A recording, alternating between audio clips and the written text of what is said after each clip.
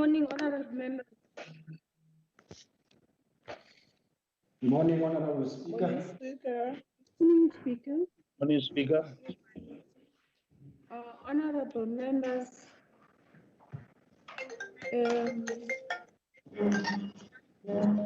may I request that we observe a moment of silence for prayers and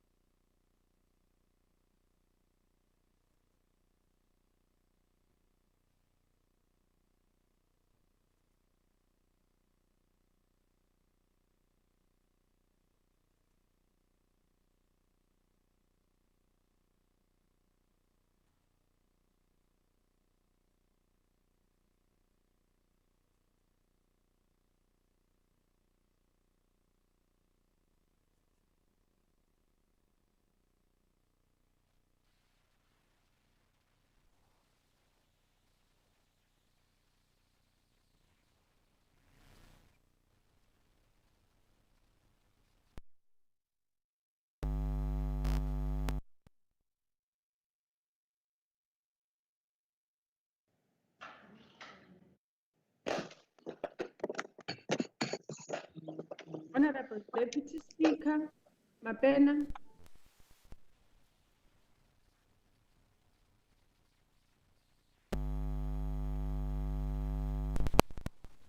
I'm here, Madam Speaker. Good morning. Honorable Chief Whip Chabalala. Good morning, Honorable Speaker. I'm here. Morning, thank you. Honorable Deputy Chief Whip Muleleki.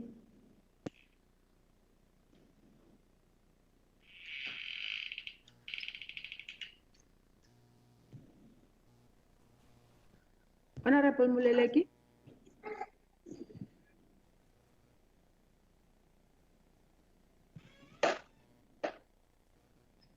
Brown. Good morning, Speaker. Present. Good morning, thank you. Honorable MEC Kabat.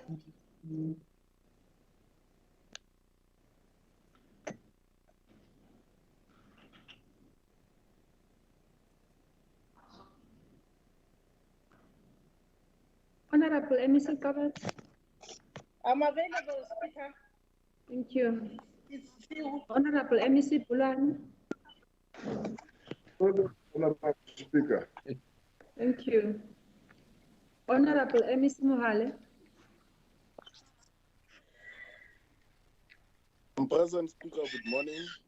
Morning, thank you. Honorable MEC Nakho is not here. Honorable MEC Koloi.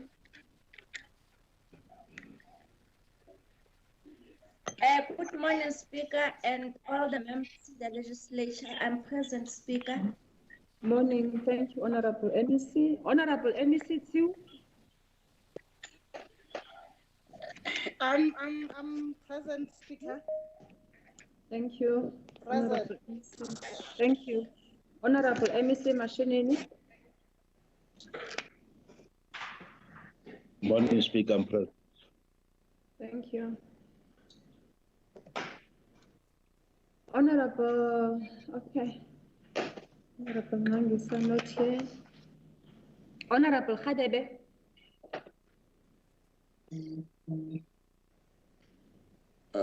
Present Speaker. Thank you. Honorable Meko.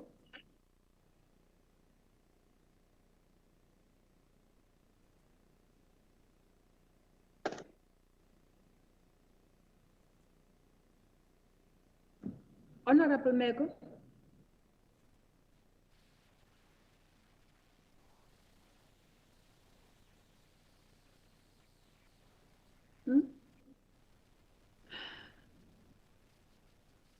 Honorable H. Smith.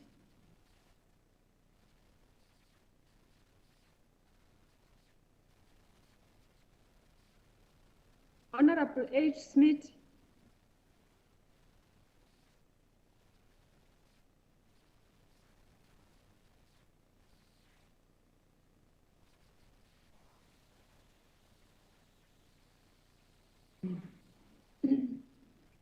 Honorable MEC Mahas.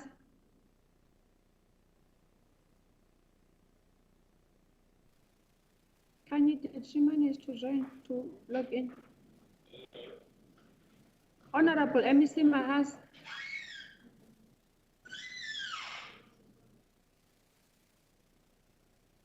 Honorable MEC Mahas.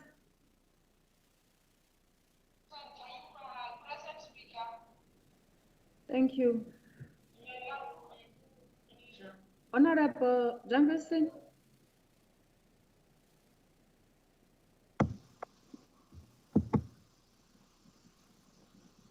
Honorable Speaker, you're looking for me? Yes, Honorable Jungleson. Thank you. Honorable Lituka.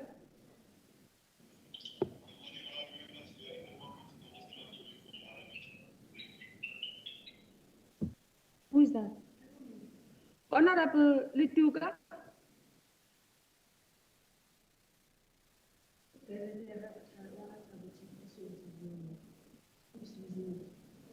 I don't know. Honorable Van Vieren. Morning, Speaker. I'm present. Thank you. Morning. Honorable Peter. Morning, Speaker. I'm present. I think if you can just call Honorable Lituka again. I see he's connected. Thank you. Okay. Morning and thank you. Honorable Lituka.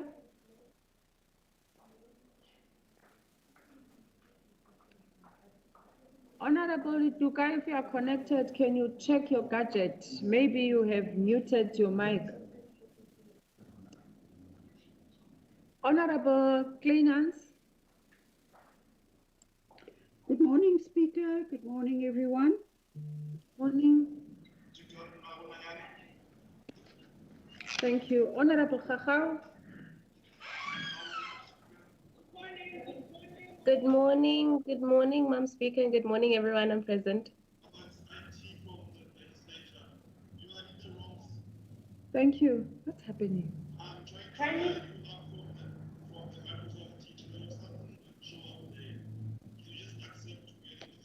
Speaker Tabo Meku is here. I was here earlier on and got disconnected. Don't know why. Thank you, Honorable Member. Honorable Makesin. Good day, Speaker.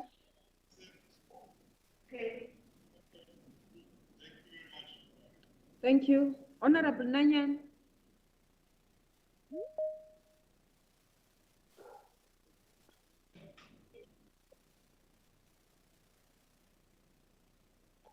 What is that meeting? Mushroom.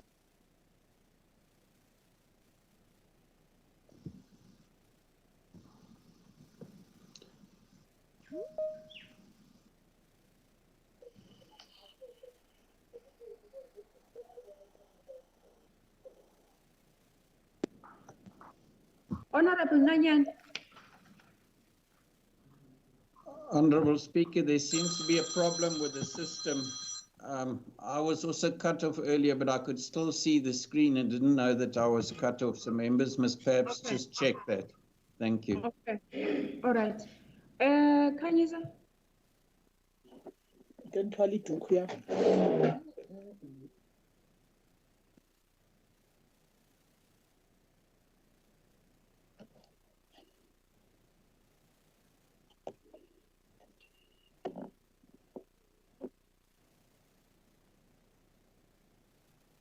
Honorable Nanyani?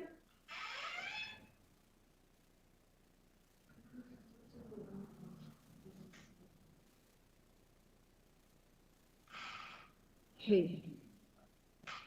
Honorable Simang?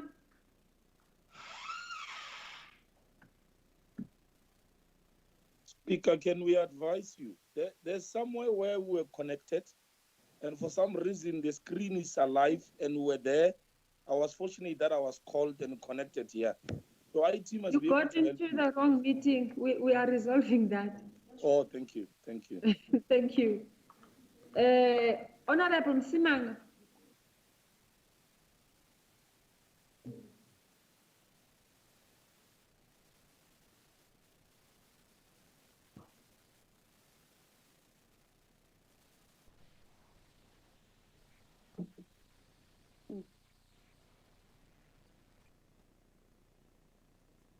I can see you. Just shout, Honorable Nanyani. I'm present, Speaker. Thank you. Honorable Simanga, still not here? Okay. Honorable Majake?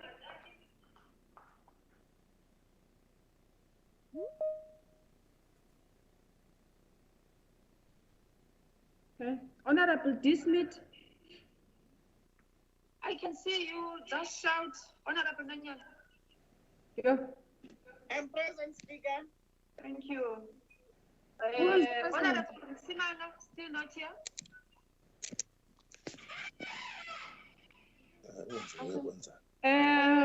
Honorable members, can I request that we take a 5 minutes break?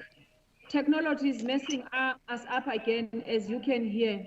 We just want to allow our technical team to sort out whatever is happening. We are going to resume at 9:18. Thank you. Honorable Speaker, it's Honorable Klute here. I just want to confirm whether you received the letter from our office that I will be debating today as well. Yes, Honorable. Thank you. I just want to confirm. Thank you. I haven't finished with my roll call. No, that's fine. I just want this issue to be sorted out because it's irritating. Thank Honorable you. Speaker, am I there with you? Honorable Speaker? Yes, Honorable Duka. Oh no, I was just making sure as to whether I'm connected because I was connected to another meeting apparently.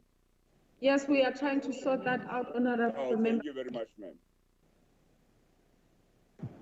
Honorable Speaker, I also have to log in, but I am present.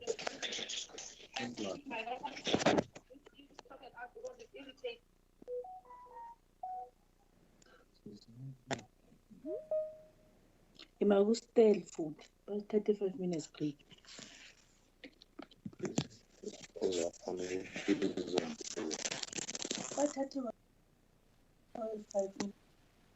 minutes break.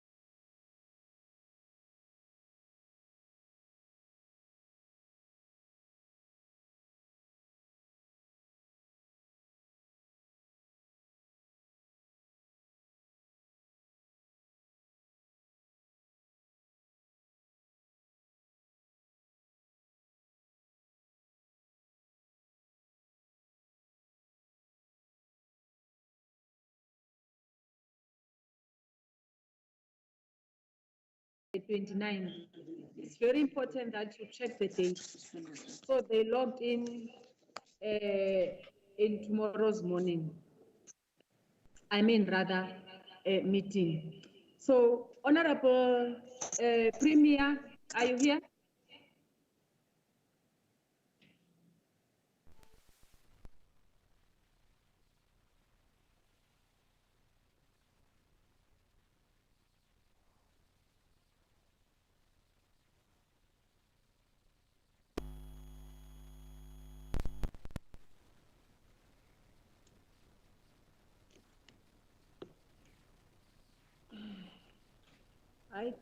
I'm here, Speaker.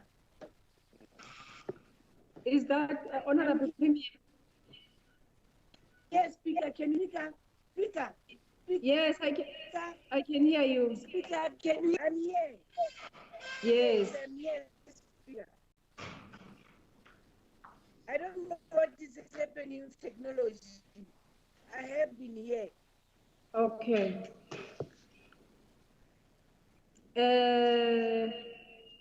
Honorable H. Smith.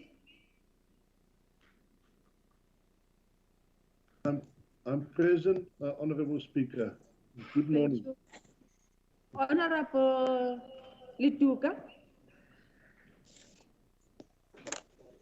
Good morning, Speaker. I'm here. Thank you. Honorable Msimanga.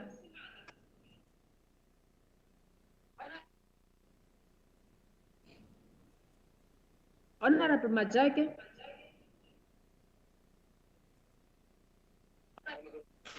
Speaker, I'm here. Thank you. Thank you. Speaker. Honorable D. Smith.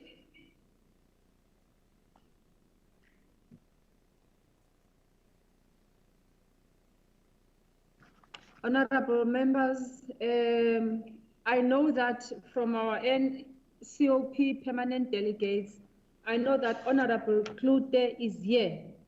Can I check who else is here from NCOP?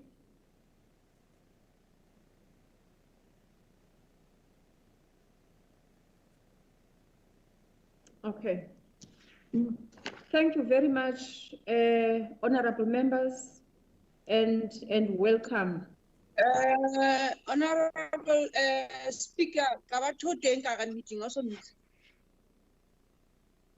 I've called her, and she responded, not unless it was not yourself who responded by that time.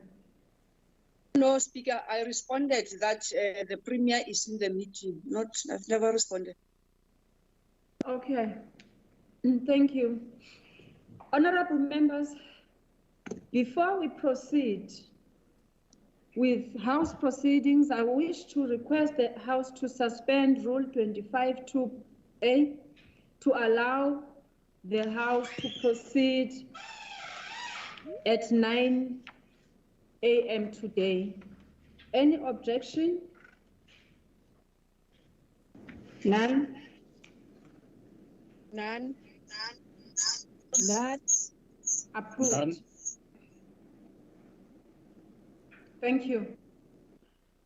Honorable members, we proceed to motions according to Rule 61 to 63.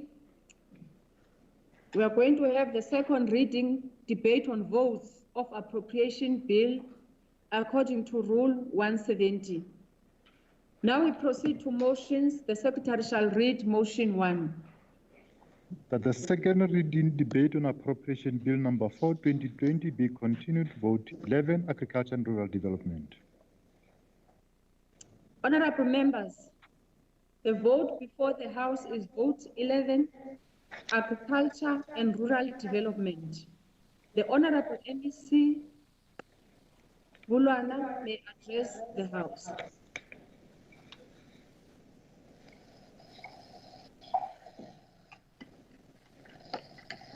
Thank you very much, Honorable Speaker, Honorable Premier, Mentombela, members of the Executive Council, chairpersons of portfolio committees, honorable members of the Free State Legislature, executive mayors, councillors, of our municipalities present, traditional leaders, Director General, Head of the Department, our support staff, CEO of entities and municipal managers, farmers and farm worker organization, farm dwellers, members of the media, distinguished guests, ladies and gentlemen.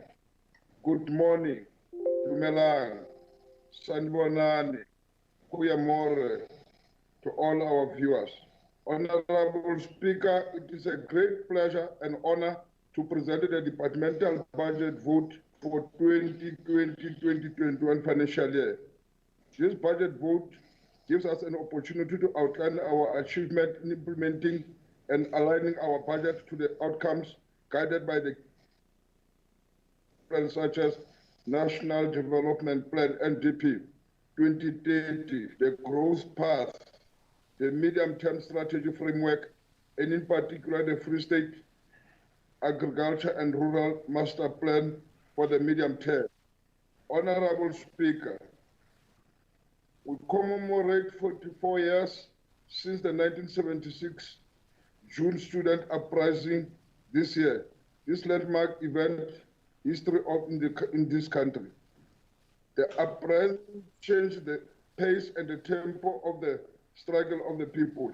However, first time in history, we commemorate the 1976 uprising under these circumstances we are faced with, under new and abnormal. Honorable Speaker, it is this month that the first democratic president, Nelson Mandela, was born.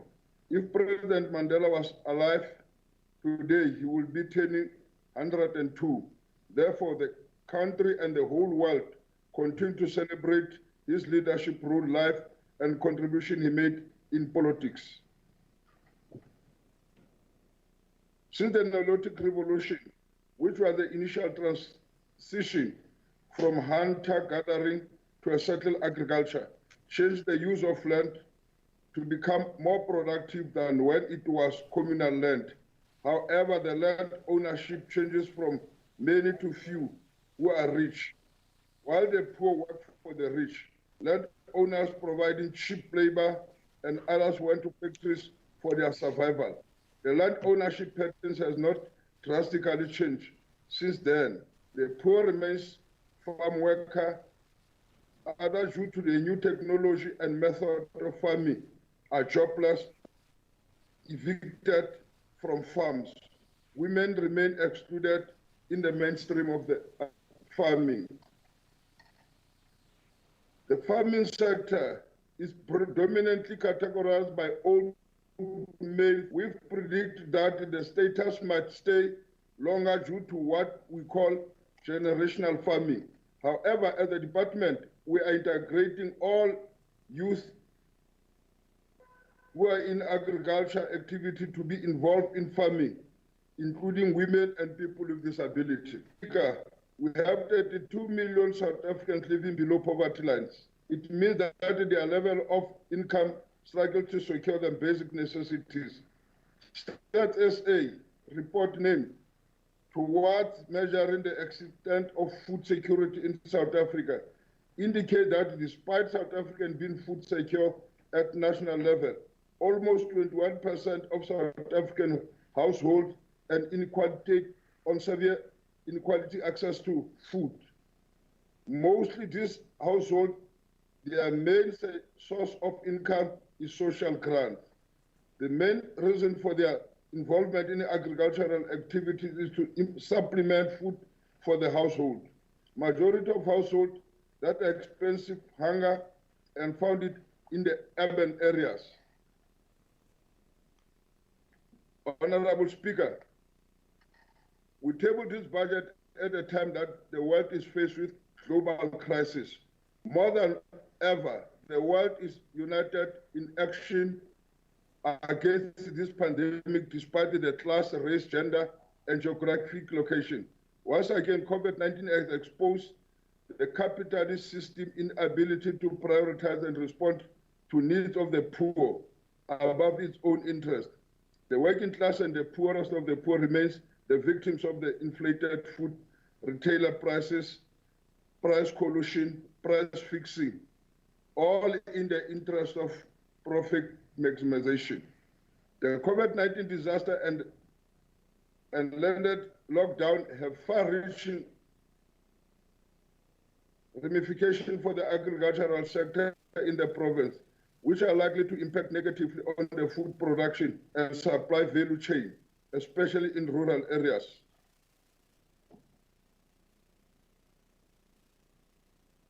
Madam Speaker, smallholder and subsistence farm, mainly in communal farming areas, will encounter cash flow challenges if not supported with specific agricultural input and enable them to complete the production cycle and stay in production.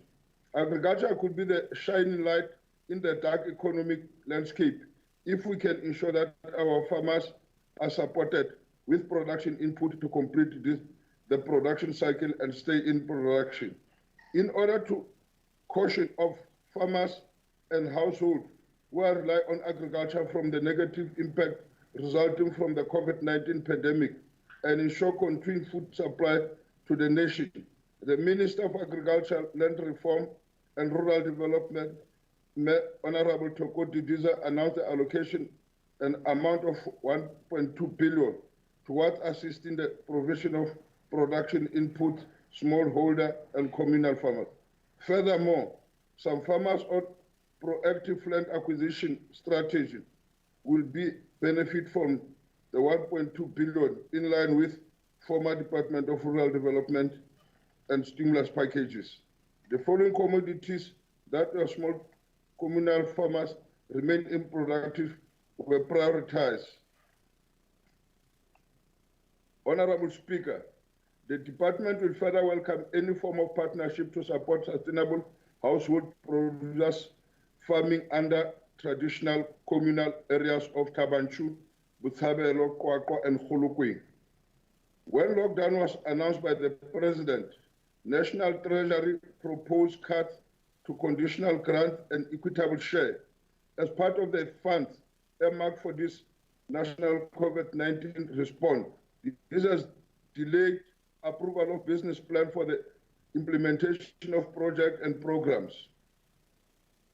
The disbursement of these tranches has been moved to 2020 June by National Treasury. The department is therefore compelled to review its annual performance plan target and has since taken steps not to implement any new infrastructural project in this financial year 2021. In response to COVID-19 pandemic, the department has identified 5.9 million from the non-core items in allocating equitable share budget. We stopped funds for social gathering that do not adhere to social distancing requirement in the current financial year.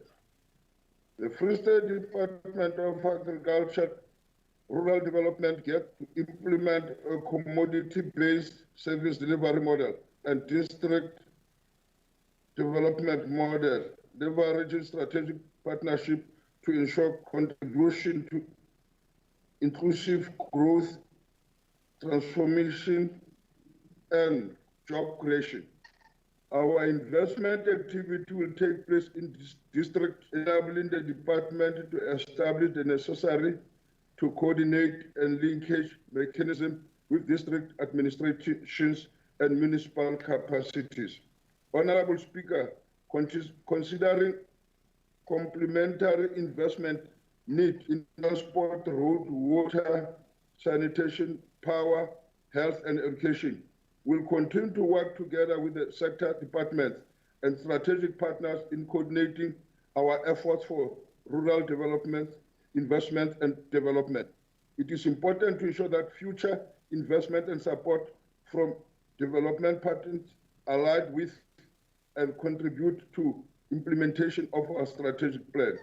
Honorable Speaker, our implementation process continues to be informed by the outcome of the Free State Agricultural and Agro-Processes Master Plan. Agricultural growth and development cannot be achieved by program and activities implemented by the department alone. We have launched a Commonage Summit, an e-portal online registration of smallholder farm on the National Farmer Registration in October 2019. And to date, we have registered 7,962 smallholder farmers, and the registration is still ongoing. I therefore encourage our farmers to continue to register in numbers at their respective districts. We have introduced smart curriculum for NQF Level 6 Diploma in Agriculture, which covers primary productions, value adding of all commercial valuable commodities that are produced in the Free State at the Glen Agricultural College.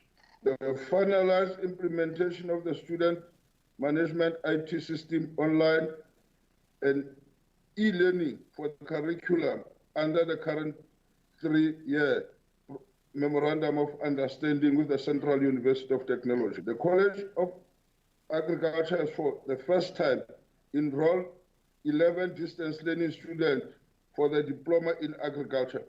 Additional 222 beneficiaries, farmer students and food security students were trained at Glen Agricultural College and sponsored by the Department of Rural Development and Land Reform. Honorable Speaker, we made commitment to establish a goat farming project to train 7 young entrepreneurs who were started and will complete in this financial year. Delayed were as a result of COVID-19 lockdown.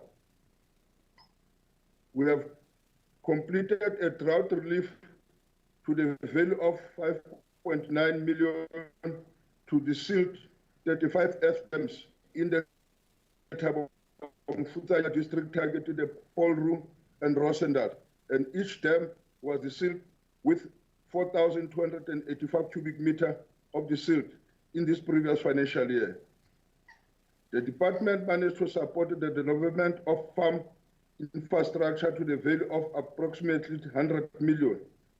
This infrastructure development project included the following categories: animal water resource development, irrigation schemes, mechanization, energy solution, farm buildings, and agro-processing. The department has implemented 10 land care projects and 1 junior land care project to the value of 8.4 million, an additional EPW project to the value of 2.2 million. 917 learners benefited from the junior land care project. Under the land care, we have successfully eradicated invader plants on 5,616 hectares to increase our grazing capacity for our livestock. Under this program, we use the beneficiaries from the project for people to implement an infrastructure such as waterways, condos. This is done in order to contribute to the expanded public works program. Erosions control like waterways and condos are very important to protect our soil on our important natural resource. To contribute meaningfully for the security and job opportunities, the department supported 133 smallholder producers in various interventions and created 482 permanent green jobs. To ensure that our smallholder farmers are equipped with skills and knowledge and to keep pace with technological innovations, the department has supported 4,086 smallholder farmer and agricultural advice. We have also managed to support 29 agribusiness with marketing services. Our endeavor to ensure that food security, our people, 18,228 people benefited from the food security and nutrition initiative. We have been successful in increasing vigilance across the border in order to control the spread of anthrax from the neighboring Lesotho. We have reported in isolation case of African swine around villages during the lockdown. and I can report that it was isolated case and there is no spread of African swine fever in our province. During this period, under review, the department deployed 12 veterinarians practicing compulsory community services. Through our veterinary service, the department has successfully managed to ensure that 4,309 export control certificate and animal products resulted in foreign currency to the value of 408.5.6 million being brought into the province to contribute to economic growth. Honorable Speaker, in our interventions, including 53,053,376 samples collected for bronchiolitis surveillance, 5,100 animal tested for TB, and 20,483 animal vaccinated for rabies. Regulations of slaughter of animals from provincial abattoirs continues, and total of 74 abattoirs were inspected and audited in enforcing meat safety standards. Honorable Speaker, food security identifies a physical and social economic access to efficient and safe nutrition food by all South Africans at all times to meet their dietary and food preferences. For an active health life, Chapter 2 of the Constitution of South Africa provides, I quote, everyone has the right to have access to sufficient food and water, close quote. The department supported 72 projects focusing mainly on maize, sunflower, dry beans, livestock to the amount of 70 million. Even though the beginning of 2019-2020 planting season, the weather outlook was bleak. However, with the good late rains, rescheduled planting, we managed to achieve 6,900 hectares of the planted crops, 94% of the targeted 9,111 hectares, and benefited total to 60 green projects, smallholder farmers with 329 beneficiaries. Honorable Speaker, the department was successful in producing 24,336 firelings from our Kharib fish hatchery. The department assisted 189 students with full-time bursary in especially scarce skills related to field, e.g., veterinary science, engineering, veterinary technology over the past few years. 176 students received opportunity to study internationally, of which 68 already completed their studies. The department has implemented 37 research projects to improve agricultural product.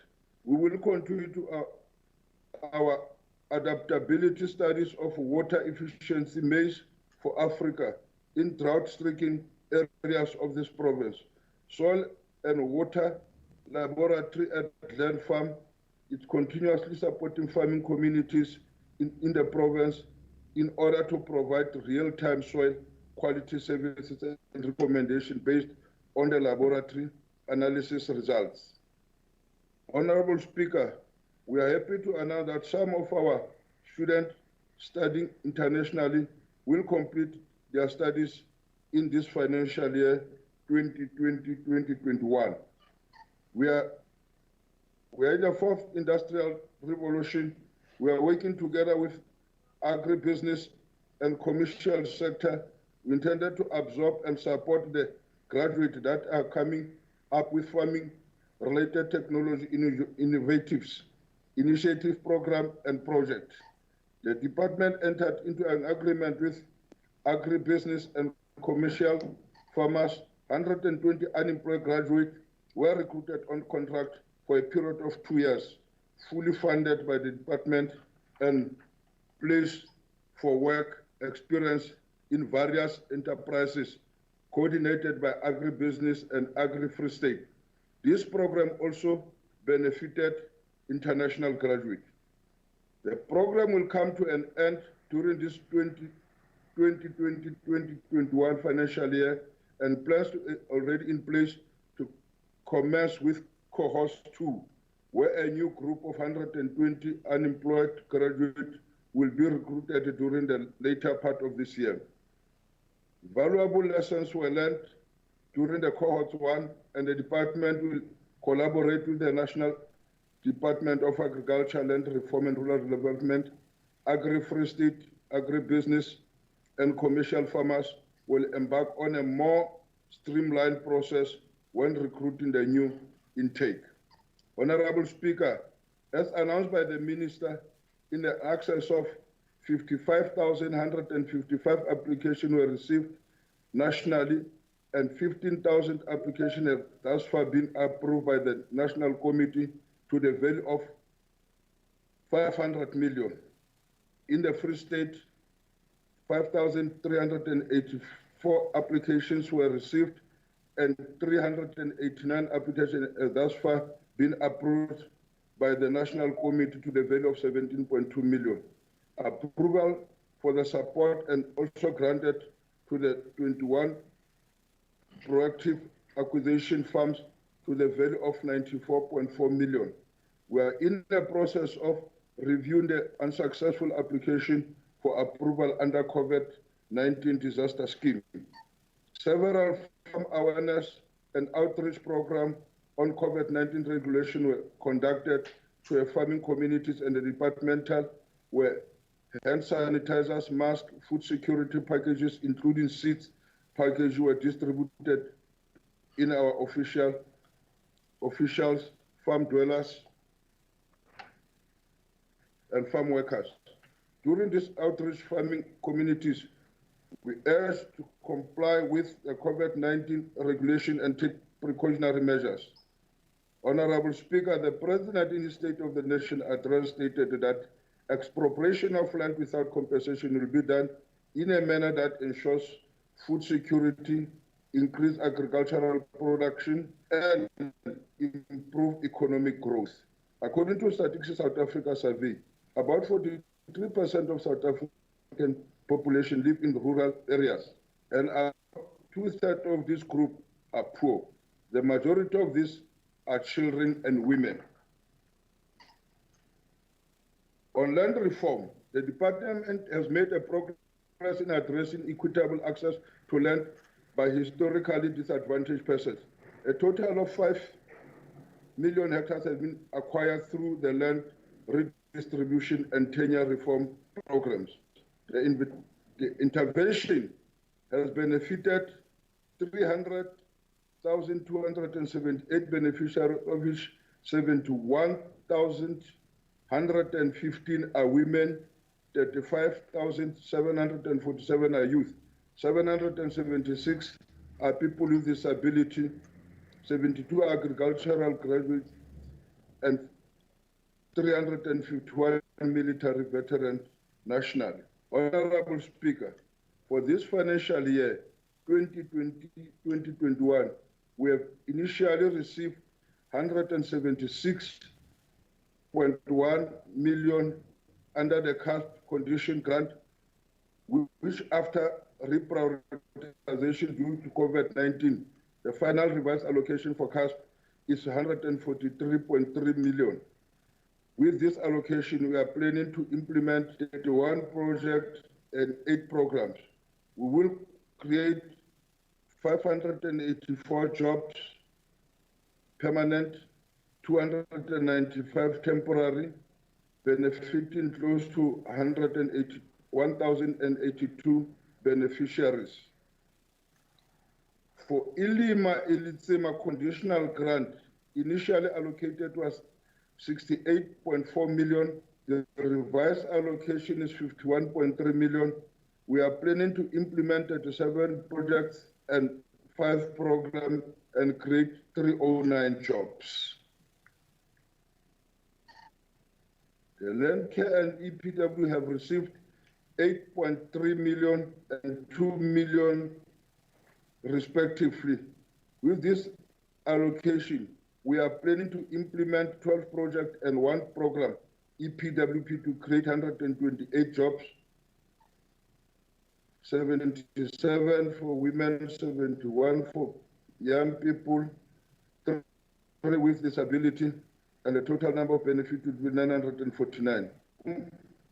Women, 563, youth 518, people with disability 22. For this financial year 2020-2021, the department will focus on the completion and operationalization of incomplete infrastructural projects.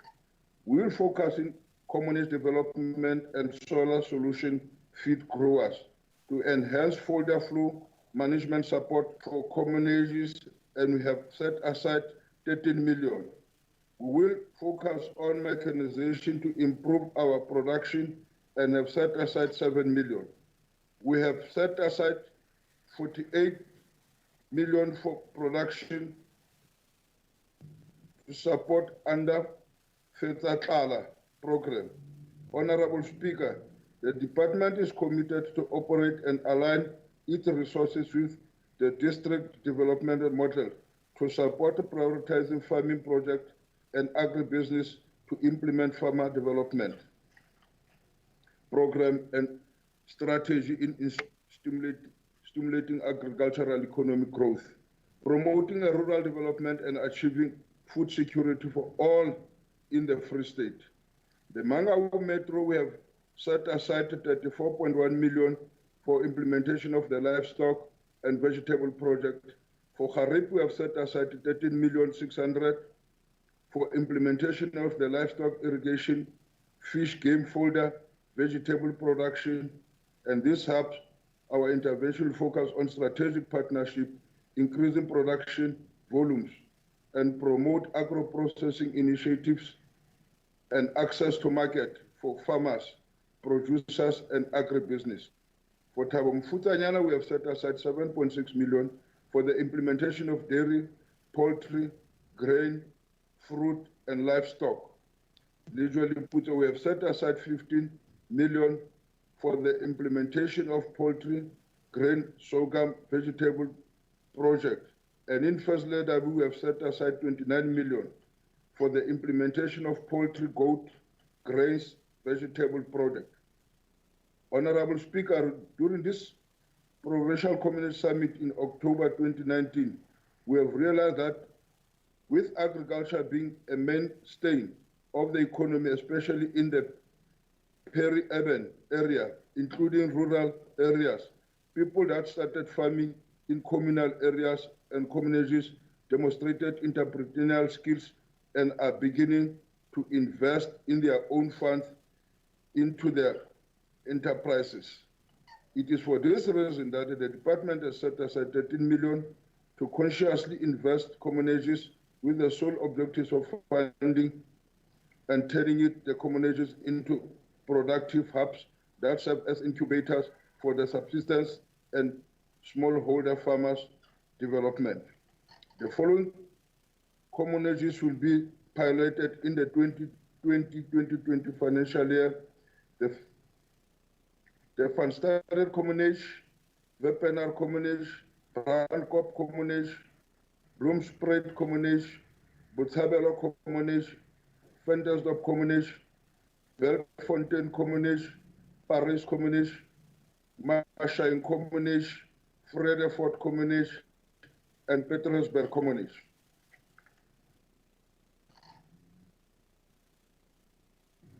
In this financial year, the department will now have a panel of providers, including higher institutions of learning, the universities from technical and business training, which will be sourced to spearhead capacity building to transform and innovate the sector through training in the next 3 years.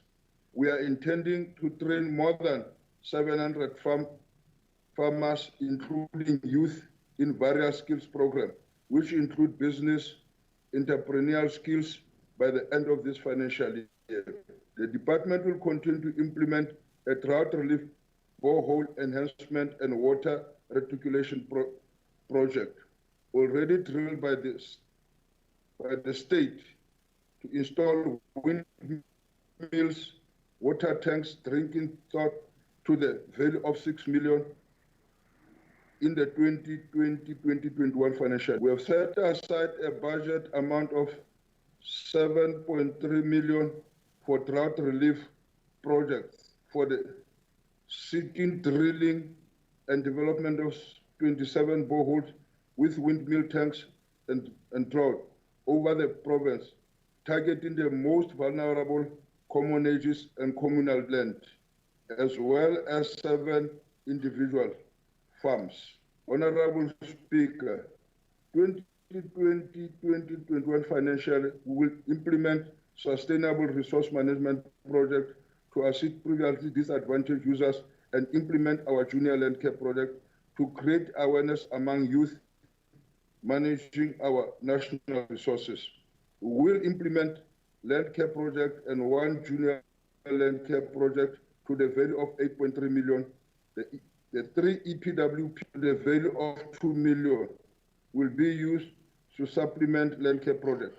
We will make use of beneficiaries or local people to eradicate invader plants.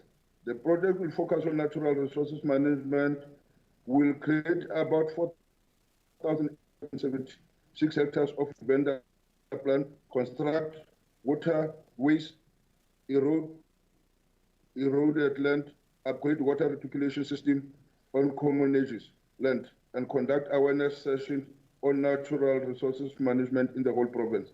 We will also implement a conservation agriculture project where 497 hectares of soil will be improved in the Tennessee and Senegal area.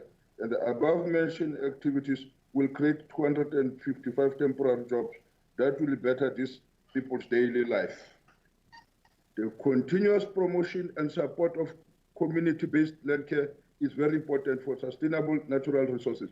During this financial year, 2020-2021, it is our plan to support 6,206 with seed for back-to-table institutions with gardening tools, production inputs, equipment, 50 boreholes already drilled for food security and purpose to the value of 12 million, 12.8 million from Ilima Litsima budget to support among others. Agro-processing value adding is critical in developing the production value chain and job creation. A number of projects will be assisted with processing equipment to be SAGAP compliance. 1,500 farmers and officials will continue to receive weekly SMS with the latest market price for vegetable and livestock. The price indicator will assist the informed decision. Working together with Mangaung Metro, upgrade the Bloemfontein Fresh Produce Market to ensure that it contributes meaningfully in the linking and facilitating all levels of producers and buyers. The Fresh Produce Market is in need of an upgrade and will receive support starting from this financial year. Honorable Speaker, for this period under review, with regard to land development support, the department plans to provide support to 30 projects, 22 which are PLAS farms and institutions. The total budget set aside is 100 million.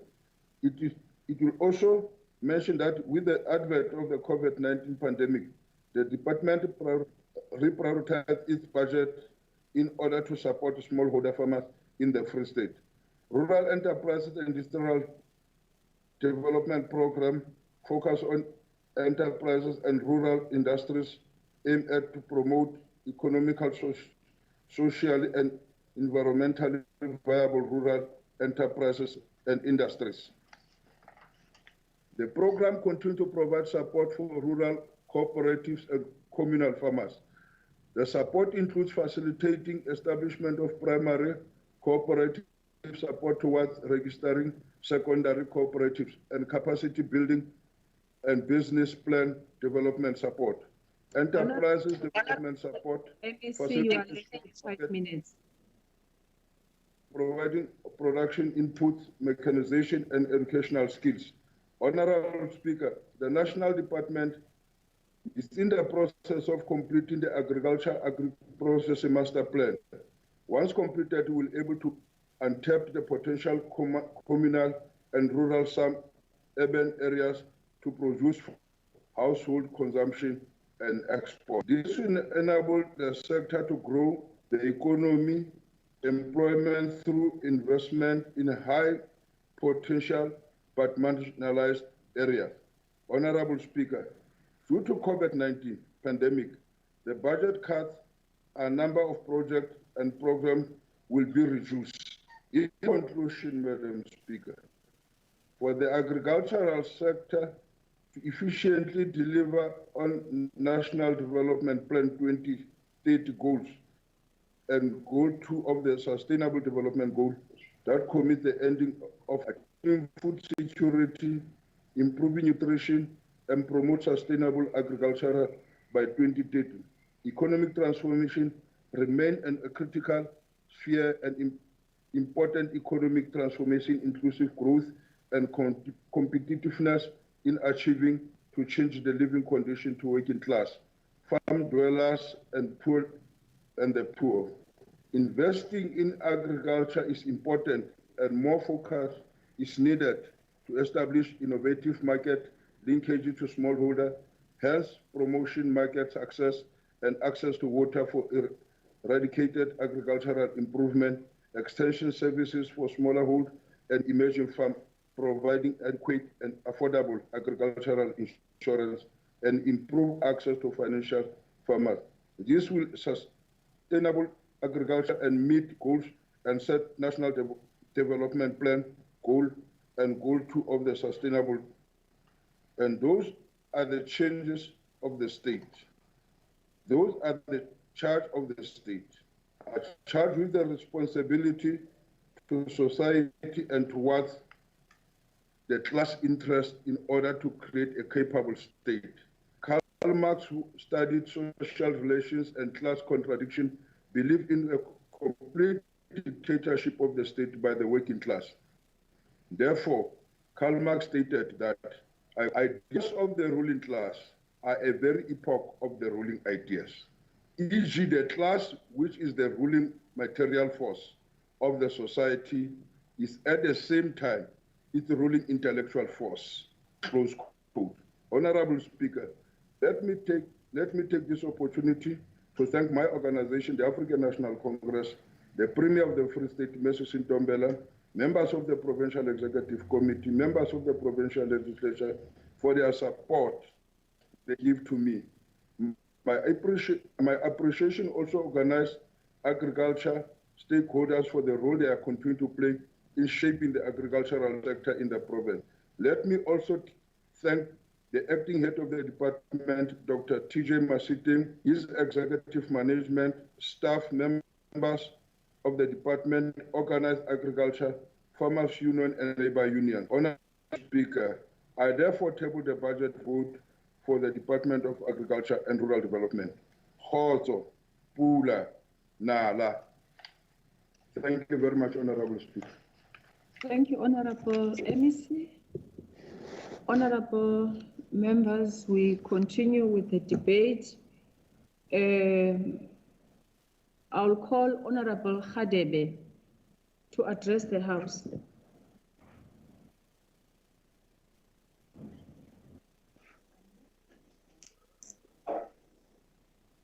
Honorable Speaker, Honorable Premier, Honorable MEC Bulwane, farmers and dwellers, members of the media, ladies and gentlemen, good morning. I wish to start by expressing that the war against COVID-19 is winnable.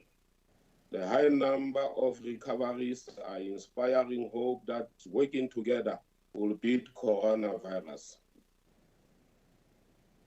We wish the MEC of Education, Mr. Tate Markwe, and MEC of Koka, Mr. Tembeni Ngangisa, as well as all South Africans who have contracted COVID-19, a speedy recovery. We send our prayers, love, support to all our countrymen and countrywomen, a speedy recovery. We hope that even those few who are in denial that COVID-19 is here, it's real, and it is deadly, recognize that it's time that they change their behavior.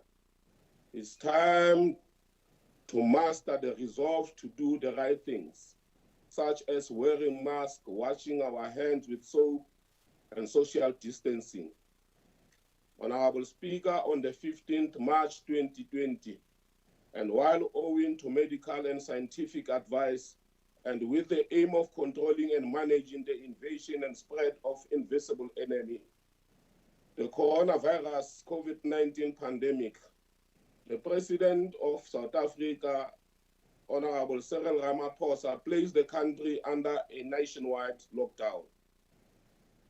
Gianni Rousseau, a professor at School of Economics and Business, Wits University, in his recent interview reminds us that, and I quote, South Africa was already at the precipice of a fiscal cliff and an economic recession at the time the country went into lockdown, close quote.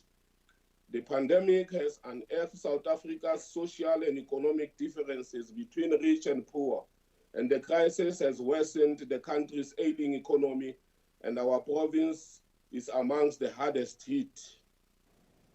The Free State Department of Agriculture and Rural Development interventions to promote and support the agricultural sector and address issues such as access to land, implement inputs, business skills, access to information, opportunities, and markets through the tabled budget are commendable given the ailing economy of both our country and the province, and also the fact that the department is immensely affected by the cut in conditional grants and equitable share as part of the funds earmarked for the national COVID-19 response.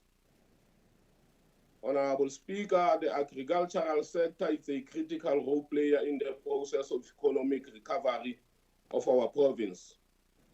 The department infrastructure development projects, which includes the following categories: animal husbandry, water resource development, irrigation schemes, mechanization, energy solutions, farm buildings, and agro-processing, should be intensified and monitored closely to ensure that they yield the economic spins-off necessary to set the provincial economy into a recovery path. Former President Thabo Mbeki once said, and I quote, "Whoever we may be, whatever our immediate interest, however much we carry baggage from our past, however much we have been caught by the fashion of cynicism and loss of faith in the capacity of people, let us err today and say, nothing can stop us," close quote. With that in mind, the President Jacob Zuma once said to us, and I quote, "You don't just end up with freedom when you have a vote. The struggle continues," close quote. Honorable Speaker, our resolve for the expropriation of land without compensation should be among the mechanisms available to government to give effect to land reform and redistribution and serve as a direct route to recovery, not only on the current crisis we are facing, but also that of preserving a legacy of the past, marked with massively unequal distribution of land that had resulted from 3.5 centuries of dispossession. The department has made progress in addressing equitable access to land by historically disadvantaged persons, and we welcome that a total of 5 million hectares have been acquired through the Land Redistribution and Tenure Reform Program, which has saw 307,278, of which 71,000 are women, 35,000 Youth 776 goes to people with disability. Honorable Speaker, these attempts by the departments are more in the right direction, although much still needs to be done to ensure that the land is returned to those it was taken under colonialism and apartheid. More still needs to be done to ensure that the constitutional reforms and constitutional action on land expropriation is necessary. Alfred Moleya reminds us, and I quote, "The most devastating effect of colonization in South Africa was the dispossession of land," close quote. Speaker, more still needs to be done, and quickly our people can no longer live in devastation of poverty, inequality, and unemployment.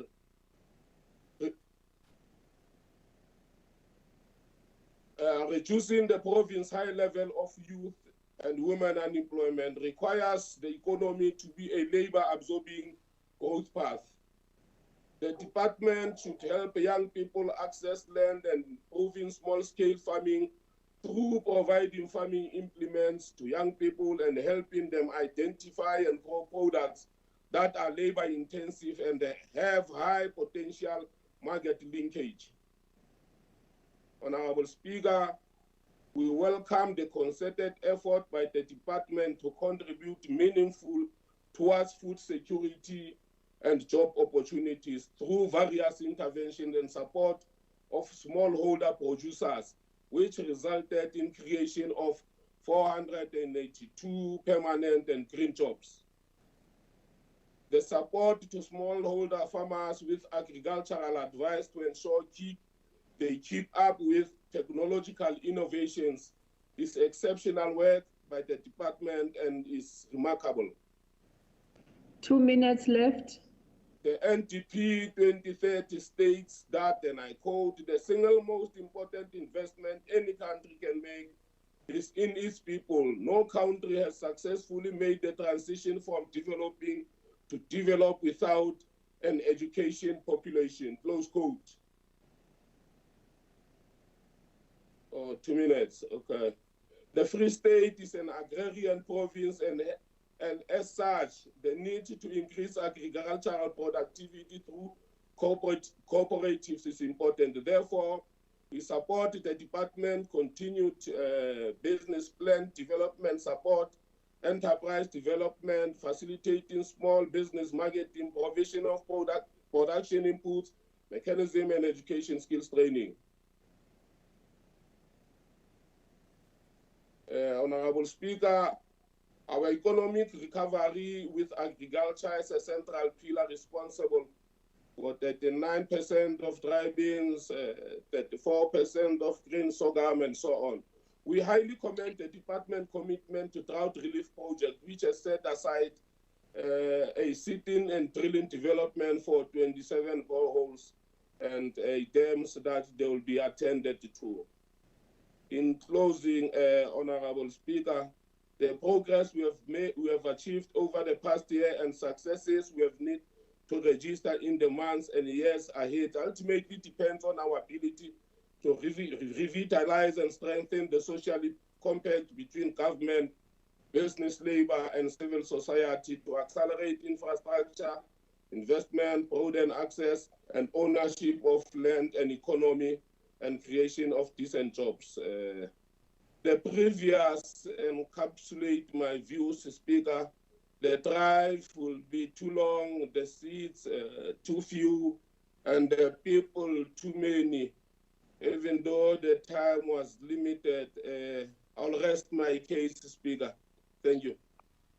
Thank you, Honorable Member. Honorable Klute.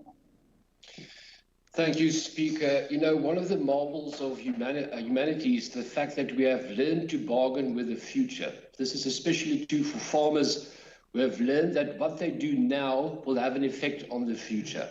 So farmers have learned to plan, to make a deal with tomorrow in order to provide for their communities. That's not something to be taken for granted. But in a water-scarce province, they cannot afford to be affected by ideologies and policies that make farming virtually impossible. Ultimately, farmers should only contend with the forces of nature and should not be obstructed by those who ought to be their partners. But in the Free State, those who should be the farmers' friends have become the foes. Why do I say that, Speaker? Well, the National Department actually confirmed that the provincial government failed to submit a business plan before the deadline for national drought disaster aid. Consequently, Free State farmers will receive no drought relief. Free State farmers could have received their equitable share of the 139 million that was earmarked for the national drought state of disaster, but they won't. So what happened? Well, due to ANC form, nothing happened. The Free State government failed to submit an application. In fact, I personally moved in the NCOP that this matter be investigated by the Select Committee. The department should have been given the opportunity to supply reasons for this oversight. But it was an ANC Free State permanent delegate that objected to such an investigation, which begs the question, who's being protected here? Speaker, definitely not the farmers, such as those in the drought-stricken Western Free State that will receive nothing. So expropriation without compensation will not be the answer to food security. Add to that the security vacuum in the province, with ever-prevailing farm murders here, farmers are left with a very aggressive political landscape. We know the Free State is the big basket of South Africa, but we see very little evidence of that from the ANC. Every year we see very little assistance to commercial farmers in the province. The department's attempts to only offer to support small-scale farmers during this time do not contribute to food security. As I conclude, Speaker, support commercial farmers as well and make a deal with tomorrow. They plan and toil today to put food on our plates tomorrow. Don't take this for granted. Thank you. Honorable H. Smith. Honorable Speaker, Honorable Premier and Executive Members, all honorable members of this House, honorable members of the Parliament that are visiting, guests and support staff. Honorable Speaker, let me start by saying that my prayers go out to all family members of this House who have recently tested positive for coronavirus. Madam Speaker, let me immediately state clearly the concern we as ruling party has regarding the farm attacks in this province and nationally. It is not acceptable, so we speak out our support and thank the Police and Border Protection Unit for the efforts they display in fighting this crime. The Free State has a serious problem with cross-border stock theft as well as other criminal activities which include crimes against farmers. Let me speak today about the kitchen, a room of this house that feeds a lot of people who does not get enough resources to afford enough support to employ young people. There are an outcry for land by various organized agricultural groups pleading for land. And please take note, not only previous and current black disadvantaged youth, but also white farm-raised men and women with farming experience, people who does not have the resources to afford to buy land. This needs urgent attention. Agriculture have always been the department to employ the most people on the ground, but with the recent economic challenges and more seen coming on the horizon, is this becoming a stress factor not only for the farm workers, but for government, with food security in the spotlight, a serious concern. Madam Speaker, the unemployment rate in the agricultural sector is a topic that seriously needs discussion. So is the drought in certain areas of this province. Speaking of drought, the time has come for agriculture to discuss the building of natural dam between and in the middle of Roosendaal, Vicksburg, Klokkelaan and Marquardt, and the motivation and support of farmers to clean out their dams while empty. Mokkiesdam at Philipsonus is most probably, according to a farmer, 50% mud-filled and needs urgent attention so that it can be used to full capacity. We cannot expect farmers to produce without additional support from government. I must also mention the farm roads that are in a serious condition across the province. This aspect of farming forms part of the concept infrastructure. Farmers are in need of supply lines to markets with as little additional cost as possible. Vehicle damage and breakdowns cost money and prevent products to reach markets in time. This reduces product value and places additional strains on farmer income. Honourable Speaker, we must recommend the MEC Bulwani that with all these challenges of the farmers, that he could still achieve a wonderful achievement by getting farmers to buy into the relief program for this COVID-19. The fact that farmers are still prepared to work with us is definitely the work of our MEC and the leadership in this department. A special thanks must go to farmer Karel van der Berg and the Markiesdam Farmers Association for assisting the Uitkom School daily with water supply. Also be sure that there are many other farmers across province who are assisting our people out there. Let us also acknowledge those we do not know of. I again want to comment on MEC Bulwani on the motivation among agriculture industry to take hands with the Free State government. It is also heartwarming that farmers like Mr. Piet Kleinans of Ventersburg and other farmers in Ventersburg are busy identifying land to put together vegetable projects where they will benefit and use the results for own consumption. This is also outreach from our MEC.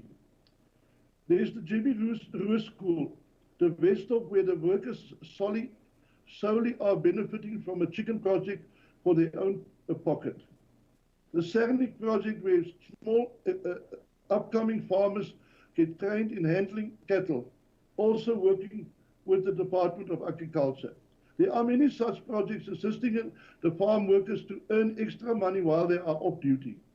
I must make use of the opportunity to thank the farmers who are supporting me in packing and providing vegetables for my vegetable parcels for the poor. The Department of Agriculture and Rural Development is the cornerstone of a country. Hungry people cannot work on an empty stomach. Our people must learn from young age to love the soil they walk on and live off. As a young learner, I used to have 4 periods of agriculture. 2 minutes, Honourable Member. As a young learner, I used to have four periods of agriculture per week. I learned to get to love the land and how to plant seeds. So it must also become a task to teach our children to cultivate this important love for nature, and that cell phones do not grow crops, but dirty hands, hard work, and consistent working on the land. This land that God has given us, under the sun that God has given us. I ask God to bless those officials of agriculture and the leaders of the department to walk in front of the wagon and pull this wagon through the drift, over the rough times forward, to the warehouses and cellars to fill the tummies of our hungry children. Let us support this budget. As a united range of the people, I support this budget. May God bless this province and those families who are hurting because of COVID-19. Thank you, Madam Speaker. Thank you, Honourable Member. Honourable Makesini.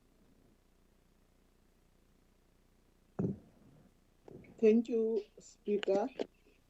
Greeting commissars, fighters, and the people of Free State. The militant and progressive organization called Economic Freedom Fighter celebrated his 7th anniversary on Sunday.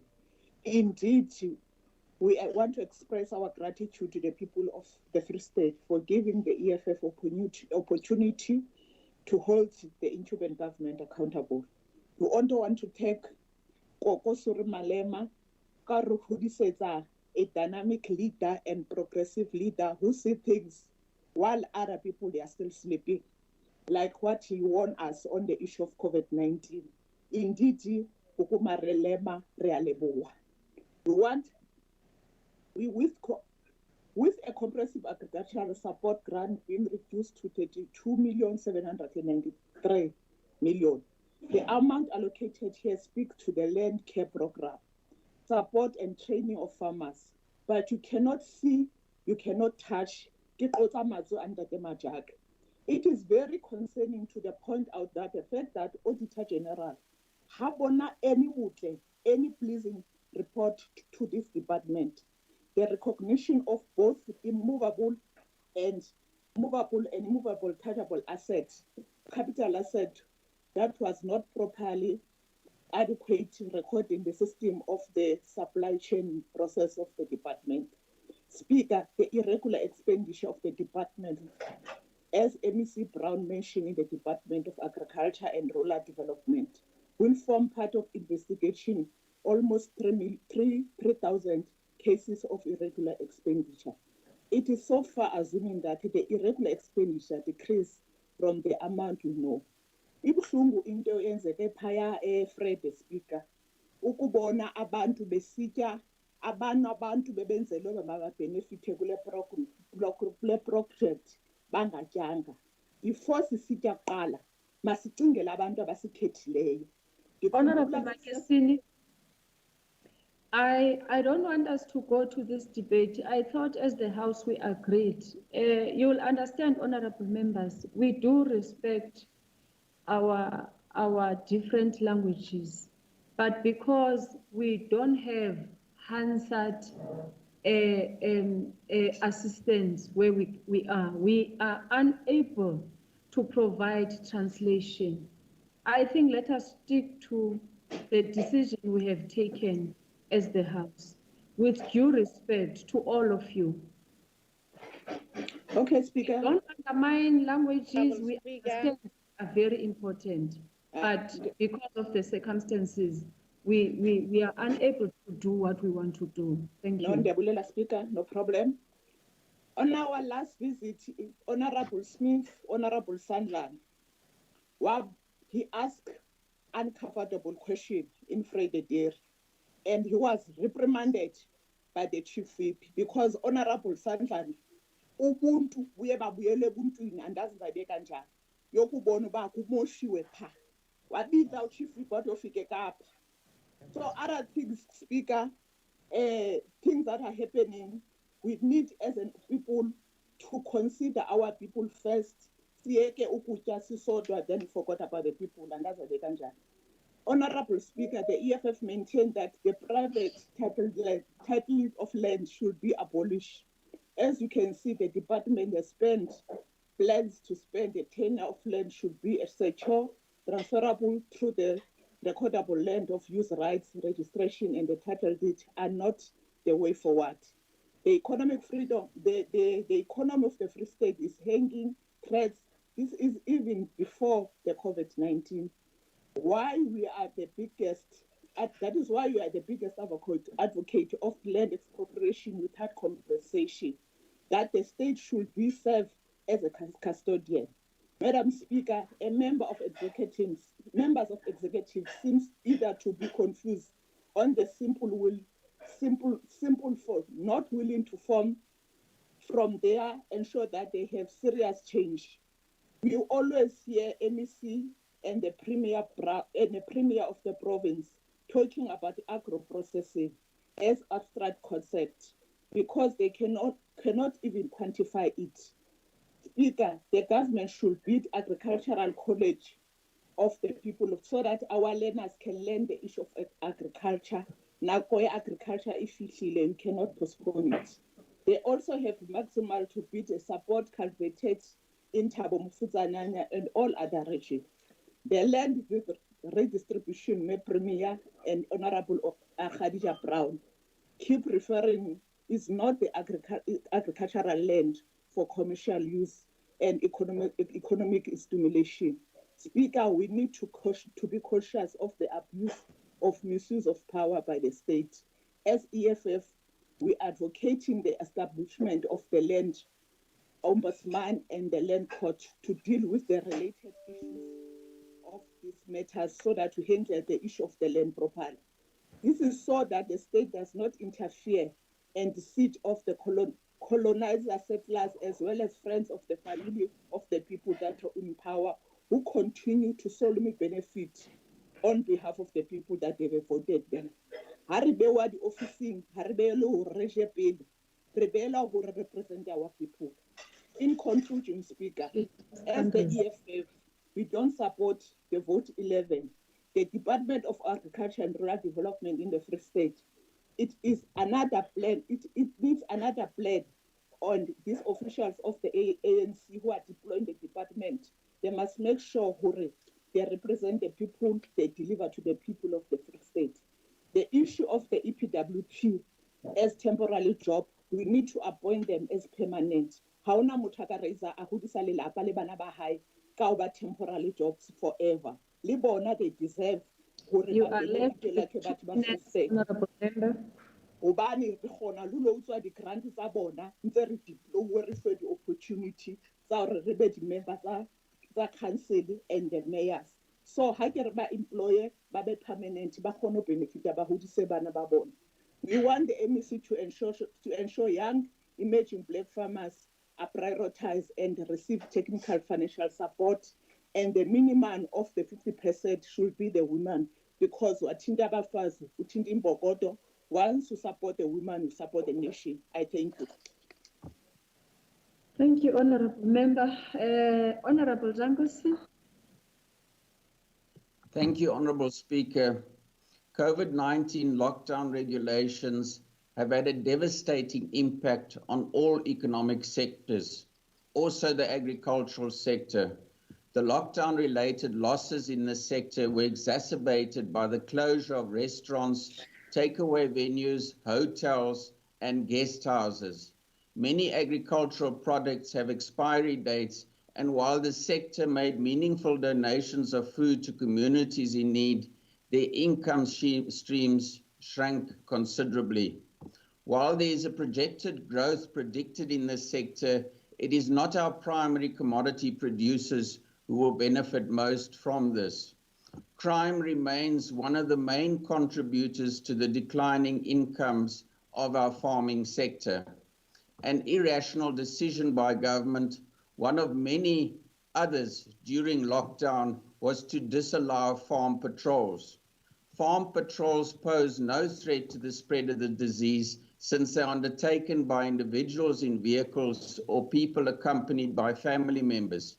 Stock, grain, vehicle, equipment, and even cable and transformer theft have increased significantly since lockdown began. Recently, we have also seen an increase in farm attacks and farm murders. This affects farmers, farm workers, and dwellers, and the violence that accompanies such attacks is disproportionately high when compared to other crimes. It is now more dangerous to be a farmer in South Africa than to be a police official. Speaker, our farmers and their employees are under constant threat of violence and attack. In 2018, we experienced 44 farm attacks, and in 2019, another 67 in the Free State. This year, we have experienced an increase in numbers of violent attacks and attempted attacks. My advice to farmers and farm dealers and their employees is to defend yourselves. The government has broken its social contract to protect its citizens, and citizens therefore have a natural right to protect themselves. The Democratic Alliance remains concerned by the undue amounts of violence perpetrated against people during such attacks. The DA regards attacks on farmers, farm workers, and all rural communities as an act of terrorism and an attack on our rural economy.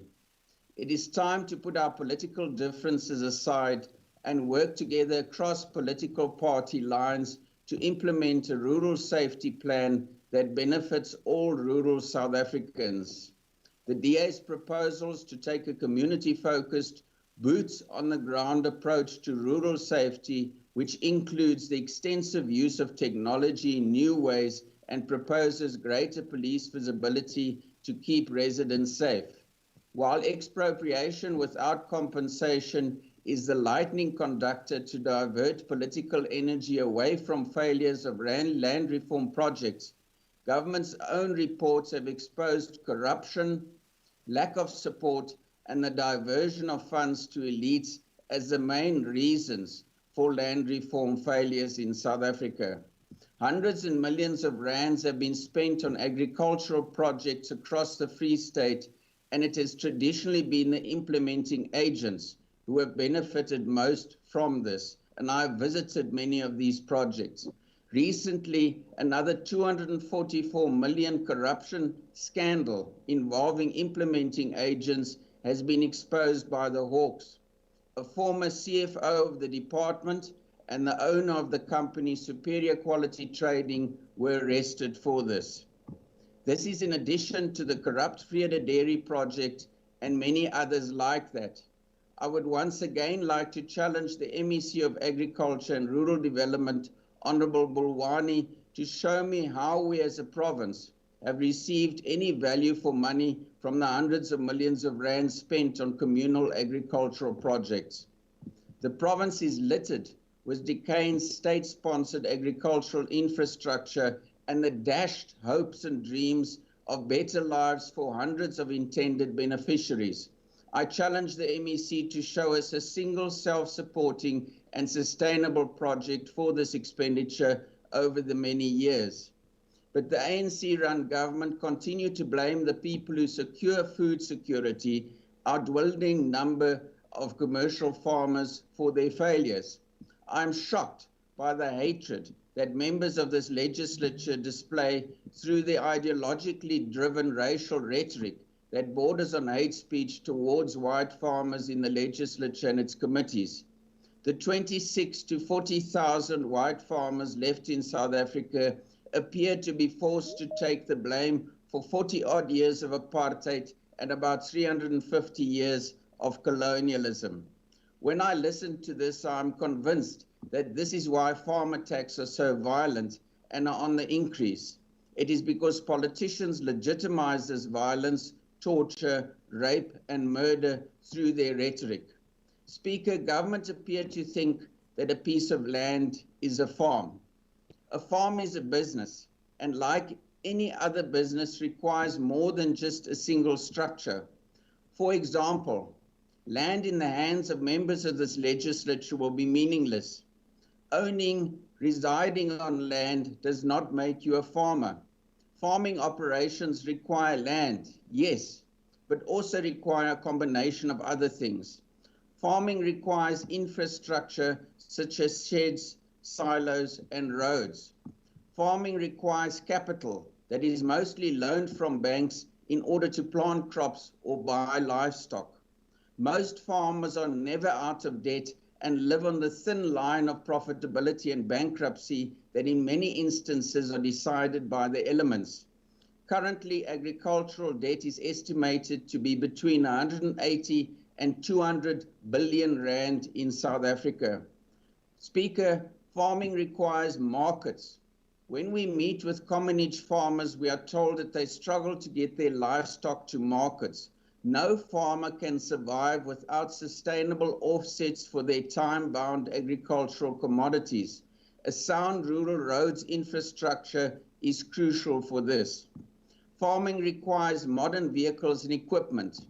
In a drought-prone country such as South Africa, it is often technology that determines whether a farming operation survives or fails.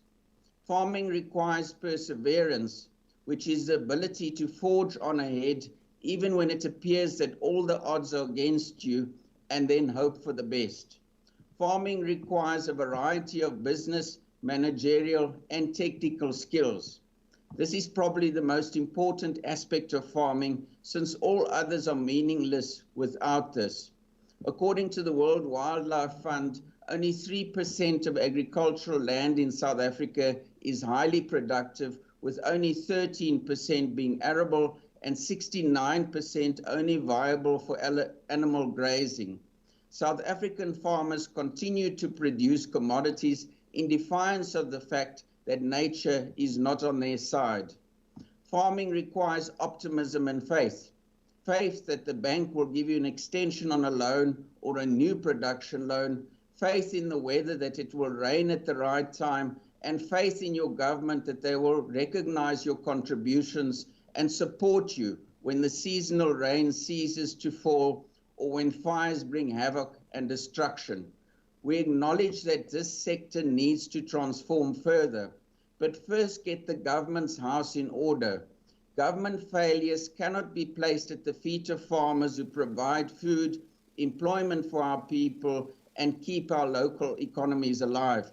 Current proposals to change the constitution to make provision for expropriation without compensation will not contribute to land reform. Expropriation with compensation already exists in the constitution and has not been used by government. It remains interesting, however, that the Freedom Front Plus were nowhere to be seen during the expropriation parliamentary public hearings in the Free State. They have a great deal to say about this when this doesn't include venturing out of their right-wing mentality or safe walled or fenced political enclaves. Expropriation without compensation will only cause further disinvestment, further job losses, and further misery for our people. Ask the 90% unemployed and hungry people of Zimbabwe where nationalization of land got them. Last year, the MEC quoted former President Mandela with the words, and I quote, "Poverty is not an accident. Like slavery and apartheid, it can be removed and eradicated by actions of human beings." Close quote. We are experiencing in South Africa how the opposite is also true. Poverty is no accident, and like slavery and apartheid, it can be deliberately induced by actions of narrow-minded, politically appointed ANC cadres. Speaker, our small drought-prone province provides 10% of all agricultural commodities in South Africa. We have some of the best farmers in the world. Our farmers are sought after in the USA, Africa, Eastern Europe, and various other countries. We have to work together to protect our commodity producers from economic and environmental and political threats. All that farmers want to do is produce commodities that we eat and wear. And they're often perplexed by the political intrigues taking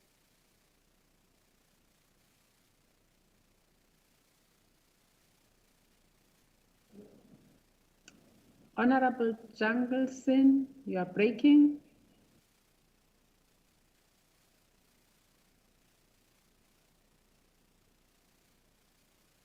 Honorable Jungleson.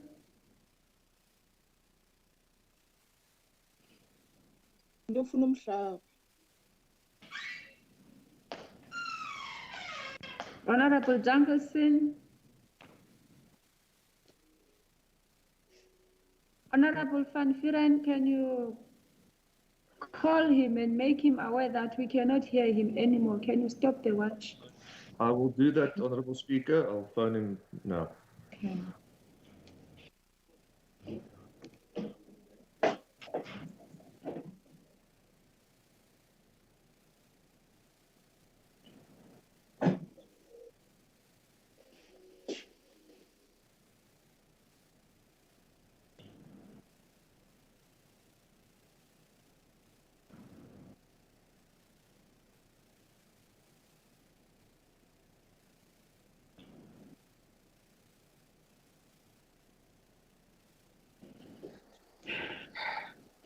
Honourable Speaker, apparently he's on again.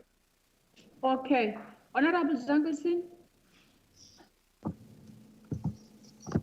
Thank you, Honourable Speaker. I'll give you your 1 minute to conclude.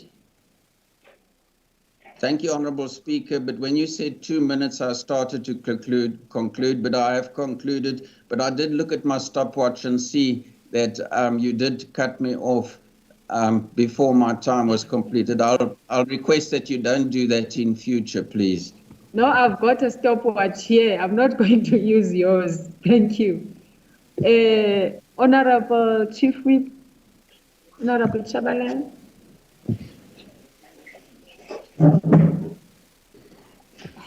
Thank you very much, Honorable Speaker. Sorry, Madam Speaker, sorry, before you start. Honorable Jenkelson thought he concluded. He didn't realize that he was, he could not be heard for the last minute. So can we just ask him to repeat the last minute of his speech, please? No, Honorable Peterway. Continue, Honorable Chief Whip. Thank you very much, Honorable Speaker. The Honorable Premier of the Free State, members of Executive, members of the Free State Legislature, receive my sincere greetings. Honorable Speaker, the Free State province is an agricultural province in its nature. It is through this department that the people of the province will greatly partake in the agricultural prospects of the province. It is expected out of the Department of Agriculture that our people will be land. This departmental budget is instrumental in our plight as the ruling party to rectify the injustice of the past. It is through sound financial forecast that the dream of the black majority of owning the land will be realized. Honorable Speaker, agriculture plays a critical role in the entire of the given economy. Agriculture is the backbone of the economic system of the Free State province. In addition to providing food and raw materials, agriculture is also critical in providing employment opportunities to a very large percentage of the population, which are the youth. In simple context, agriculture sector provides a fodder for domestic animals. Cow provides people with milk, which is a form of a protective food. Moreover, livestock also meets people's food requirements. Thus, this sector is the all and end of our very human survival. Indeed, the foundation of just South Africa lies in our hands. The foundation for the Free State that we want lies in our capacity to budget such that all benefit.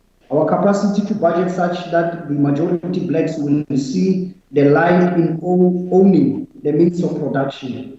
Our capacity to budget such that the people of the Free State will be able to actively partake in the economy of the province. So, honorable members, this is the Free State we want. The budget vote of vote 11 is, among other things, aimed at showing great interest in the promotion, creation of economic growth and jobs.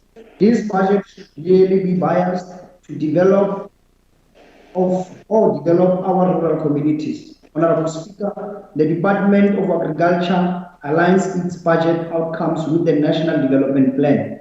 This is an important step in trying to involve greater community of the Free State. Honorable Speaker, it is through this department that 100% 4 districts and metro were supported, established and launched land claims committee fully. Due to this commitment, the department had to improve the land administration and spatial planning for integrated development. The province witnessed municipalities supported to implement the Spatial Planning and Land Use Act. This department championed the improved food security project. Indeed, this is a good story to tell. Pambili, MEC, Honorable Speaker, in 2015-16 financial year, the annual report, the department voted to promote the sustainable use and management of natural resources by protecting 36,200 hectares of agricultural land through engineer services, land care, land use management, and disaster risk management by 2020. The department has since protected 8,709 hectares for agricultural production.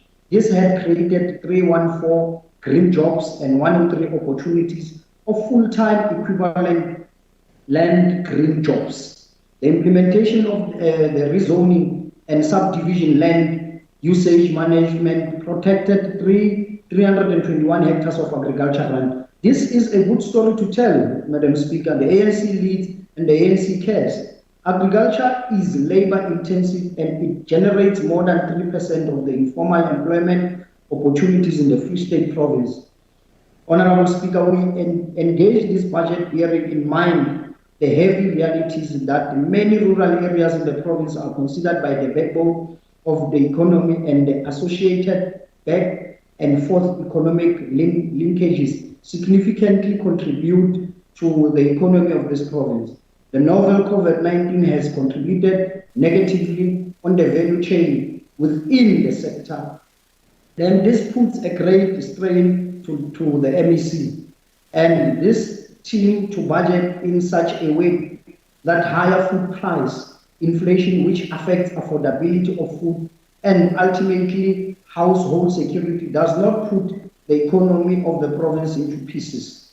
Sadly, the majority blacks, Honorable Speaker, whom are the poor of the poorest, are thus victims of this situation created since the advent of COVID-19. Indeed, Honorable Speaker, capitalism is proving to be extremely cruel during these times, and it remains in our shoulders and ensure that we help our people salvage this. Honorable Speaker, the budget vote 11 depicts a clear intention by the department to maintain the highest standard of service delivery, which indicates a fundamental commitment of the management of the public finance and resources. The ANC-led government is generally expected to assure the community of good governance. This we will achieve when there are proper structures in place which are effective, efficient, and economically conscious, thus utilizing the state resource to benefit the community and empowering the community. The Department of Agriculture budget reflects a smooth developmental practice in the endeavors which are put in place by the department to change how the department is viewed. For this, we commend you, Honorable MEC Dr. Bulwan, and your team and the current HOD.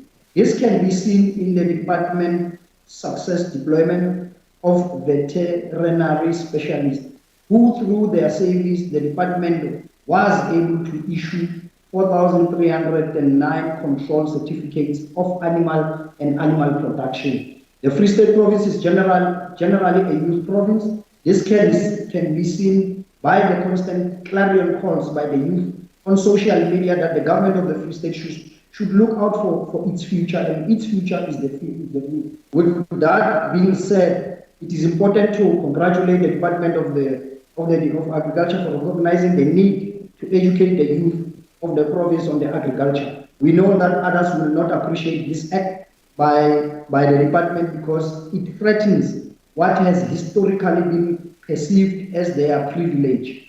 Honorable Speaker, the tides are turning, hence people are not at ease and are shaking in the seats. MEC, it is thus important that from those who have completed their studies, the department look at budgeting on how it incorporate them into the system so that they assist the department to grow even further. There are many youth that went out in the country, which was our investment of the Free State. And we are calling upon the province to give a chance to the youth to be able to build this South Africa that we want in the province. It is in such opportunities that the ANC-led government should start thinking about a retainment strategy as opposed to an existing strategy. This will allow government to keep the skills, that they bring from the students. When government employs this student, it offers a chance to change the material condition they come from. The Free State government needs to also not neglect the National Rural Youth Service Corps initiatives.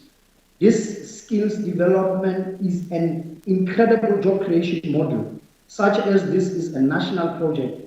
The intergovernmental relation provides provision that the department looks at how our young people are benefiting from that project, because it is expected that these young people should have a meaningful contribution to government broader youth empowerment strategy. Honorable Speaker, I cannot overemphasize the need for public-private partnership, for private public-private partnership in growing the agricultural sector, much as we acknowledge the part played by stakeholders in developmental, financial institutions within the sector in trying to address the agricultural and rural development. It is worrying that there remains a great disparity in how young and emerging farmers are assisted financially, particularly when blacks and females.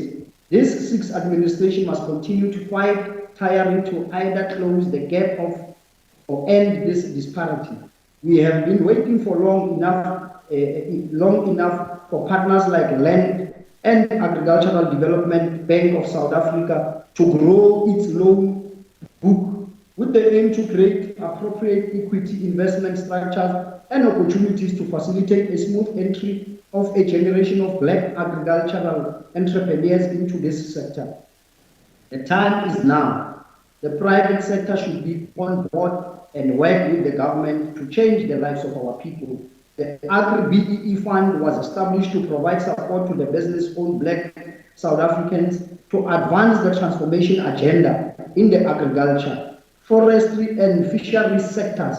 The Free State should be the Free State shouldn't be excluded, Honorable Speaker. This fund must be used, Honorable MEC, to empower our people. This is what we are saying as ANC. ANC referred to as radical socio-economic transformation. We will govern with our people. Our people will indeed work the land. With the fourth industrial revolution in our lives, now more than ever, the government needs to budget and invest its resources in using ICT to grow the sector. It is a known fact that 4IR seems to be disturbing our historical practices, but however, it brings with it new opportunities, and agricultural sector should exploit these opportunities. Much as we support the budget, we urge the department to invest in digital skills so that it improves its service delivery. In conclusion, African National Congress, as the leader of society, has its focus on economic transformation. It does not compromise on rural development and land reform. A stable agricultural sector will ensure a great food security. Food security prevents malnutrition that has traditionally been believed to be one of the major problems faced by the countries like South Africa. The Free State province rely on agricultural products as well as associated industries for its main source of economic boost. This government should put necessary measures to drive land reform. It is through us that the people of the Free State will access employment opportunities and any other opportunities offered to them to better their lives. Our people are tired of standing at the touchlines, witnessing a game they should be playing. So says Steve Biko. Let us not allow our mental attitude to deprive us of the greatness we can accomplish.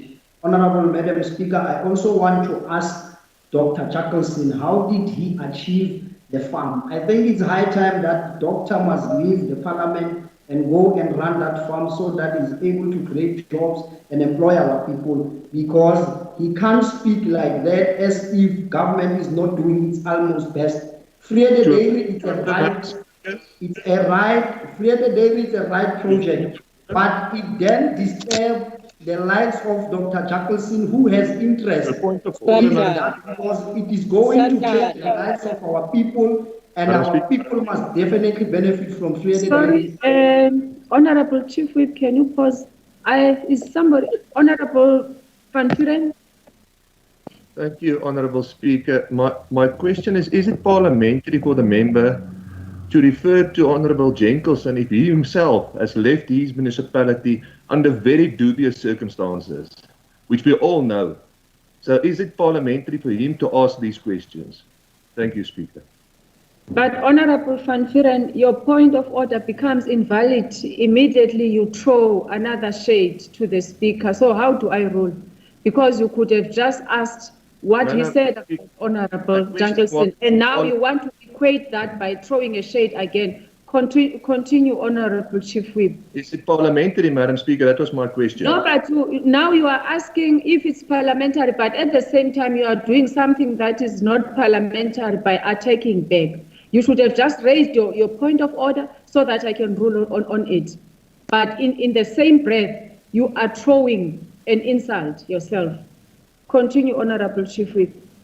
Honorable Speaker, thank you very much. I must remind other honorable members that I was not produced by the media. I was produced by the struggle of our people, and I remain loyal to the people and the movement that I serve. And it is very clear that honorable members only want to serve those who are aligned with their skin. And that is why it is important, Honorable Speaker, that we must fight for the majority of our people, and we will remain unapologetic that we are here to serve this country, not to serve our own different color of skin. It is important that all of us in the Free State, we work together to ensure. That is why I am saying, Honorable Speaker, the Free Daily Project is a project that is going to bring the meaningful role in the lives and the business times of our people. It is up to you, Honorable MEC, to make change through this project, to bring change, because it is going to shake a lot of people who think the market belongs to them. This market belongs to the majority of our people as South Africans. That is why we are saying the ANC is the leader of society, and I thank you, Honorable Speaker. Thank you, Honorable Member.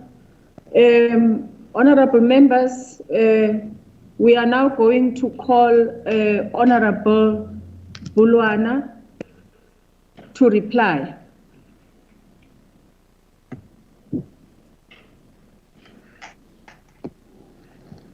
Thank you very much, Honorable Speaker. I just want to, before I reply, take this quote from Karl Marx that I've quoted in the earlier speech.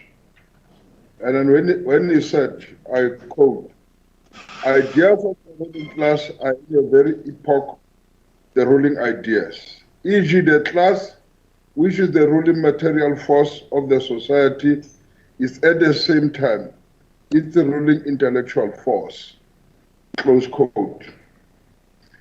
Let me come to what Honorable Smith from the Freedom Front Plus trying to mislead this House that Honorable MEC Bulane. Submission business. Honorable MEC Bulane, it's Honorable Klute, not Honorable Smith. Or Honorable Klute. Yes. That the business plans were not submitted from the department. He's not telling this House the truth. Both the department and the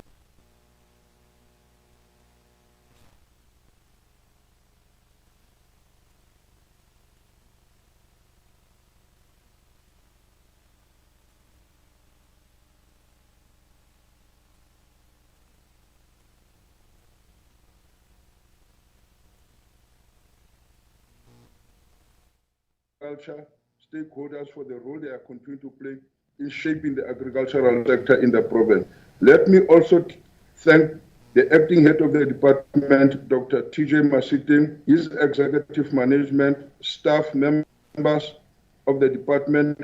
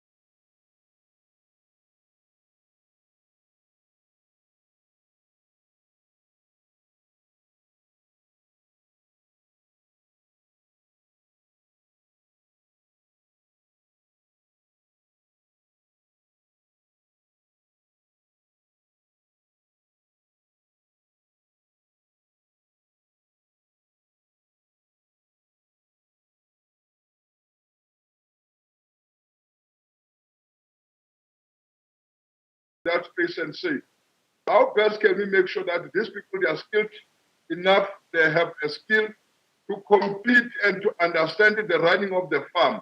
It's not only going to help that they are plowing, they know how to drive a tractor, they know how to, they are interested, it's a very expensive machines, but they are not given the managerial skills so that when they acquire farms on their own, they are unable to do so. I think it's a challenge that we, as Honorable Jungle have said, we must leave politics aside, get into that space, try to educate everybody, including the commercial farmers, to say that let's come together.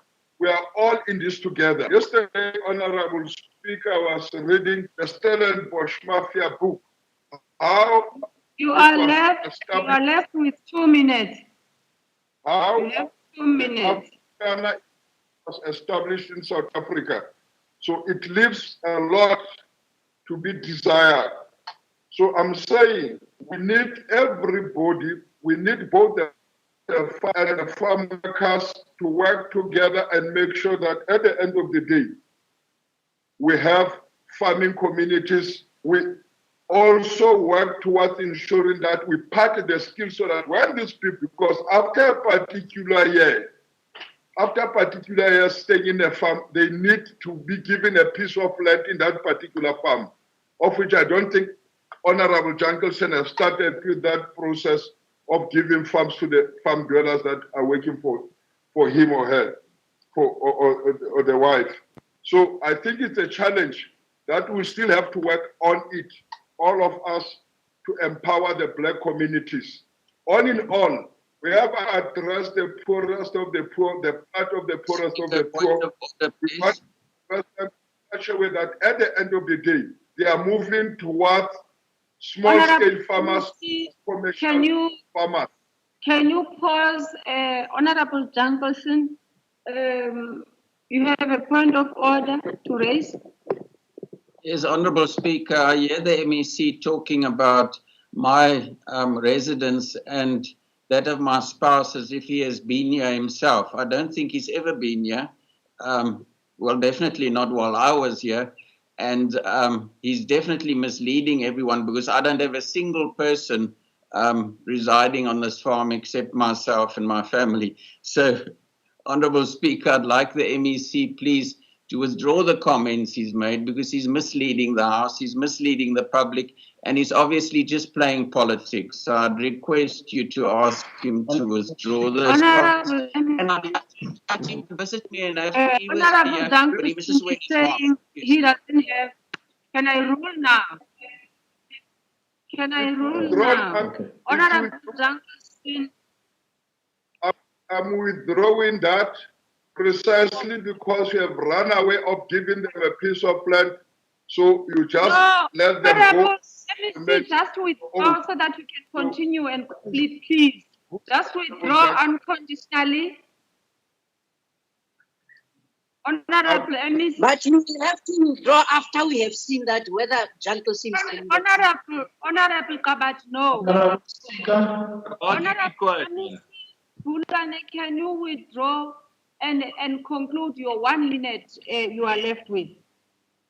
I've already withdrawn, Honorable Speaker, to say that I withdraw it, and that Honorable before I move out, they were given a piece of land. Honorable Jackson, make sure that they are not in the farm. So it's good. It's withdrawn. It's fine. Thank you very much. Thank you, Honorable MEC. Good morning once more, honorable members. This reply by the MEC concludes the debate of vote 11, which is agriculture and rural development. We are now going to request the secretary to read the motion 2. That the second reading debate on appropriation bill number 4, 2020 be continued with vote 3, economics, small business development, tourism, and environmental affairs. Honorable Deputy Speaker. Okay. Honorable MEC. Honorable, yeah, we just we are using one room between all the three departments because of the media not going agriculture, DT and what. So we are requesting that 2 minutes to sanitize so that the other department can use the room and the systems without any fear or favor of this pandemic. So we are requesting that 2 to 3 minutes just to sanitize. Has heard the request. Can we break for 5 minutes for that, so that the room can be sanitized? Yes. Thank you very much, Deputy Speaker. That's progressive. Right. Thank you. 5 minutes, honorable members. Thank you very much.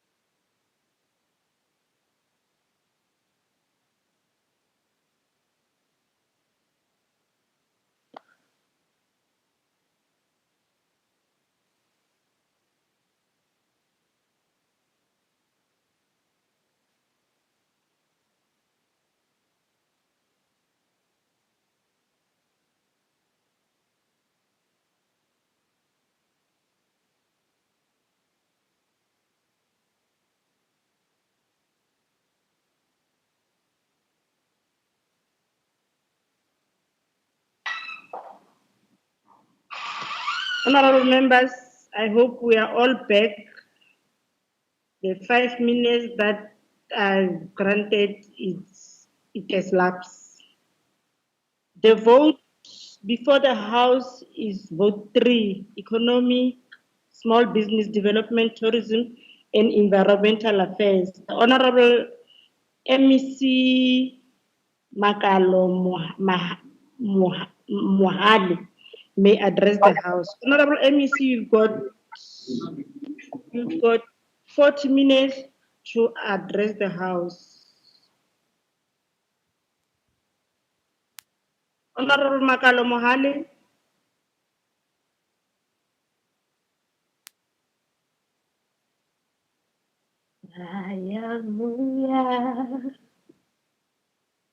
Honorable Makalo Mohale, you may address the House.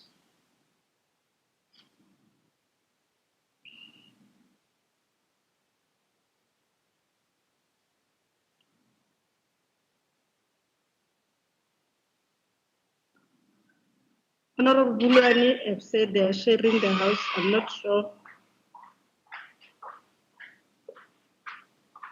Can maybe Honorable Bulani assist us to check with Honorable MEC Mohale the challenge? I don't know whether it's technical problem or what is actually happening.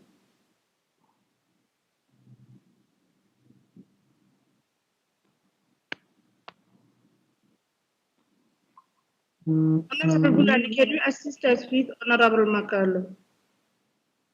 The fact that you are sharing the same. I'm here, Deputy Speaker. Oh, okay.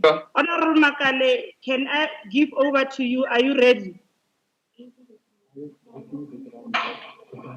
So you waste of time. Honorable Makalo. Yeah, Deputy Speaker, It's your time to address the House. Technology, Deputy Speaker. Technology. No, I understand, Honorable. It's always easy but difficult when you have these changes now. Okay, actually, I thought you don't need more time. That is why I only granted 5 minutes. But if I knew, I could have maybe gave you 15 minutes. What is happening? How much time can you need, Honorable MEC, to sort your Yeah, just 2 minutes, Deputy Speaker. Okay.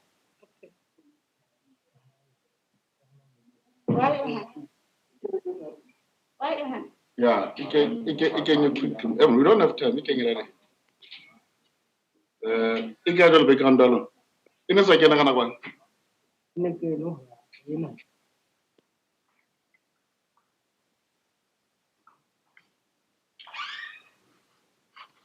My apologies for that, honorable members. Technology is beyond our control sometimes.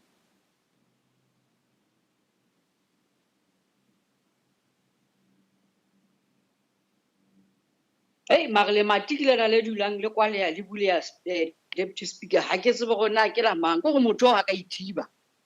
Ha le teng mamiki. Jesus. Re tsamaya re sa utlwi nako nngwe. Order, honorable members. Ke Sandlana. Re kgolela le utlwi.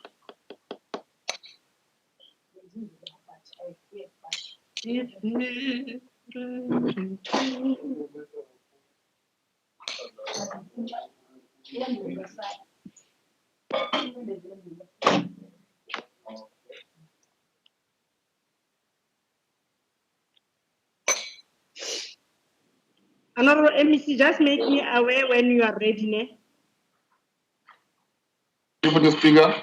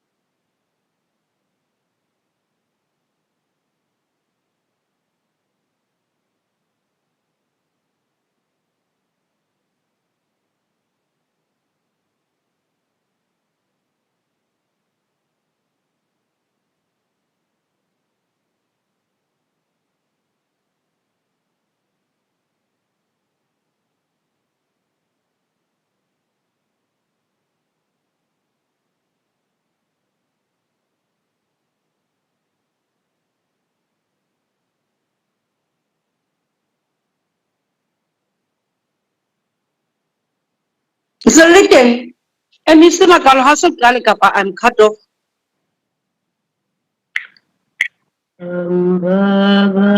Yeah, it's a MEC Makalo I indicated already because he's having technical problems.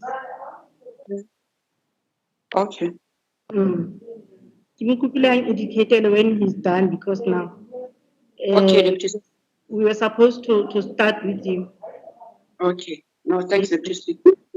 Yes, MEC Kabate, thank you.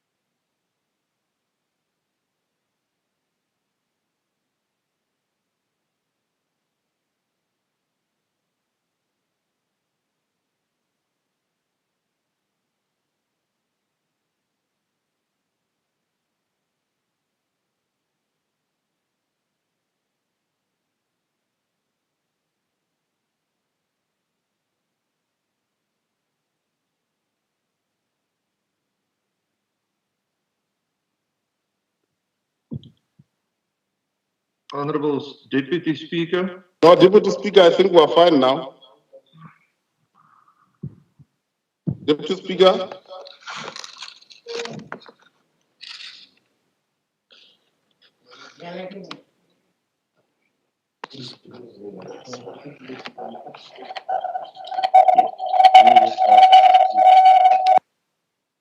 Unmute, Deputy Speaker. Something extra, MEC. MEC Mohali, are you okay, my brother?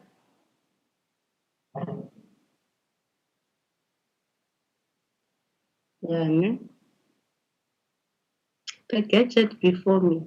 This is fourth industrial revolution. Aye, Deputy Speaker, we're fine now. Are you okay, Nandad? Okay. Yeah, no, we are fine, Deputy Speaker. Okay, thank you very much. Honorable members, MEC Mohali is back and he's now okay. Can we continue? MEC, you've got 40 minutes to address the House. Over to you, Ntati. Thank you, Honorable Deputy Speaker, Honorable Premier of the province, colleagues in the executive and the legislature, the Director General, heads of department and senior managers, House of Traditional Leaders, and faith-based organization, organized labor, development partners, officials of the DESTEA, its entities, and all other sister departments in the Free State, distinguished guests.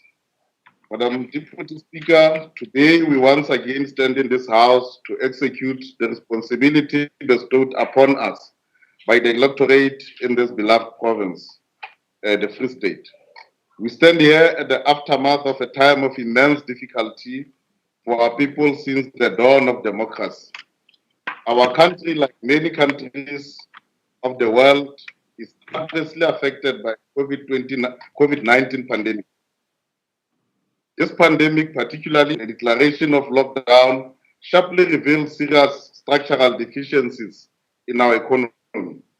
Honorable members, the African National Congress earlier this year announced on its priorities for the 2020-2021 financial year before the COVID-19 pandemic shook the world's economies.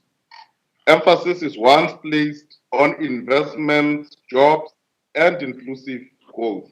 During the 108th celebrations of the ANC in Kimberley this year, we witnessed to the fact that the most direct and effective way to reduce inequality is to create employment and economic opportunities, particularly for young people, and we reiterate that the creation of jobs is at the center of our economic agenda, and it must remain central priority in 2020. Our future as a department is underpinned by three critical focal areas, and those are transformed and growing economy, sustainable environmental management, capable, ethical, and developmental organization. And the interventions planned by Free State Provincial Government are meant to bring about meaningful and long-lasting solutions to challenges facing the Free State economy. Madam Deputy Speaker, this budget derives its mandate from the 2019 Manifesto of the African National Congress, under the commitment of growing economy for all and not for few, in which the ANC committed some of the following to our people.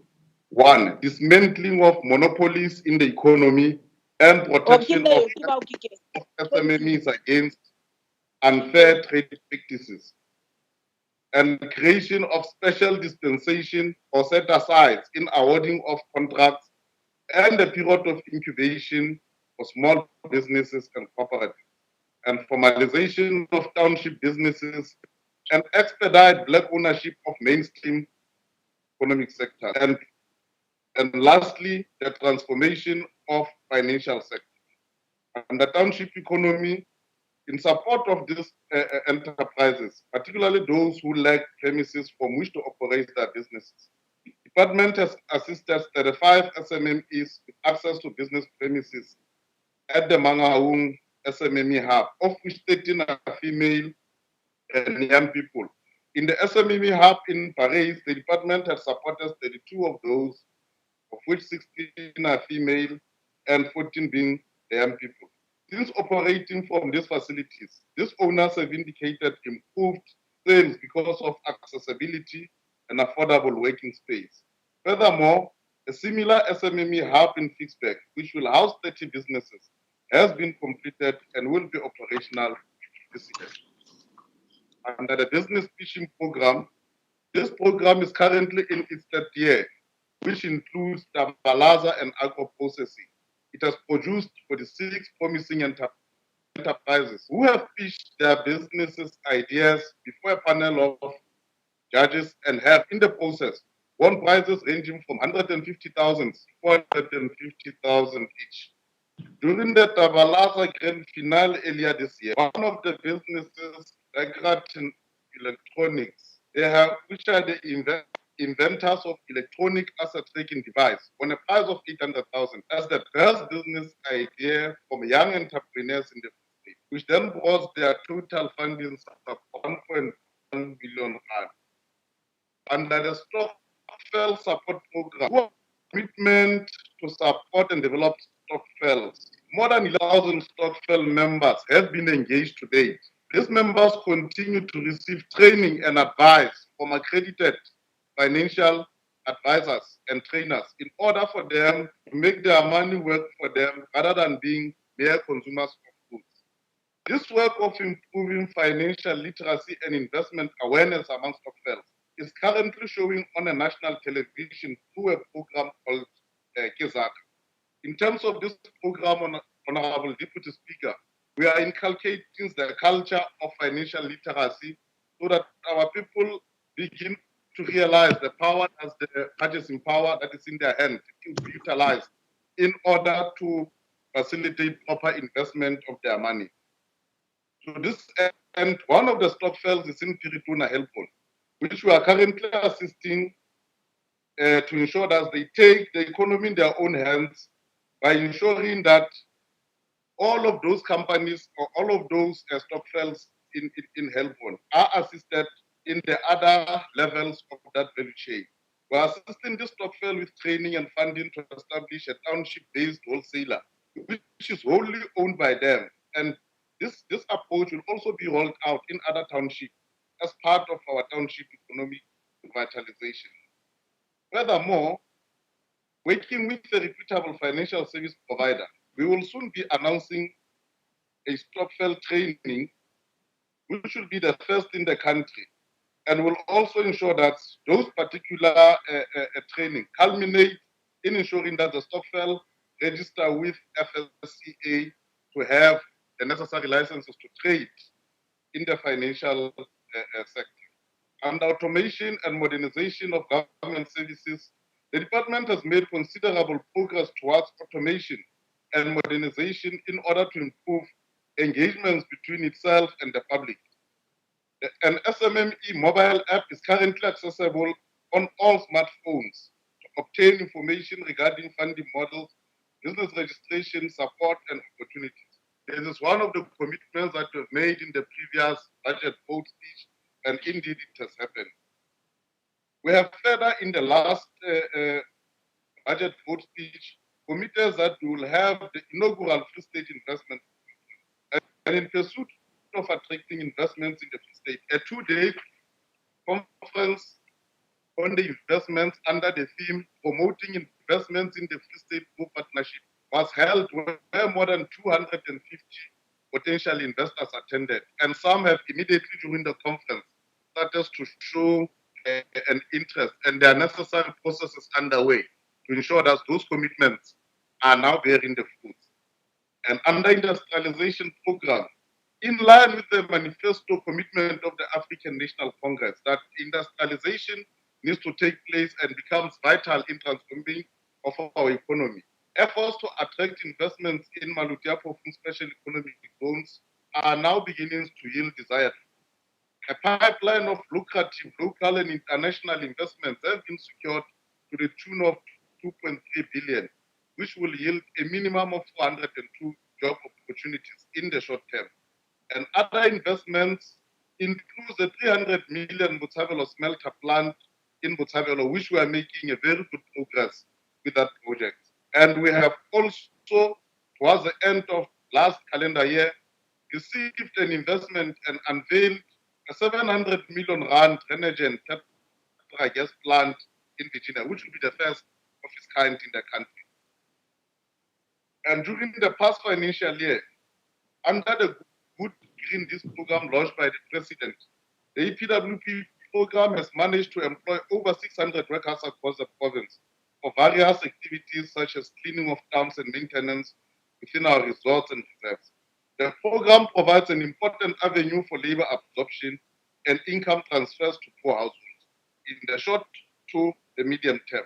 Additional 72 young people were recruited into the portable waste management program, on which 30 million rand was spent. And in keeping our public spaces clean and healthy, it's one of the way of promoting environmental action that takes into consideration sustainable living practices. As a contribution towards this movement, in the past financial year, the department initiated cleaning of towns in our province, and some of the following towns have benefited: Sabelo, Twilling, Frankfurt, Harrismith, Smithfield, Hoeveld, Diversdorp, Vastad, and Soutpan, among others. And during the 2019-20, a total of 83 graduate interns were placed for workplace integrated learning and workplace experiential training programs. And under the law enforcement, we are proud to announce that our efforts to fight environmental crimes bore fruits recently when one of the rhino poachers was sentenced to 24 years for killing 10 rhinos at Sunfeld Reserve. And we have seen 23% of the rhino poaching decline in the past financial year compared to the prior years. Honorable Speaker, the ongoing COVID-19 pandemic is posing a serious challenge to the global economy. It is impacting on global supply chains and it has unleashed demand-side shocks. Accordingly, the IMF predicts that the global economy will experience its worst recession since the Great Depression of the 1930s, with global output dropping by 3% in 2020. In this context, the Free State economy is projected to contract by 3.7% in 2020, as all economic sectors except agriculture are expected to experience a serious decline. The mining sector is one of those that are the major contributors to the Free State economy. It's also expected to contract by 10.4%. and construction by 8.4%, and manufacturing by 4.2%, trade by 3.4%, and finance by 2.9%. It is only the agricultural sector that is expected to grow by 8.1% in the year 2020. Honorable members, our vision is to lead a revitalization and growth process in the province through targeted economic intervention. Special emphasis will be placed, among others, on youth development and employment, correcting structural imbalances in the local economy, incentivizing local and foreign investments, industrialization, and value stream development in various priority sectors. And to this end, the department is in the process of developing an economic recovery plan underpinned by focus on value chains in strategic sectors of the economy. And it's through this approach that will identify commodities and services and will match those with specific SMMEs that can potentially benefit from the program. And at the center of this program will be the sectoral master plans, each economic sector, which will be developed jointly with the experts, which will then unpack each sector and provide details on opportunities available in the value chain within the sector. I'm confident that this approach will speed up the Free State economic recovery and results in the much needed jobs. One of the government intervention is to drive and to create conducive procurement environment. It is through the newly introduced the public procurement bill, which will compel department to subcontract a minimum of 30% of the contracts to SMMEs. We have also, as a department, made submission, and among other inputs that we have made as a department is to ensure that government departments and all other state organs, it becomes compulsory for them to procure, especially from those local manufactured enterprises, and those that we have spent money to support them, which include cooperatives and all the businesses owned by women, young people, as well as the disabled people. Honorable Deputy Speaker, there is no reason whatsoever why we cannot throw an economic lifeline to our SMMEs. In this province, we have 23 local municipalities and 1 metro, made up of 82 towns and 10 provincial departments, as well as 28 national departments with footprint in our province. And all of those, the provincial departments and municipalities don't have a total budget of 8 billion. Honorable MEC, there is a problem with your mic. Can you speak to the mic? It's breaking. It's sometimes breaking. So it's disturbing. My apologies. The provincial departments and municipalities alone have a total budget of 8 billion rand per annum available for goods and services. The public procurement can thus play an important role as a demand-side policy instrument for economic development and transformation, if employed strategically. Public procurement is a key lever for industrialization and reindustrialization and can raise the aggregate domestic demand through the promotion of local production. In strategically leveraged public procurements, the Free State provincial government should not concentrate on developing individual firms or enterprises, but should add developing the value chains in order to promote industrialization. Under trade and investment promotion, Honorable Deputy Speaker, trade and investment promotion is integral to our efforts to grow the economy of the Free State. We continuously take stock of the commitments made in the 2019 investment summit. Furthermore, to create a conducive environment for investors, the department through the FDC will establish and implement the Free State Invest SA one-stop shop in partnership with the Department of Trade, Industry and Commerce. This facility will serve as an accessible entry point for investors in need of regulatory compliance and business support.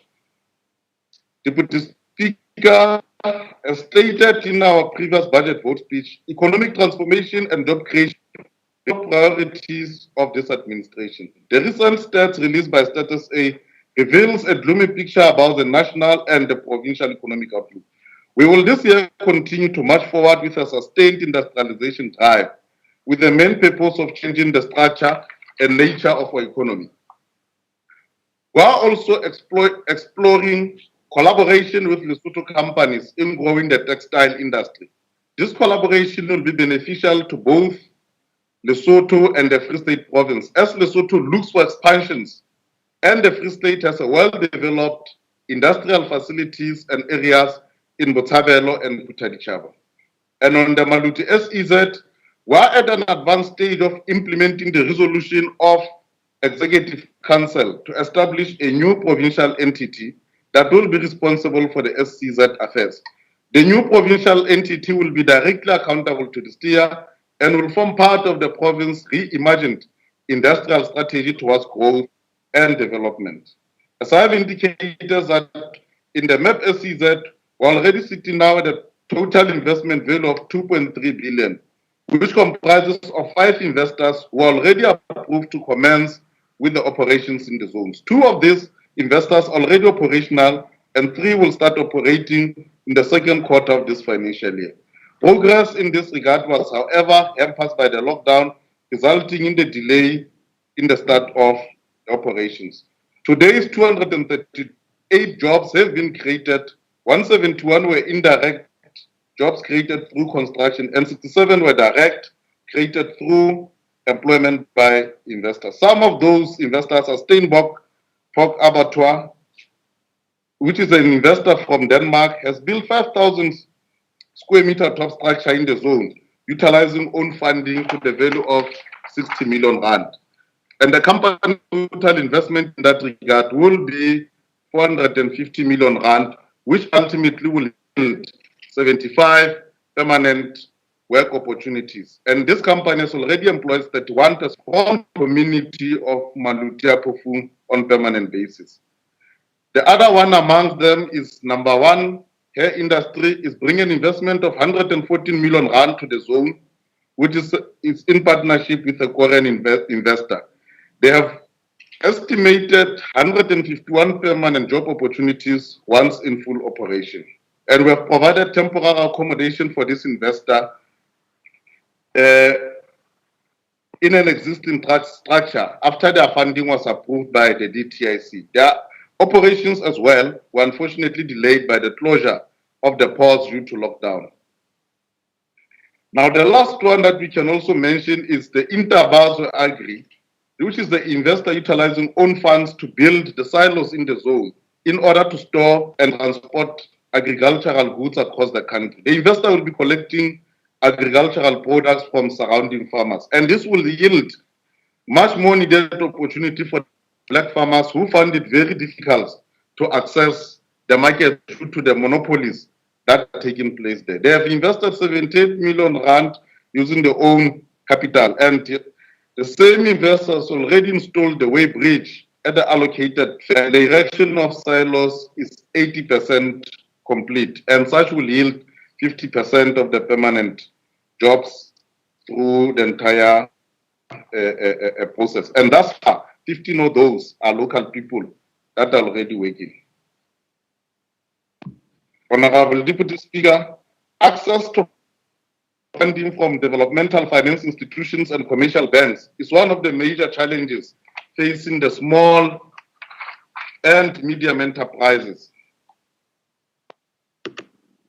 We have therefore worked with all the DFIs operating in the province to help us remove impediments towards SMME funding. It emerged from these discussions that requirements from some of these institutions are very prohibitive. Working in collaboration with this institution, we established the risk-sharing facility with the objective of de-risking some of the viable business proposals within the priority sectors and with the potential to create jobs. In our desire to unlock funding for our SMMEs, we have established the Business Assessment Technical Committee, which constitutes of the FDC, IDC, NEF, Land Bank, NYDA, and CEDA. And our target for this year, we hope to attract 50 million rand worth of funding from these DFIs to fund businesses in textile, manufacturing, ICT, and franchising. Honorable Deputy Speaker, small businesses, cooperatives and stokvels have the potential to turn our economy around. Our program of supporting stokvels in our province continue to gather momentum.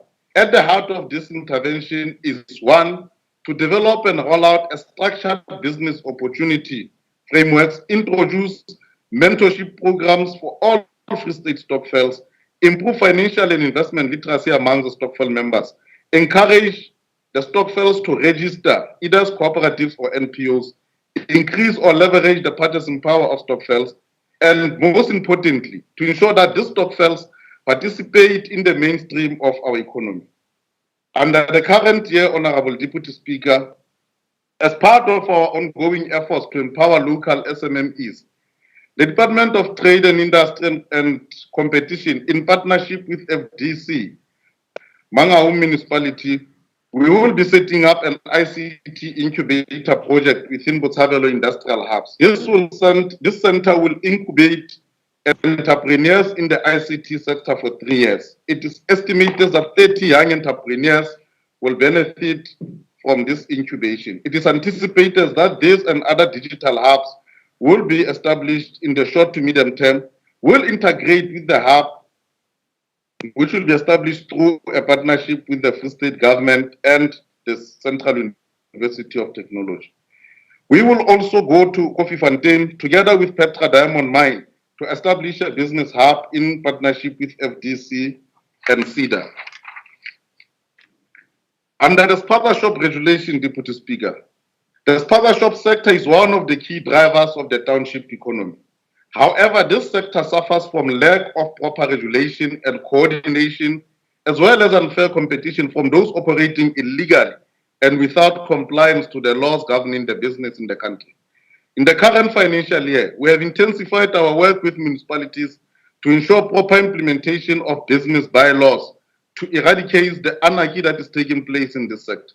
Therefore, we intend to ensure that business regulation bylaws in all municipalities are strengthened and implemented. And the department has taken a lead to ensure that every municipality is capacitated enough to have bylaws that could be implemented in favor of the local South Africans. The huge buying power in the hands of majority of the people in this country must be harnessed to support the township economy. It is for this reason that the department will support township-based retailers to ensure that the money spent creates economic value in the township. And this will be done by creating locally owned distribution channels in form of wholesalers and link all the local spaza shops to these wholesalers owned by South Africans and the Free Staters, in which the department will negotiate supplies and lower prices from big manufacturers. We shall invest funds in these wholesalers and directly get involved to ensure good management and administration of these channels. Many of our SMMEs have been devastated by the restriction of trade due to lockdown. There is no doubt that these enterprises that provide livelihoods to the thousands of people will not return to pre-COVID-19 levels without support of government. The department has therefore, among others, put in place the following intervention: provision of financial and non-financial support relating to operational space, training and marketing, provision of financial support through economic recovery incentives, which were launched now in June 2020. This action, supplemented by national stimulus packages, should shorten the recovery process. The funding package we pushed together and we have announced it on the 17th of June this year is divided into formal and informal sectors. Focus is strictly on key strategic sectors. The main objective with this intervention is the retention of current jobs and creation of new ones linked to our value chain approach. And among other part of those programs that we have put, one is COVID-19 risk sharing incentive scheme, which will provide support of up to 40% of core funding requirements to operational South African owned enterprises. This will also assist with the objective of de-risking, as we have indicated, some of these viable business proposals. The second one is enterprise support incentive scheme, which will be offered to South African-owned enterprises operating in the Free State, those with an annual turnover of minimum of 150,000, which could be used for business operations and rental relief. And the third one is Manufacturing Support Incentive Scheme, which is aimed at providing support in industrial parks through provision of rental holidays and seed funding for operational costs. Other one is going to be bridging finance, which will be administered through FDC to address the cash flow challenges of SMMEs, especially those who have to meet specific contracts or orders, either from the public or the public sector. And the other program that is intended for the informal economy is to assist the South African-owned spaza shops and general dealers with the bulk purchase of goods. As I've indicated, others will give them vouchers, others they will be linked to those approved wholesalers, which would have been coordinated and established by the department in collaboration with some of the commercial banks. And there will also be a hawker support where we'll provide income relief towards purchasing of their stocks and business resuscitation. And last but not least is the program which is aimed at assisting the waste pickers at providing a temporary relief for their livelihoods for those that were impacted by the lockdown. Deputy Speaker, we can inform this House that a total of 2.522 businesses have applied at the time of closure on the 9th of July 2020. We shall also come back and report and publish the list of all of those that were assisted. And we have also, honorable members, discovered that despite all this effort, some of the assisted enterprises continue to fall through the safety net. We have therefore resolved to offer comprehensive business development and support service for our supported enterprises. This will be done on an average of 2 to 3 year periods to ensure their growth and sustainability. We have identified as a shortcoming the lack of effective monitoring and evaluation that will enable us to locate, gather information, evaluate, monitor, track, and analyze data from SMMEs and cooperatives, which will also be accessible to DFI's clients, stakeholders, and any interested party.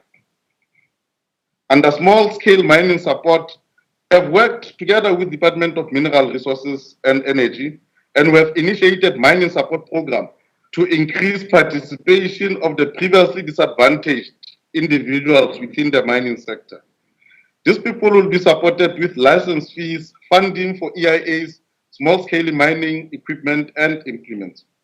And projects that will benefit from this include Manson Stone Manufacturing in Tabanchu, a salt mining enterprise in Soutpan, Coffee Fontaine Community Mining, Primary Cooperative, which is a 50-member corporation assisted by Petra, and all other small miners, such as those in Wepener and those in Frankfurt mining the sandstone.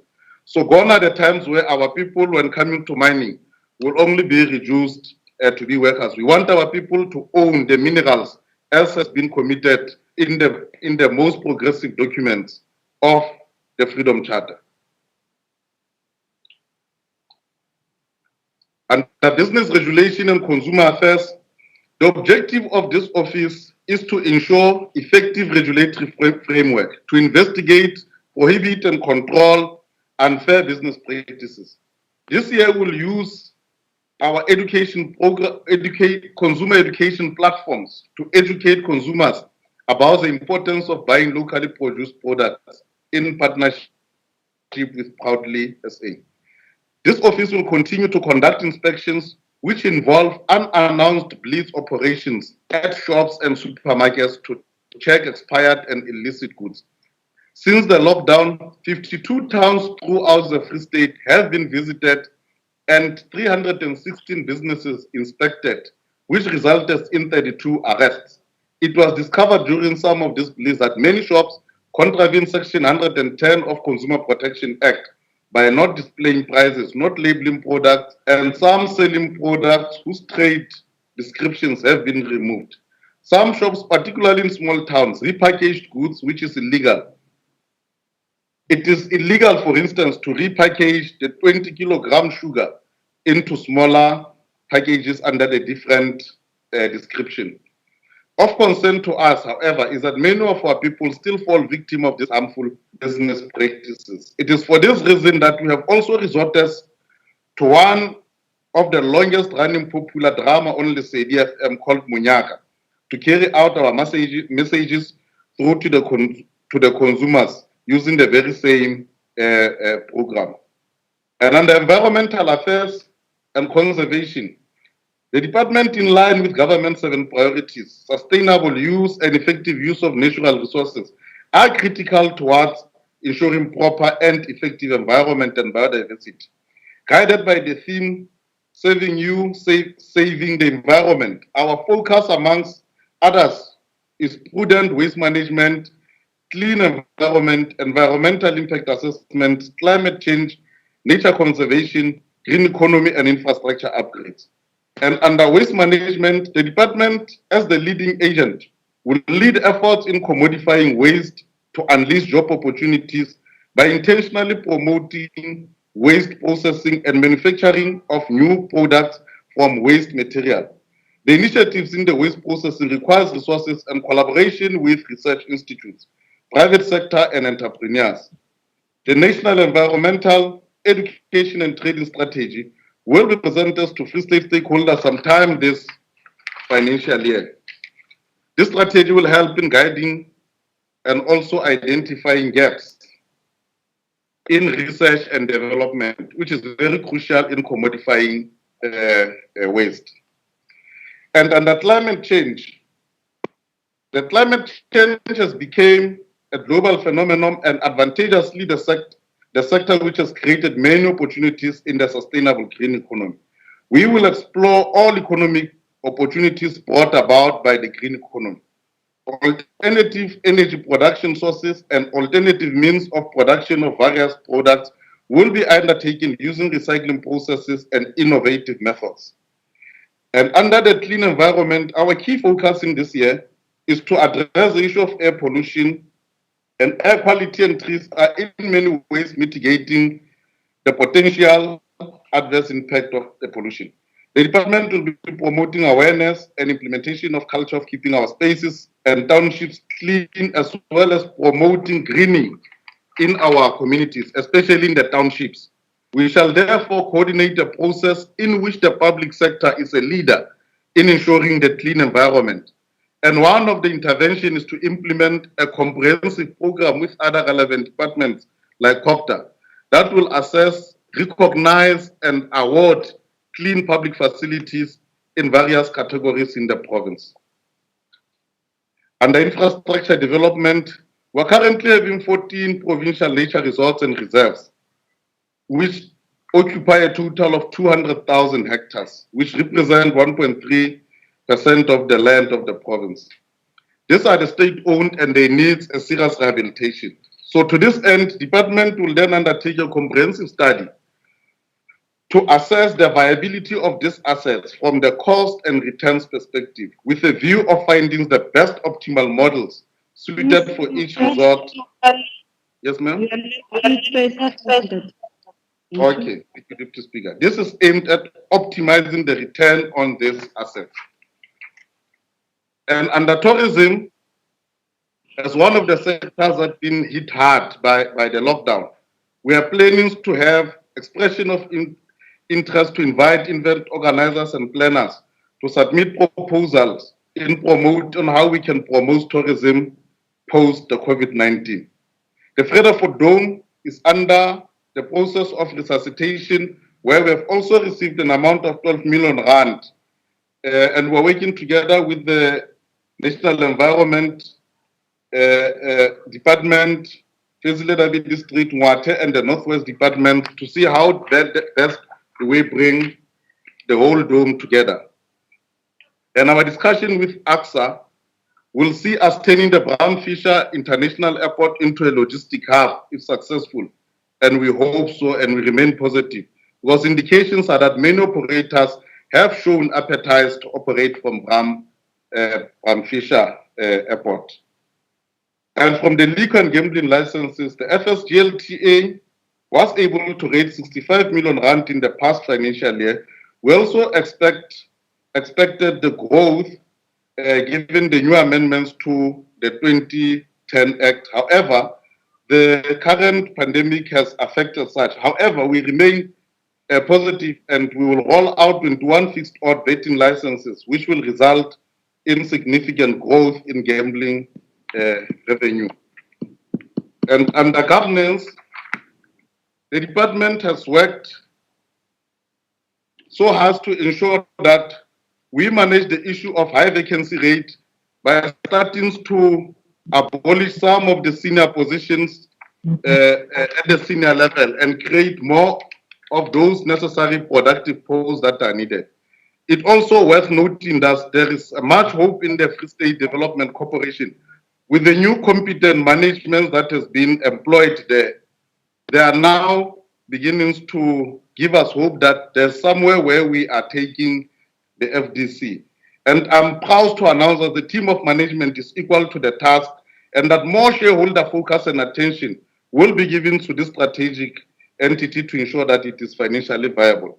And the consequence management will remain integral in ensuring high levels of accountability. So as I conclude, I take this opportunity to thank my organization, the ANC, Premier of the Free State, and everyone in the economic ecosystem. I further want to send a special appreciation to the family of Mohale for their continued support, especially the last in the family, my beautiful Sebabatso Mohale, who always demonstrate keen interest on every aspect of my work, who's always concerned. Daddy, you said to the MEC of Environment Affairs, why is the town not so clean? Daddy, why are these people hungry? And you saying you are the MEC of the economy, give them food. So that I draw much inspiration from. Therefore, Madam Deputy Speaker, we now table before this House the adjusted 2021 budget allocation to the department as follows. Program 1 Administration, 174 million rand, and the Environmental Affairs Program 2, 202 million rand. Under Program 3, Economic and Small Business Development, 255 million rand. Under Tourism, Program 4, 9.4 million rand. And the total allocation for 2021 budget for the standard budget vote 3, it's 642 million rand. Thank you very much, Deputy Speaker.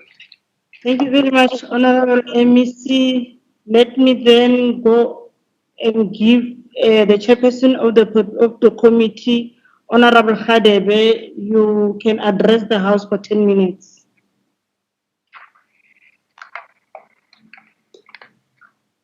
Thank you, Deputy Speaker. Honorable Premier Memantombela, MEC of DESTEA and HUMAN. Greetings to everybody. The UN's framework for the immediate socio-economic response for the COVID-19 crisis warns that the COVID-19 pandemic is far more than a health crisis. It is affecting societies and economies at their core.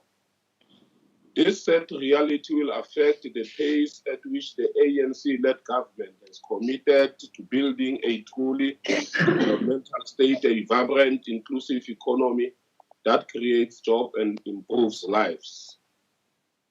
Honorable Deputy Speaker, the choices we make now, assessing impacts of COVID-19 crisis on societies, economies, and vulnerable groups is fundamental to inform and tailor the response to the Department of Economic, Small Business Development, Tourism, and Environmental Affairs.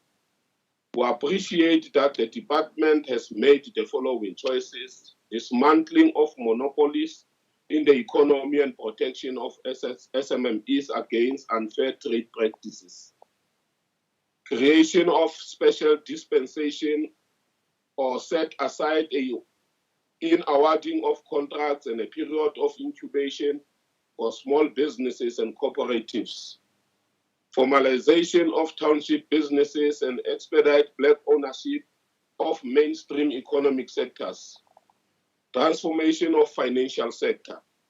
These choices indeed place the challenge of unemployment at the forefront of the department action in the economy. The department support of 67 township enterprise, which has seen particular support of enterprises which didn't have a working premises, assisted through the SMME hubs in Mangaung and Paris, indeed is an effort to ensure that no one is left out. Furthermore, we welcome that a similar SMME hub will be completed and operated in fixed bed this year. This initiative has had an important impact of SMMEs, resulting in improved sales and affordability of the working space for SMMEs. Honorable Deputy Speaker, the department's commitment to ensure spaza shop sector as a key driver of township economy is properly regulated and coordinated to ensure fair competition in collaboration with municipalities, to ensure proper implementation of business bylaws, makes informal economy feel taken into account and provided for, and that is a very important in the consolidation of spaza shops to create value in the township economy. The current crisis brought about COVID-19 pandemic, exacerbated by the design of a lockdown and physical distancing protocols, will have severe impact on the progress made to assist the informal economy, and the department has to find creative ways of assisting them to cope. Madam Deputy Speaker, we note that one of those creative ways the department has adopted to assist the informal economy is the SMME mobile app, which is currently accessible on all smartphones to obtain information regarding the funding models, business registration, support, and opportunities. It is indeed true to the ANC's vision for the South African economy, guided by the Freedom Charter, clarion call that the people shall share in the country's wealth.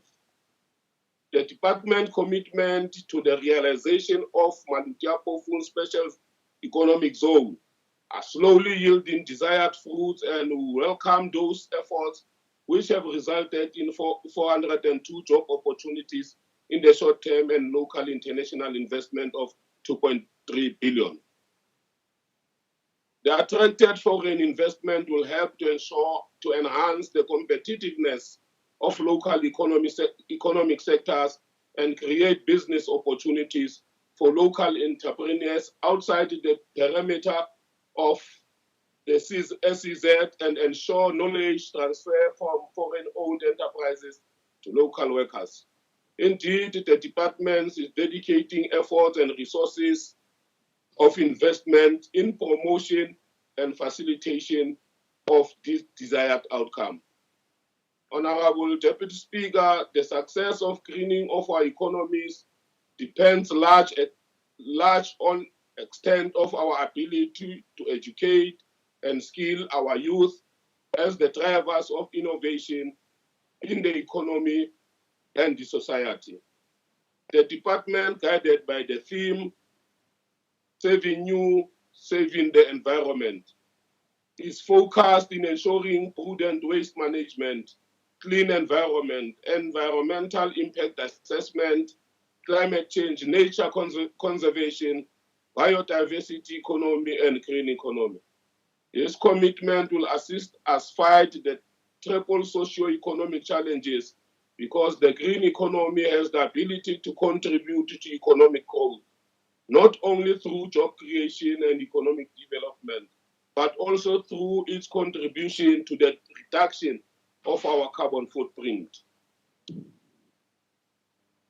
We are pleased that both Lesotho and Free State are working together to rebuild our manufacturing capacity in the clothing and textile industry, and furthermore, call for the involvement of private sector stakeholders in the rebuilding process. Industrialization is one of the critical measures that will ensure that people who were previously not represented in the mainstream economy in a meaningful way get opportunity to do so. We have noted a steady endeavor by the department in sustaining industrialization drive. That includes Ubutabelo, number one hair industry, in Tabazwa, Agri, Valley Chemicals. Honorable Speaker, we urge the department to continue assessing additional projects for funding from qualifying black industrialists located in various parts of the province. Tourism industry was one of the sectors that were immediately affected by the national lockdown necessitated by the declaration of the national disaster. Primarily, it is people-driven. Advancing transformation in tourism sector is paramount, and the marketing of the Free State tourism route. 50 minutes. Thank you, Deputy Speaker. Tourism is a major contributor to job creation and employment in the Free State. Since the advent of COVID-19 pandemic in the Free State, we hope that the department has been engaging actively with the tourism sector to understand the applied business impact as a result of this pandemic and to work with them to prepare the industry to be able to open safely and responsibly. Honorable Deputy Speaker, I call on all of us to follow the words of Minister Patel when he said it is important that South Africans and cooperatives do pull together to ensure that our people and economy come through these challenges with their lives, their jobs, their businesses, their livelihoods, and their property intact. This is not the end. It is not even the beginning of the end, but is perhaps the end of the beginning. Those words comes from Winston Churchill. Honorable members, we wish the best to Honorable Makalo and the reliable team, dedicated men and women. Thank Honorable Speaker for the opportunity. Thank you. Thank you very much, Honorable Kharere. Honorable Deva Smith from Freedom Front may address the House.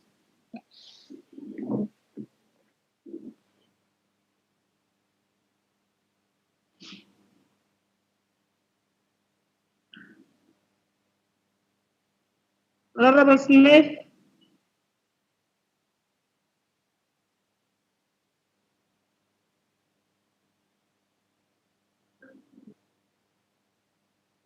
Honorable Klute, is Honorable Smith around?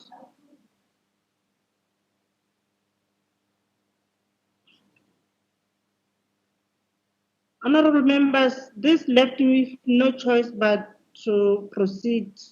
It seems like Honorable Smith is not in the House. He's here, Speaker, except that he's not audible. He must unmute audio. Oh, okay. Honorable Smith, can you unmute your mic, please, so that we hear you? Excuse me, Speaker. I'm here. Oh, okay. You may address the House instead. Thank you very much. Thank you, Speaker.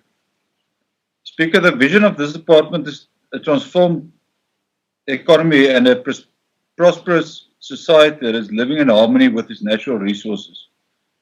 This department, however, fails to take responsibility for the second part of its vision, the harmonious balance with natural resources. It is common cause that this pandemic has great financial and socio-economic challenges.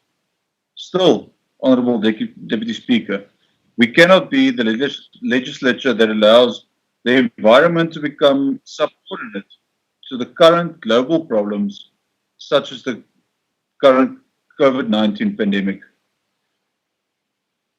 Honourable Deputy Speaker, the issues the Freedom From Plus has brought under this department's attention is well documented. but complaints about contemptuous pollution of the province's precious water resources cannot merely stay there. De Wetsdorp, Mketuana, Mvamfube, Liglabeng, Nala, Mukaka. None of these examples comply with minimum legislative requirements.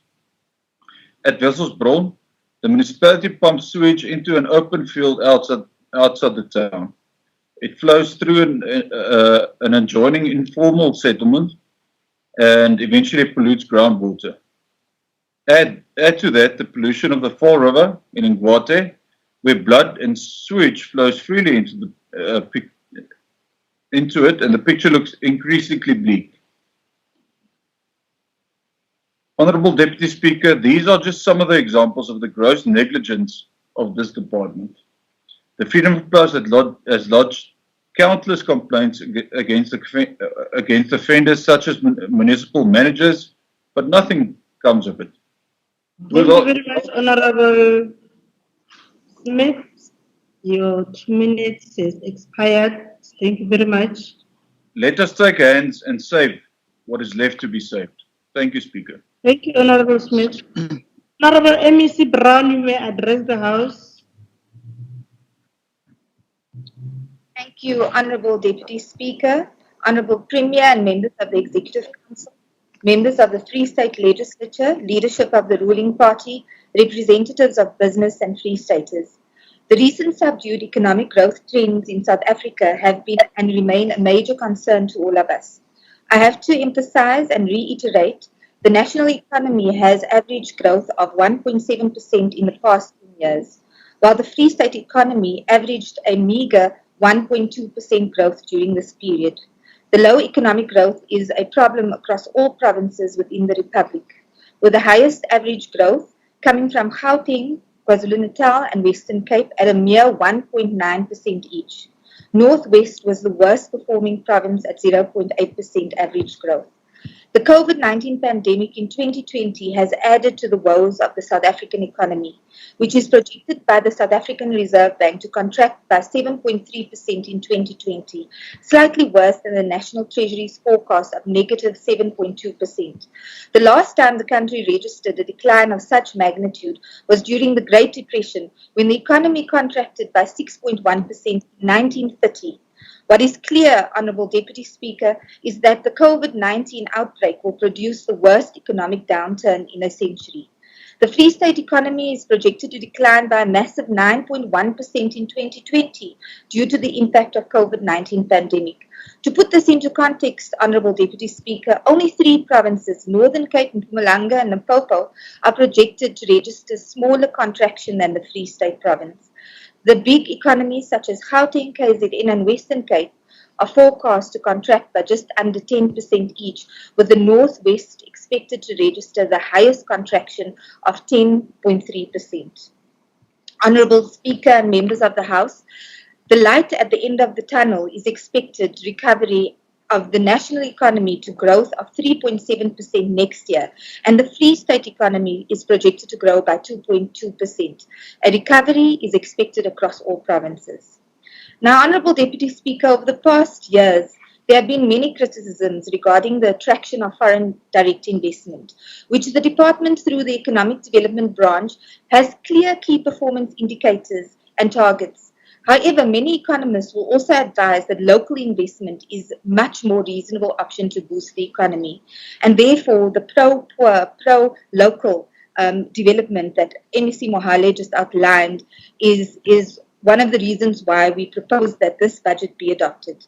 Whilst we're expecting concrete proposals on how to turn around the economy, I would like to use the topic of the Government Employees Pension Fund to articulate this debate. There's a push to invest offshore, but also we have heard that South Africa needs to attract more inward investment to grow the economy and also create jobs. These appear to be 2 trains moving in the opposite direction. How exactly does exporting capital contribute to the goal of growing the economy? Capital outflows, in whichever form, legal or not, undermine the health of the economy over a long run. Those who are familiar with economic treachery that began just before the end of apartheid will know and remember how much this country has been defrauded billions of rands. Besides privatization and outright stealing, the promise for better returns in overseas markets was used to encourage massive outflows of capital by South African companies. After the democratic elections in 1994, the finance portfolio continued to be under ex-apartheid Minister Derek Keyes and the South African Reserve Bank under Chris Stals. The two men worked tirelessly in taking the country's macroeconomic policy to an undesired direction. Among many of their actions, they decided to scrap the Currency Exchange Act of 1933 and the adoption of the SARB of what is called flexible exchange controls to facilitate capital flights out of South Africa. It was in this period that South Africa witnessed a mass exodus of large corporations to list and later relocate their headquarters to either London or New York. Like the likes of Anglo-American, South African breweries, Dimension Data, Old Mutual left the place they had exploited for over a century to settle abroad. With them, they took among trillions of dollars. This was in addition to much of the money that had already been departed our shores during the dark days of apartheid, with the help of international banks such as Deutsche Bank, Citigroup, and HSBC. The collaboration between local and international actors undermined South Africa's transition and repressive rule to a democracy.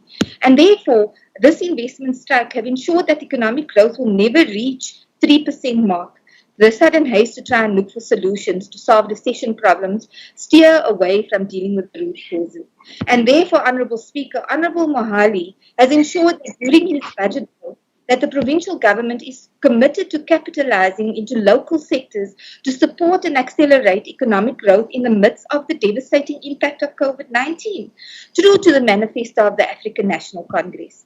In terms of agriculture, the Economic Clusters Plans contains a framework to grow jobs in the industry through interventions that will be implemented over a number of years and was developed by government and various stakeholders within various commodity areas in partnership with DESTEA and Department of Agriculture. They have developed plans to sustain emerging farmers and grow them into commercial farmers.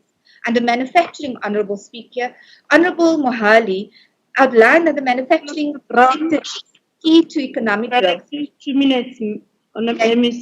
Thank you. An expansion in manufacturing is more likely to lead to dynamic profit investment nexus and faster growth of GDP. Rapid growth of manufacturing and labour productivity, the high investment rate and the fast trade expansion constitute a virtuous circle. Honourable Deputy Speaker, the Free State Province continues to support industrialisation through Botshabelo Park, Industrial Park, Twakwa in Putarichaba and the Special Economic Zone. That is to not only attract foreign investment, but also local investors into the park. Honourable Deputy Speaker, in addition to the measures outlined above, DESTEA has developed economic master plans, and the objective is to ensure strategies, timeframes around the value chain economy of this province. And lastly, the local Free State economy. MEC, I'd like to commend your initiative and creativity around the stockpile program. And also with the little budget that you have, your role to solicit funding and programs to benefit this province, I commend you. The plans for the department to help develop, empower township enterprises for access to preferential procurement database of industries that are being developed by manufacturers, by industry, that local supply chain. Honourable MECs, I commend you.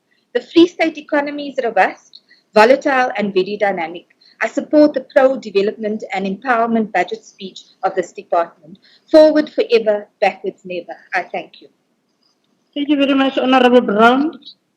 Honourable Nahlomula Majake, you may address the House, Honourable Majake, for 8 minutes. Thank you very much, Deputy Speaker. I think you'll be generous and give me 2 minutes more. Thank you, Madam Deputy Speaker. Deputy Speaker, thank you very much. All protocol is observed, and my warm greetings to my commissars and fellow fighters. We had to wait, Madam Speaker, for more than 10 minutes because of this fourth industrial revolution, waiting for MEC Makalo, whom I think is a young person should have at least by now gave 55% of loans to women and youth in order to participate in this sector of ICT, so that we avoid what has just happened now in waiting for him for more than 10 minutes. Madam Speaker, when everything else has failed, at least this department should be a vehicle to help us to negate a white monopoly capital. This department is a backbone of the province economy. Secondly, after agriculture, as mining is no longer at the center of our economy in our province. In particular, if tourism can strive more than it does now. When everything is said and done, we need to use state entity procurement to stimulate local productive economic expansion and development, using vehicles like FDC, SEZ, gambling and liquor board as entities of the state, Madam Speaker.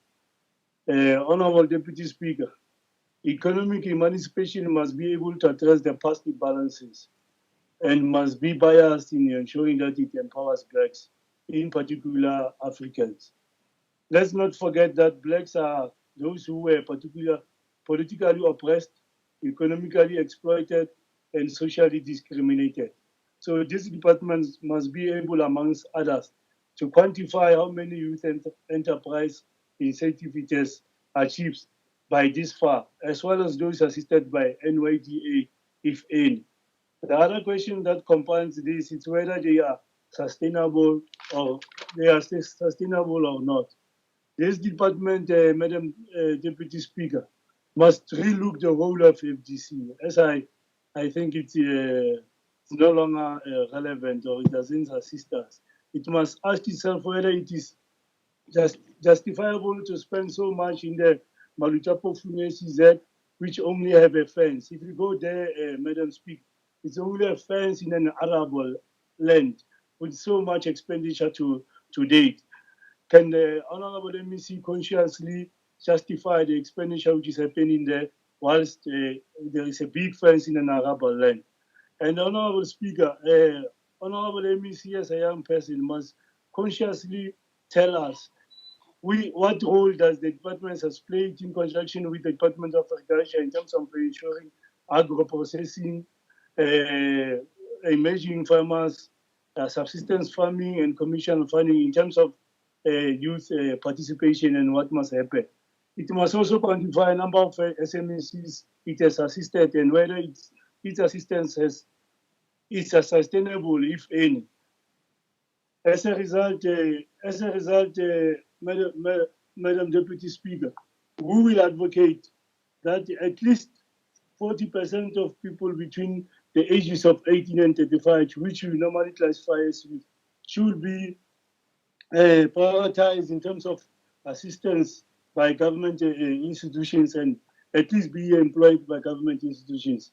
We will further advocate, Madam Deputy Speaker, that this department must ensure that in all our communities we have youth information and advisory center, which will inform and educate and guide young people on possible career paths and educational opportunities that are available in Tanzania, commonly known as South Africa. We will also advocate, Madam Speaker, that at least 40% of the budget allocation of each department in all government sphere should be specifically set aside for youth empowerment and upliftment. We will further advocate, Madam Deputy Speaker, that at least this financial year, there should be a meaningful change in terms of the life of the youth of Free State. We should no longer be rhetoric and say things that eventually they don't materialize. We must stop singing a monkey song. We must begin to be practical and assist the youth of Free State. And I trust the Honorable MEC Makalasa young person should be able to alleviate the plight of the young people. In conclusion, Deputy Speaker, The EFF does not support this vote 3 of DESTEA as it seeks to maintain the present status quo and does not negate. It does not negate the white establishment, particularly the white monopoly capital in our province. Thank you very much, Madam Speaker. Thank you very much, Honorable Majaki. Let me give over to Honorable Roy Jankelson, who may address the House for 12 minutes. Over to you, Ndati. Thank you, Honorable Deputy Speaker. It's only in the Free State Legislature, I think, when one morning we hear MEC Bulwani during the agriculture debate quoting Karl Marx, and then during this debate we hear Honorable Khadebe from the ANC as well quoting Winston Churchill, who's an arch capitalist and probably imperialist as well. It's very interesting, the schizophrenic attitude that the ANC seem to have towards communism on the one side and capitalism on the other side, because on the one hand they want to implement communism, but the ANC wants all the benefits that a capitalist society offers them. Honourable Speaker, during the SOPA debate in this legislature earlier this year, the MEC for DESTEA indicated that he is not willing to debate post-1994 issues. This is an indictment on him and his party, since everyone in the Free State is currently living in a post-1994 dispensation. This is typical of most ANC politicians in this province who act like ostriches with their heads in the sand regarding the current economic hardships facing our people in the province. These economic tragedies have been exacerbated by the ANC government's often nonsensical lockdown regulations that have destroyed many livelihoods and cost our economy dearly, while the same government did not use the time to prepare adequately on a medical level for this pandemic. Currently, the Free State has the second highest unemployment in the country after the Eastern Cape, standing at about 35%. Obviously, it's increased since lockdown, which increases to over 42% under the expanded definition. This is expected to reach between 50 and 60% due to the impact of continued economically destructive COVID-19 lockdown regulations. Out of the current 2.9 million people in the province, 1.1 million were recipients of social grants before COVID-19. This number is increasing significantly on a daily basis as people SMS their IDs through to social development. The only thing that is decreasing in the Free State are the number of tax-paying businesses. In 2017-18, the number of taxpayers in the Free State who contribute towards our national tax base was about 250,000, which subsequently dropped to about 218,000 before COVID-19 lockdown. This implies that every taxpayer in the Free State was supporting 5 grant recipients and all government salaries and the meagre service delivery that our residents receive. This tax base has already decreased significantly due to the impact of the medieval COVID-19 lockdown regulations, contrary to what the scientists are saying. It is estimated that the average employed person in South Africa is probably already paying no less than 45% of their salary on taxes and various other levies like the fuel levy to government. What remains at the forefront of people's minds as they experience load shedding, sporadic water and electricity services, sewage running through their yards and down their streets, refuse piling up and damage to their vehicles as a result of potholes is the following. What value are they receiving for their taxes? Speaker, I requested businesses to share their stories with us and received many submissions, all of which express similar COVID-19 lockdown stories. Let me share just a few of these from various industries in the Free State. Deputy Speaker, a guest house in Clarence loses 50,000 Rand per month and has shed 5 jobs. The owner will not be opening again. An aeroplane tourist sightseeing business in the Free State lost 375,000 Rand in 3 months, shed 3 jobs, and has closed its doors permanently. An IT company in Matraben indicated that their losses during the first 2 months of lockdown amounted to 1.2 million Rand, for which they received only 4% relief of salary expenses after applying 9 times for this. A takeaway shop in Bothaville indicates that the first 45 days of lockdown cost them 120,000 Rand in turnover and left 9 employees destitute. An institution that supplies housing to people indicated that their hairdressers, bartenders, car guards, truck drivers, garden service employees were unable to pay the small rent required, which threatened the livelihoods of 127 people using their premises during the lockdown period. A catering industry in Clarence lost between 100,000 and 120,000 Rand per month. They have had to retrench 3 employees and pay the other 2 on an hourly basis. A small leather belt business lost 31,000 Rand per month during lockdown. And this is a single person business who cannot afford this. A beauty salon owner in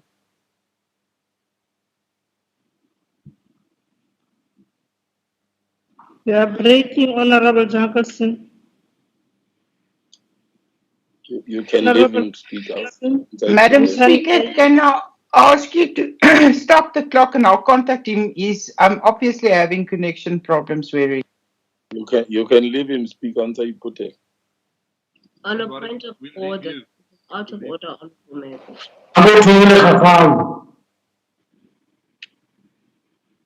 And I will in Tatai.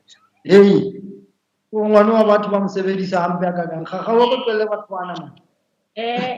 Out of order. When I rata ho bua jwalo ka wena, ska bua jwalo ka ntate. I'm going to speak on this platform now.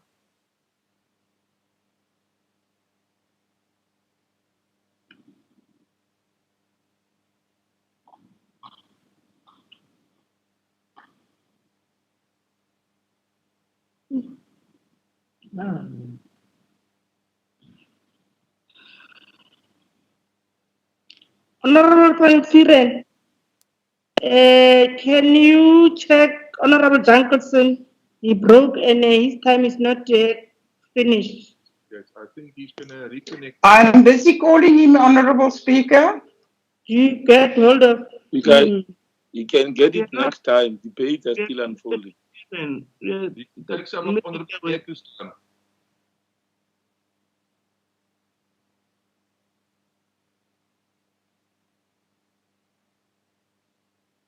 We're trying to get hold of him, Deputy Speaker.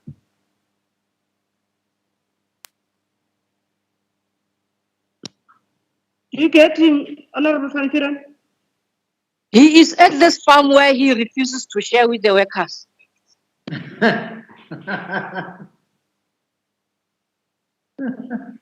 Honorable Deputy Speaker, we are trying to get hold of him. Just give us a second. Because he's still left with 5 minutes. Yes, yes. I mean,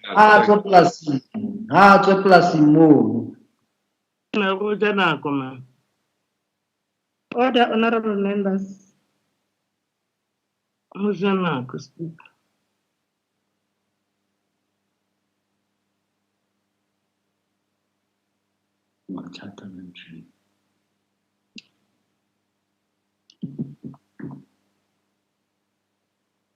Thank you for your patience and understanding, Deputy Speaker.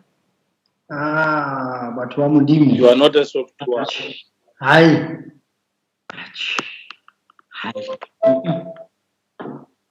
Honorable Conference, it seems like Honorable Jankelson has the technology throw him outside. Yes, I think he just. Anyway, he was done. He was done speaking. Yeah, if that member just can keep quiet, then we'll help. Just remember, Speaker, we gave the MEC his time just to reconnect in the start also. So just if we can just be patient and maybe afford him the same courtesy that we. No, I'm waiting for him, Honorable Provincial. Don't panic. Can you follow me? Don't panic. I'm waiting for you. I won't panic. Don't worry. Madam Speaker, Deputy Speaker, Deputy Speaker, can you borrow me that 5 minutes? I can make it useful. I agree. Borrow me.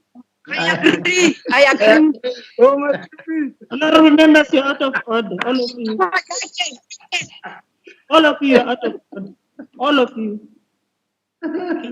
Right.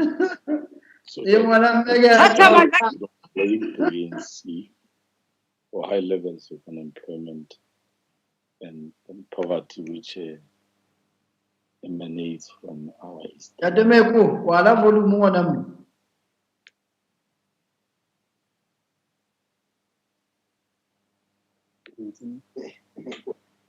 Well, the media molandati. Not hear, Honorable Mick, what you're saying, please.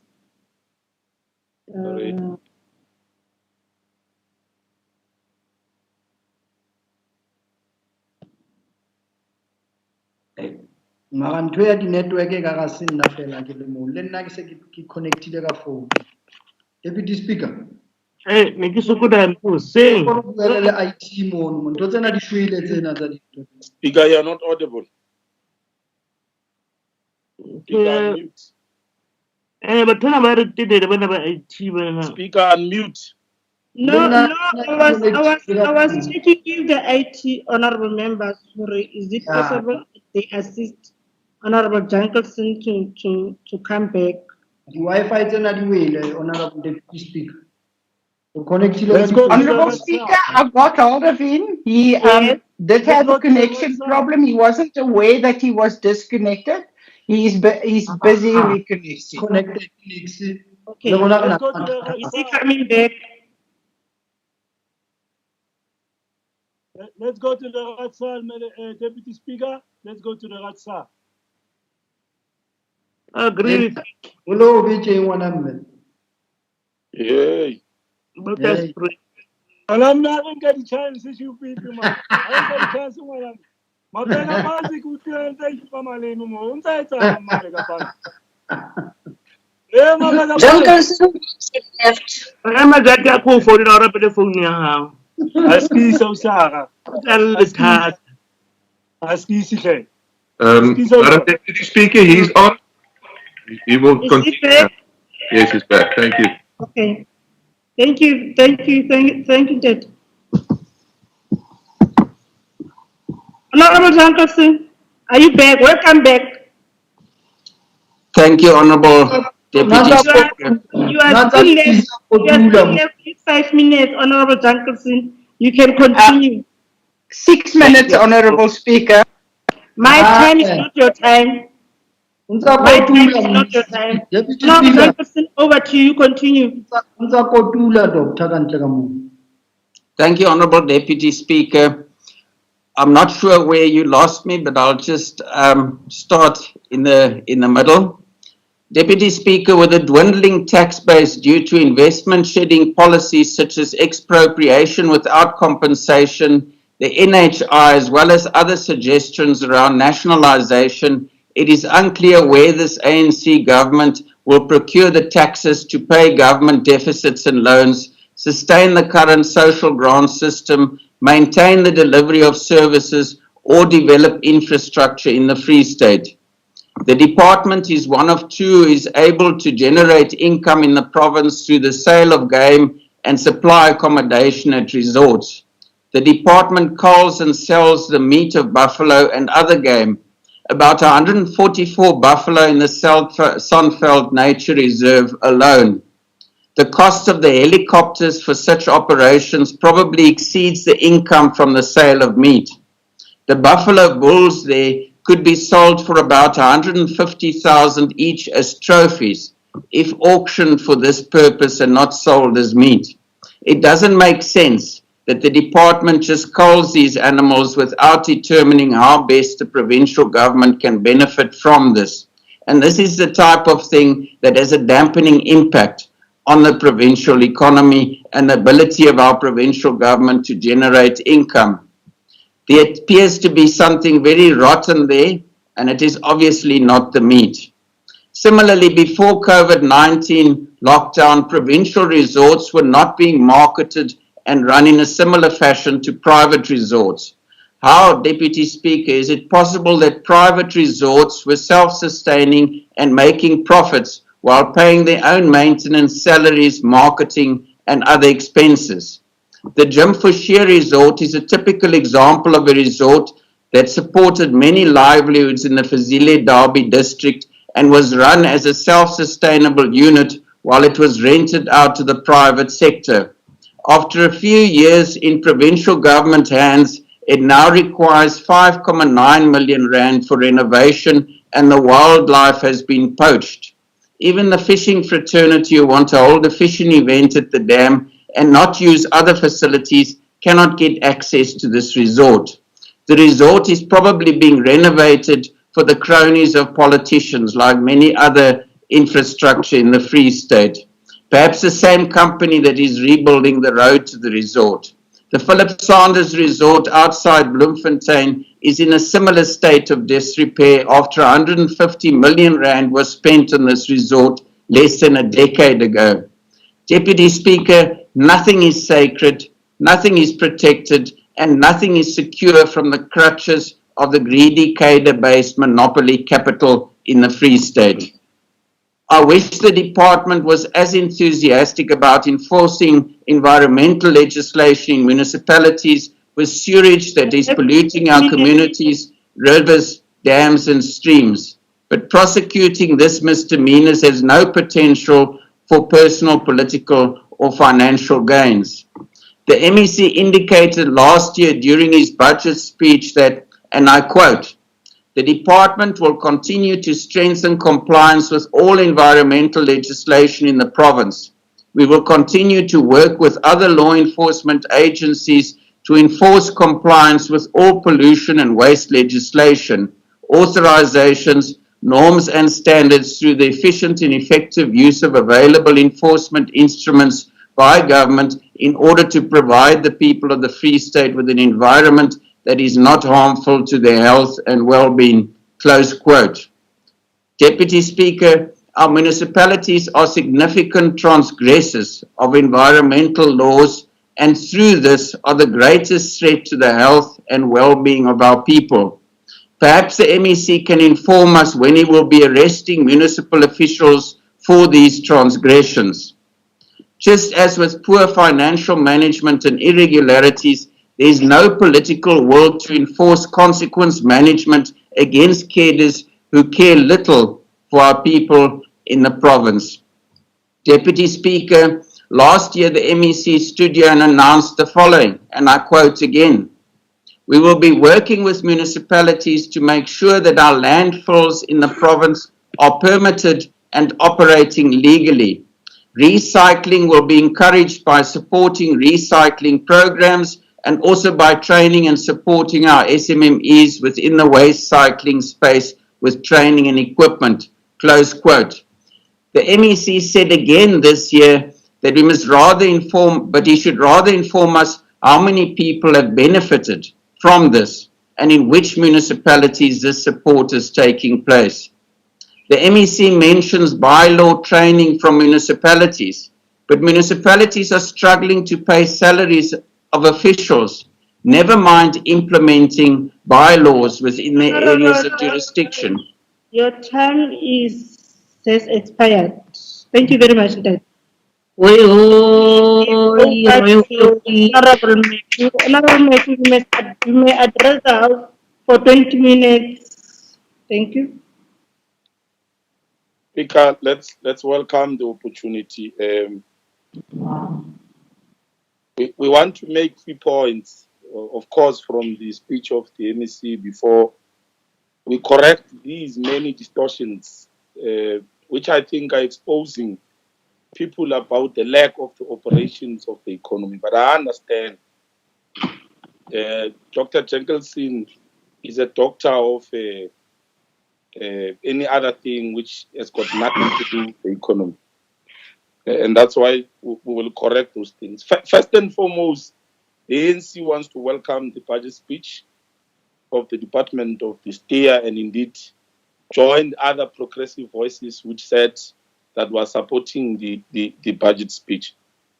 We're saying so because we understand that this department is very critical to help us as a province, both at the level of policy, both as well at the level of government spending its budget in the very provincial economy and itself contributing in that particular economy.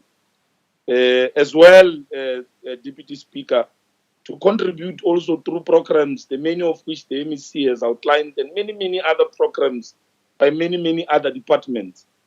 Because we understand that the role of the Department of DESTEA is necessarily not about the budget and programs, but it is fundamentally about lobby and advocacy, such that we are able to steer the direction and the tempo of the economy in the province, and of course contribute towards the national economy. This is so because in our understanding, economy comprises of all players who contribute towards the GDP. And the ANC through MEC Khadija talks about these issues. GDP is very important and defines the economy of both the province and national and global economy. It is essentially nothing else but all goods and services produced during a particular year or financial year, if you like, in a particular geographic location like our province. So government is not economy. It is equally a player, and for that matter, a small player in terms of its contribution in relation to budget and so on and so on. But equally a critical player because it has got interest in the direction and the form of the economy, and that's why it intervenes through policy as we made that particular point.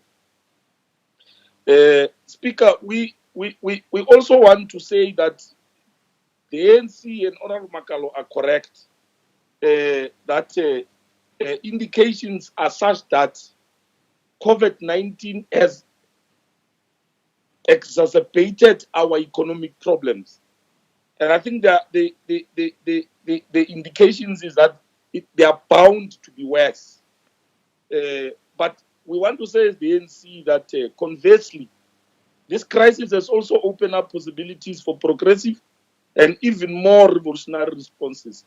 Our collective view is that we should not waste this opportunity in our definite march towards realizing the goal of the Freedom Charter, because the Freedom Charter remains our strategic objectives. Its implementation will conclude a transition from apartheid to a national democratic society in the context of the mixed economy, in the context of constitutional democracy, mixed economy. This point has got to be understood properly.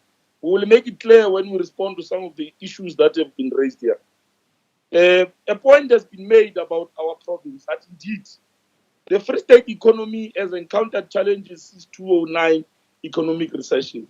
And we've been on a path of recovery and renewal of that particular economy since that moment, including now during COVID, when COVID also is besetting many of the economic problems on our province and of course of the country. So certainly, the decline of both the provincial and national economy as projected will make it very difficult for us to tackle triple challenges of employment, poverty, and equality.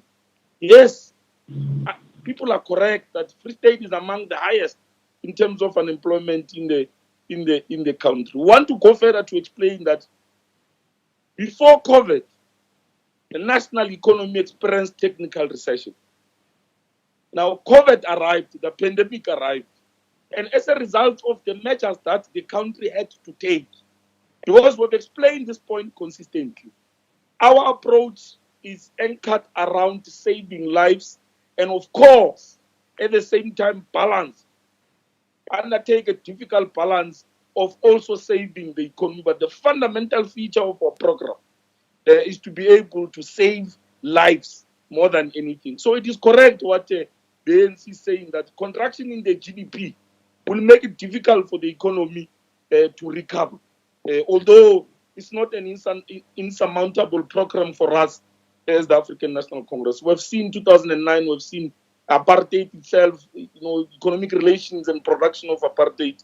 We will confront the same pandemic challenges that it's imposing on us in a similar manner. So we want to welcome MEC Makalo, in particular the theme of your speech, investment, job creation, and inclusion growth, which for me, for us at the ANC, captures the mood, demonstrate our boldness, and of course position the province to seize the moment. Indeed, as the ANC has said earlier on, that these projects are very strategic to continue the momentum and our approach of a radical way of engaging issues. Radical economic transformation is not a new policy, but it is a spirit of how the same policies of the African National Congress have got to be injected with energy, injected with a heightened momentum, such that we realize these objectives soonest. And we want to make a point equally that in as much as the economic challenges will be resolved not in the short term, but the expectations of our people are not unreasonable. And we're told it's wrong to blame apartheid, to make reference to our history, and we'll continue to do so, precisely because we understand the dynamism between the history and how this history, the legacy of it affecting us today, and of course, where we want to go as a country. So it requires a dynamic thinking in dealing with issues of the economy, which are very complex and are embedded equally in politics. Our history and the current economic trajectory will not make our work quite easy. It is in this context that we appreciate post-democratic victories and ongoing programs to intervene in the economy, in particular by this department of DESTEA on behalf of the entirety of provincial government. Speaker, we've touched on the role of the DESTEA, lobby and advocacy, and of course to do all these other programs to be able to intervene where necessary and activate the economy. But an important point also is that our economy is a mixed economy. The role of government in the main is to ensure that economy is biased, economy is able to create jobs, it's biased towards the oppressed, the poor, who are Africans and black. And we are not going to shy away from that particular point. That's why we appreciate this approach of the MEC of value chain beneficiation, which for us will concretize this relationship. And it is a welcome development so that we fulfill the agenda of a developmental state with capacity to intervene in the economy. The point before we go to responses is that we welcome the income grant, which for us demonstrates a pro-poor government. That the poor are the most affected by either economic recession, by the economic impacts of the pandemic, or any other economic meltdown that has ever confronted the world. It is in our analysis that the poor and the oppressed are the most affected in terms of this thing. So we've appreciated the points that have been made around the loss of massive jobs in our economy as well as in our province, given the fact that even over history, Free State has always been had a challenge around the provincial economy from creating our jobs. The recent example is EDCO, the largest retail industry in terms of job creation, is under business rescue process, and the likelihood is that it's going to shed many, many other jobs, which are going to be a crisis to us. And that's why our understanding is that the South African Communist Party is correct, that we're dealing with a crisis within a crisis, or a crisis before a crisis. Technical recession, the pandemic currently, and it compounds already the challenges that are there. But we're very confident that we'll be able to deal with these challenges. So our belief is that the social, economic, and political cost of not introducing basic income grant would have been more disastrous than the actual monetary cost, because the pandemic, Speaker, has weakened and undermined the resilience and survival strategies of especially low-income households, which are the poor. Speaker, having made those points, we want to come back and attempt to clarify some of the issues. The ANC is a liberation movement. And that's why even when it took over the leadership of this country, and of course, by our own claim of Society of South Africa, we've always embraced, and that's why we introduced the policy of a mixed economy. We are not a communist organization. We are neither a capitalist organization. But in fact, the ANC as a liberation movement seeks to be biased towards those who are oppressed. And in the conditions of our country, the oppressed are Africans and blacks in the context of South Africa. So there's nothing wrong that members of the African National Congress will vibrate with progressive ideas which are drawn from all progressive areas of our society. So it's not ideologically wrong that you quote Karl Marx, at the same time you will quote Churchill. Nothing wrong to derive an understanding from Churchill which seeks to achieve our agenda. At one point, President Mandela, when he was asked about the ideological character of the ANC, he spoke about whether it's a black cat or it's a white cat. Our interest, as we borrow from China, is that we must be interested in the cat that will catch the mice. So this excitement about the ANC being in a contradictory mood today, it falls off and it can't be sustained at all. On behalf of our people, we are saying that the economy has got to be transformed. It has got to be engaged in a radical manner so that it must be biased towards the poor. So there's no ANC that wants the benefit of capitalism. No. Mixed economy essentially means that we appreciate the role of private capital, although we don't want it to gravitate towards monopoly, because if it's monopolistic, it then disallows the new entrance into the economy, given our situation of colonialism of a special type in the South African context and struggle in the economy. This education is very important. So there's never been loving or hating socialism and capitalism, except that our teachings, what the ANC has experienced, learning from other revolutions elsewhere in the world, which were progressive, we have concluded that socialism is more sympathetic towards everybody not being relegated in the periphery of the economy, as opposed to capitalism as a system that is seeking to dehumanize and continue a deliberate poverty, a racialized poverty for that matter, amongst the majority of our people. It is not true, and it cannot be correct, that lockdown only affected businesses. We have made an acknowledgement, and we have appreciated that lockdown was necessary to delay the infections, such that at the same time we're able to prepare the health infrastructure in the country. COVID did not come because it was a plan manufactured somewhere, and of course those particular people briefed us and make us to be aware. No, we've got challenges of healthcare, access of the entirety of our people. That's why we're making a case about national health insurance. So it's not true that unemployment in the country and the Free State are as a result of lockdown. This is a very myopic thinking, especially by the doctor. It is indeed surprising. Because you see, when we're a doctor, we assume that you will go deeper, intellectual, to understand the root causes of problems and become at least objective in understanding that. There's nothing wrong when you tell us your political objectives and your interests. But it is disappointing that you remain permanently. Honorable Deputy Speaker, point of order, please. So it's not correct that. Can you pause a minute? Honorable Jankelson, what is your point of order? Honorable Deputy Speaker, the content of my speech is being misdirected by the Honorable Miku. I indicated what the unemployment statistics were before lockdown, and then I indicated that since lockdown this has increased significantly. And in terms of the rules, when an aspect of my speech has been has been misrepresented, I do have a right to correct it in terms of the This is rules. a debate. You don't have a right to debate.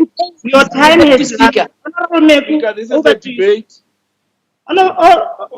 Continue, Honorable Meku. One of the things that defines intellectualism, especially when a doctor, is that you must have a thick skin to tolerate At least he earned his doctorate through intellectual means, not like you guys bought yours. We are not going to be fooled and be moved by manufactured stories to justify opportunistic political points that people have all of a sudden decided to write, and these things are paraded to us. We're expecting political debate here. So what is missing in those particular letters? We have appreciated that this pandemic will affect almost each and every area of our society. The poor are the most hardest hit. Yes, we sympathize. We want people to pay tax. We want to increase. And that's why today, South Africa, yesterday, our loan to IMF has just been approved. We have raised concerns around the sovereignty, the interdependence, broadly, the structural adjustment program, which has bedeviled all African countries which got loans at IMF. But we went there.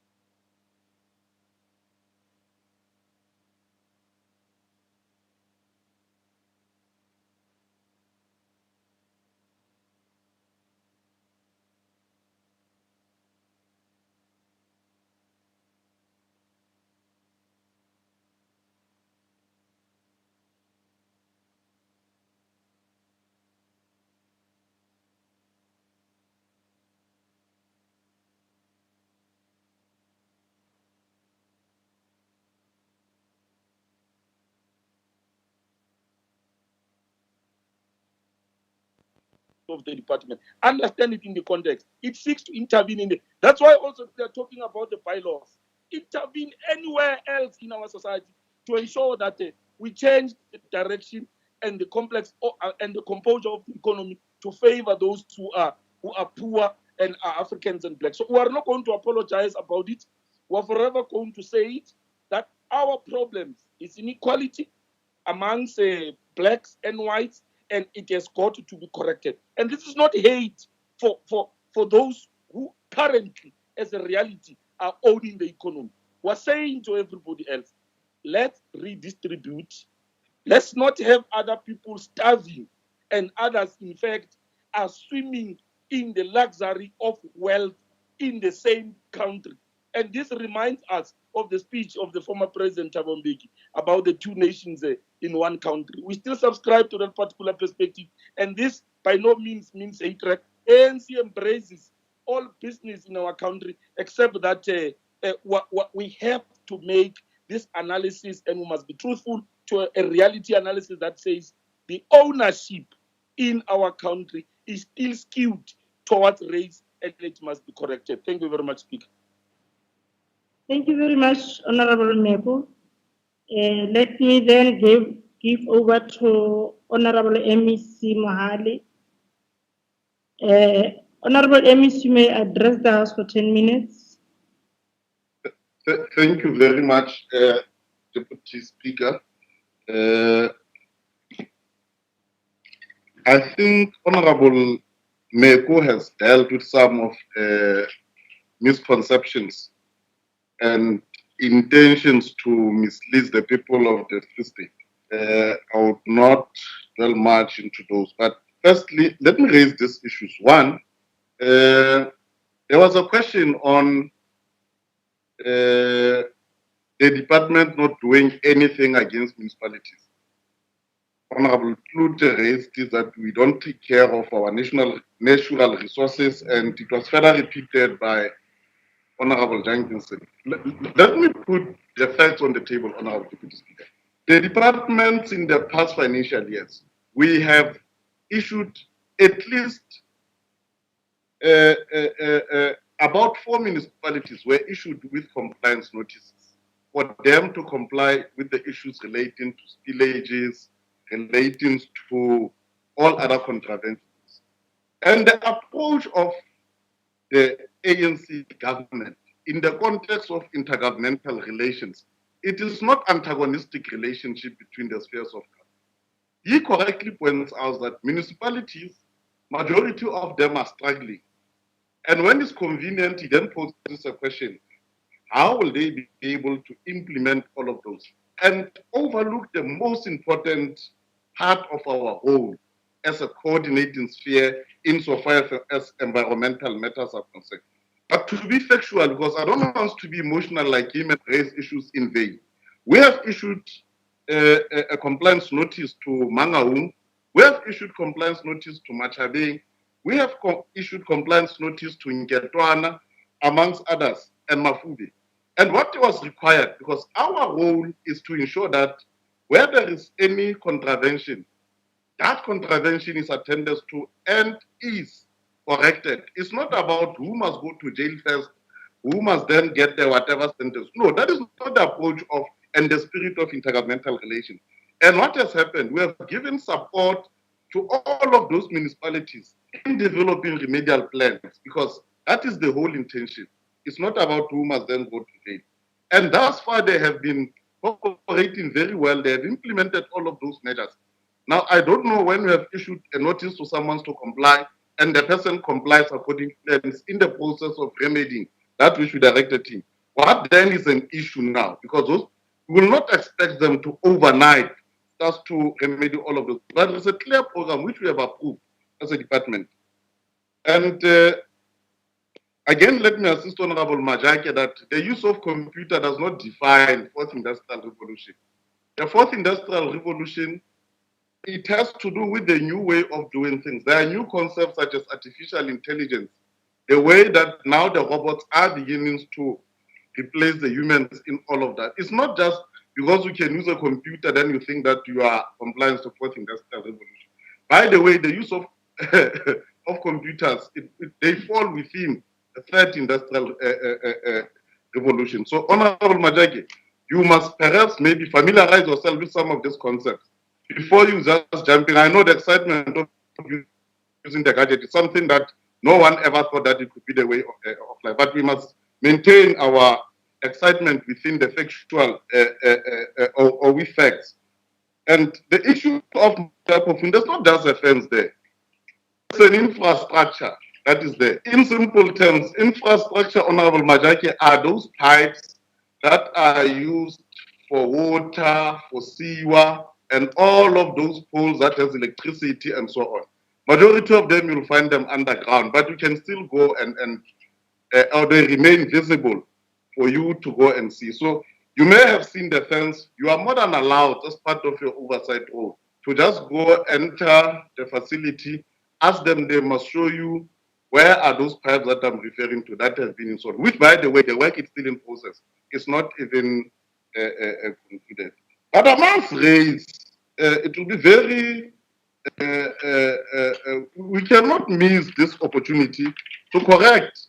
There's an assertion made by Honorable Jenkins, very reckless and incorrect, that at some stage I refused to argue the post-94 state of the economy. It is very wrong and it's not true. As the African National Congress, we are the ones that have brought freedom of speech, which was not there during apartheid. We are the ones that said, even when the issues are not favorable to you, you cannot push them away and oppress people from discussing them. Now, it cannot be right for you to come and mislead the people of the Free State and say, we do not want to discuss the post-1994 economic situation. It's a pure lie. But let me indicate to him again, in correcting that there is a black monopoly capital. How we have came to say there is white monopoly capital, there was a context.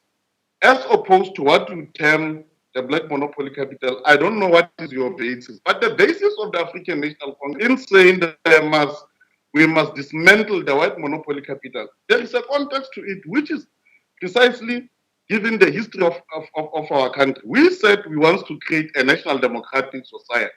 And at the center of creating national democratic society, that will not be possible unless we have dismantled those monopolies, unless we have ensures that all of those class super exploitation that was brought by colonization of special type are dealt with. It is not by coincidence that consciously, among other things that we are doing, we are supporting stokvels, which we know that majority of the people in that space are women. Honorable It's because of this point of order, please. Honorable Harley, can you pause a minute? Honorable Jacobson, what is your point of order? Thank you, Deputy Speaker. Once again, I just want to correct the words that the Honorable Mohali mentioned. I nowhere in my speech mentioned black monopoly capital. I did mention cadre-based monopoly capital. So you must just correct that, please. Thank you. It's the same thing. It's the same thing. Honorable Mohali, continue that. Different concept thrown around. It's the same thing. Yeah, it doesn't matter because it has, it knows. That's the white monopoly capital has found its basis from the colonization of a special type. It oppressed the black people on the basis of race, on the basis of class, and central to it was the issue of apartheid, where black women, where black people in general were treated as subhuman beings. Now, the African National Congress government, and with this speech, what we are doing, we are saying, this is an opportunity to reconstruct the economy. And in reconstructing the economy, we have zoomed to the value chain because the value chain is the one that defines the economic activities and the production of every commodity. And by that, we want to ensure that we have our people not just as workers. To make a simple example, when we speak of trade, we're not just going to be excited that we have supported a black person to create a baker, but we have to ensure that in that whole value chain, someone who farms, someone who produces that wheat must be a black person. Someone who is going to take us to the mill must be a black person. Someone who's going to transport, to package, and so on. That is the entire value chain system that we're speaking about. We have to transform it because how the white monopoly capital operates is that even if you can want to be in the industry of trade, because the people who controls the inputs to 2 minutes left, MEC. 2 minutes left. Yeah, fine. Because the people who still controls the basic economic questions of what to produce, how much and for whom, are still those white people who are not in favor of transformation. If you enter any economic activities, that is why our businesses now collapse, is because they are only at the last end of the value chain. And all of these basic critical questions in the economy, they do not have a control of. So we want our people, when we say, this is the economy that it is transformed. Our people must be owning farms. Our people must be owning manufacturing companies. Our people should be able to determine how much and at which price that they can produce. In relation to the question on what do we do as a department in relation to agriculture, there is a close relationship. And part of the issues, one of the examples I mentioned about creating black-owned distribution channel in form of wholesalers, that will ensure that all of those small-scale farmers that the agricultural department is supporting, their products will make it to the shelves. Because currently now it is very difficult. It's very difficult for a black person who produces not only in farming, in any industry, to can take those produce high and put them on the shelves. The problem with the white monopoly capital is that they determine who must then participate in the mainstream. And with the entire budget of the department, our role is to coordinate and manage and restructure how the economy operates. We are the ones that coordinate all of these activities. And by the value chain approach, we will then ensure that no matter how small you are as an economic participant, at the end of the day, you must participate in the mainstream economy because we don't want the two current economies where you have black people being only SMMEs and white people continue to be the ones operating at the level of Johannesburg Stock Exchange. Now we have to turn things, we now have to make a change and ensure that when we say we have delivered as the people have liberated them, our people are also participating in the Johannesburg Stock Exchange. They can respond to the basic economic questions and not just as laborers or as a sub-economy as designed by Abu Jankelson and the apartheid government. Thank you very much. Thank you very much, MEC. Honorable members, the reply of the MEC brings us to the conclude of the debate on vote 3. Honorable members, can we break for 30 minutes and come back after 30 minutes? It will be at 2 o'clock exactly. 2 o'clock we start, honorable members. Thank you very much, honorable members. Siyabonga, Deputy Speaker.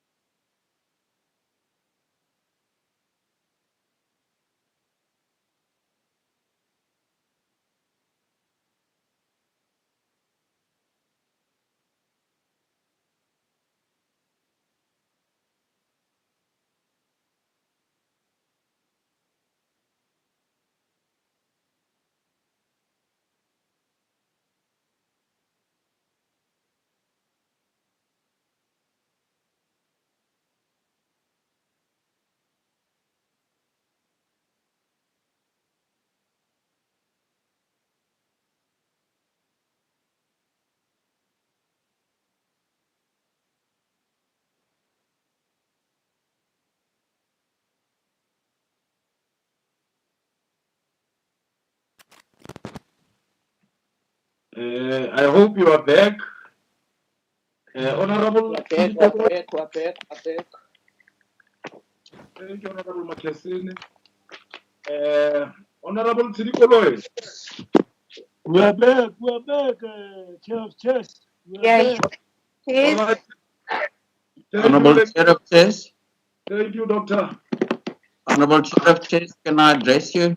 Yes, I'm listening, Dr. Junkelson. Honorable Chair of Chairs, I address you on a point of privilege, not a point of order. Honorable Chair of Chairs, since lockdown began, I've been doing online meetings of the legislature and its committees. Over the weekend, I did meetings for 2 whole days from 8 in the morning to the evening, and not once did I lose signal or was cut off. And it's just strange for me, Honorable Chair of Chairs, that this morning, the 2 times since lockdown has begun that I've lost signal was in the middle of my 2 speeches this morning. So I would like to request that the presiding officers perhaps look into that and perhaps inform me where the fault was. Thank you, Honorable Chair of Chairs. It's just very suspicious for me. Thank you. Okay, thank you very much, Dr. Junkelson. The point is noted. We will make necessary investigations and give you the response in due course. Now, without a waste of time, honorable members, now we are beginning with the proceedings. The secretary shall read motion 3. Secretary.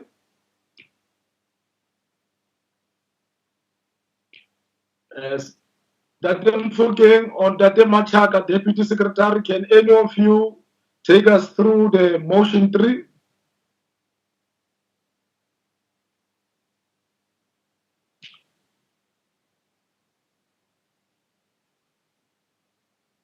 Honorable members, can we just pause for 2 minutes so that I follow up with the secretaries of the legislature? Okay, Chair of Chairs.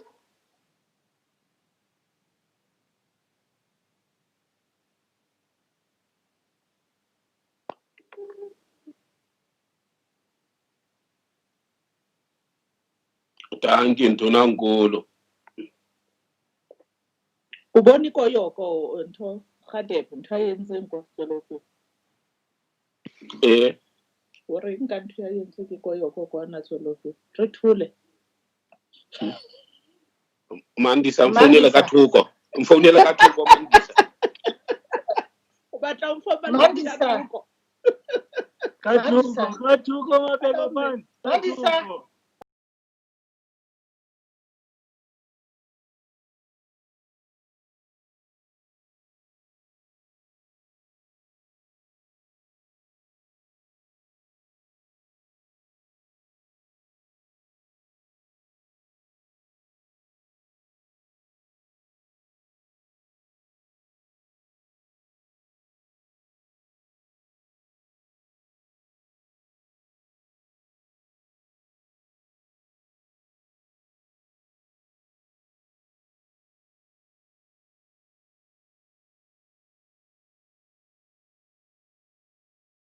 Let's introduce a new discussions. I'm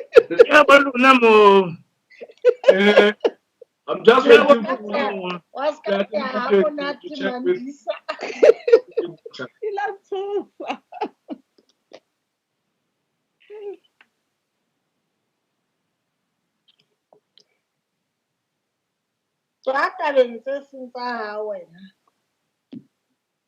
Le lona yena se ya lona yena le ka se defend yena se ya lona yena ke manyana ya kwa a se ya lona unless le ntwetse character ya lona e tshishile a se ya lona yena mpe. Chair of Chairs. Dr. Machad. Thank you very much, honorable members. Finally, we found the Deputy Secretary, Dr. Machaga. Can you take us through motion 3? That the second reading debate on appropriation bill number 4/2020 be continued with 13 human settlements. Honorable members, the vote before the House is vote 13 for the Department of Human Settlement. May I take this moment to allow Honorable Siti Koloi to present the budget of the Human Settlement. Over to you, Honorable Koloi. Thank you, Chair.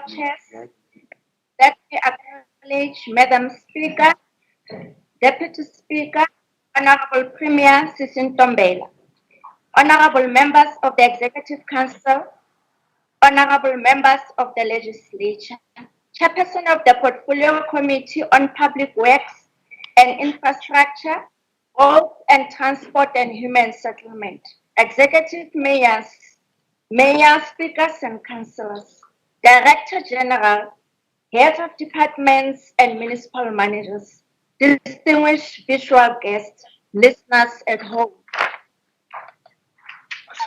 Chair of Chairs, this budget vote is premised on the essence of the mandate of which we are responsible, development of human settlement, which is at the core of humanity. This is expressed in Minister Sisulu's message.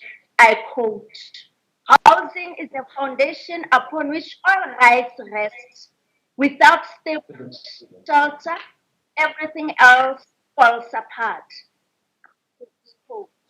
This reality got even clearer now as we face COVID-19 pandemic. A home well equipped with requisite services is indeed at the core of human development. Tabled in the sixth administration of our democratic dispensation, the budget vote is hinged on the context of the broader umbrella theme and key priorities for government in this era, the decade of unity and renewal towards a social compact for cohesion and nation building. Honorable Chair of Chairs, the budget vote speech takes into account the context of the work and challenges of the sixth administration and addresses the theme, "Let's grow South Africa together." This is a theme that will underlie all of our work and messages to achieve this goal, growing South Africa together through unity and social cohesion. We'll strive to align our work with the overall objective of the government as committed through the medium-term strategic framework and expressed in the State of Nation address and elaborated further in the State of the Province address. Honorable Chair of Chairs, it is only a few days after the International Mandela Day, which is held in honor and remembrance of Ntate Mandela, South Africa's first democratically elected president.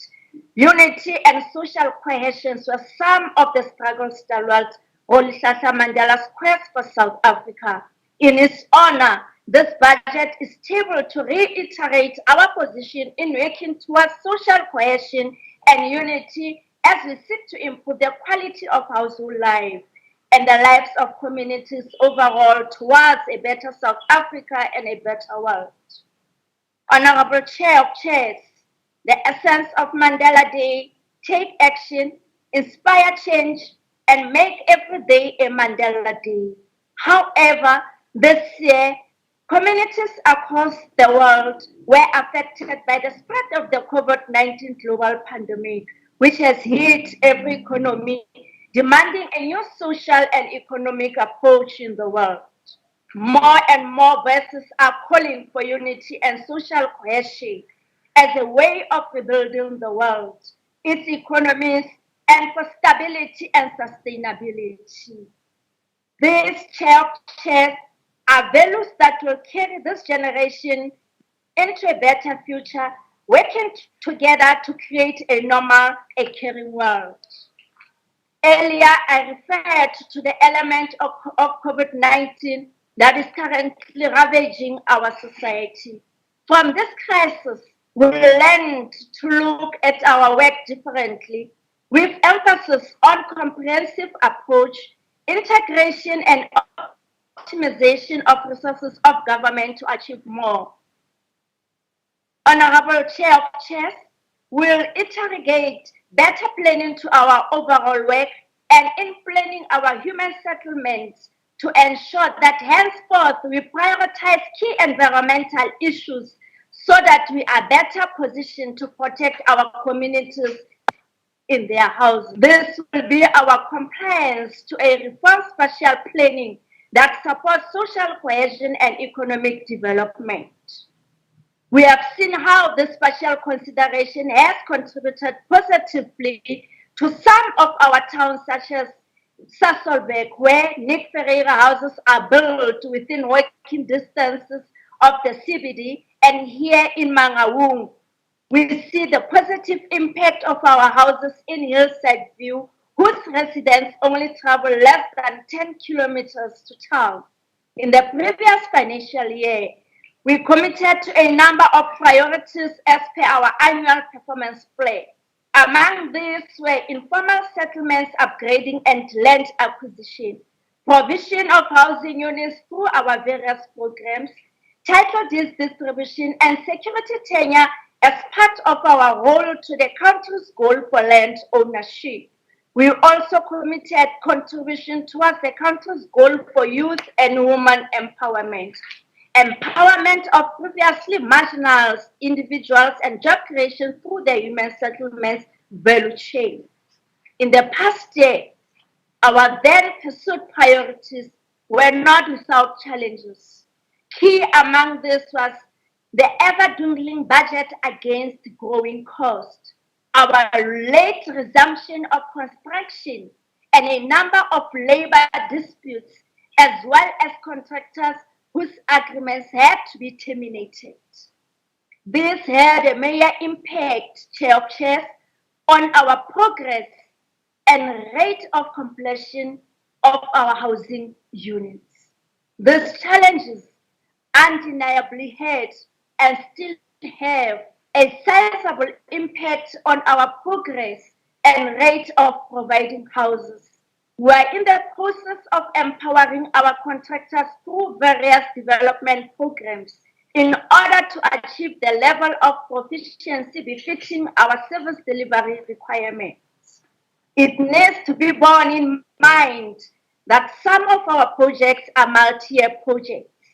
This means that we have staggered achievements which in some instances are not visible, such as underground infrastructure installed in preparation for construction of housing units. We can assure you, Chair of Chairs, that these challenges are continuously met with the determination to turn the tide and continue to build houses of our communities. We have, through our houses, changed the landscape of many of our towns and our townships to one our communities are proud of. Over the years, we have made our people proud owners of their houses and gave them security of tenure and certainty of ownership. Honorable Chair of Chairs, one of the key highlights of our achievements is the Hillside View project, which was launched by the Honorable President, His Excellency Mr. Cyril Ramaphosa, and Minister Lindiwe Sisulu, together with the Honorable Premier Sisintombela in October 2019. This project was selected as one of the projects exhibited at the 10th World Urban Forum Conference in Dubai early this year. This is the Forum of the United Nations Habitat to address one of the most pressing issues facing the world today, such as rapid urbanization and its impact on communities, cities, economies, climate change, and policies addressing the challenges of sustainable urbanization.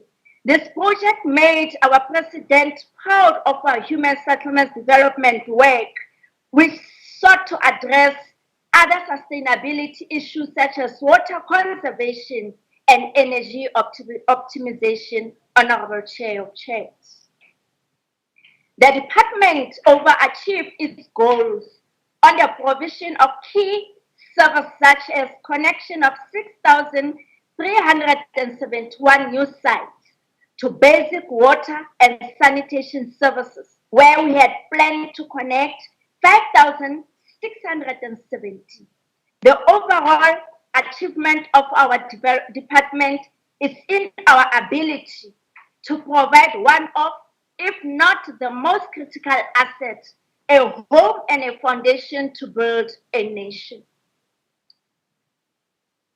Focusing on our chapters on the 2020-21 financial year, our key priorities for this financial year have been determined nationally as transforming the economy and creating jobs through human settlements value chain, stepping up the fight against corruption, building a better Africa and a better world.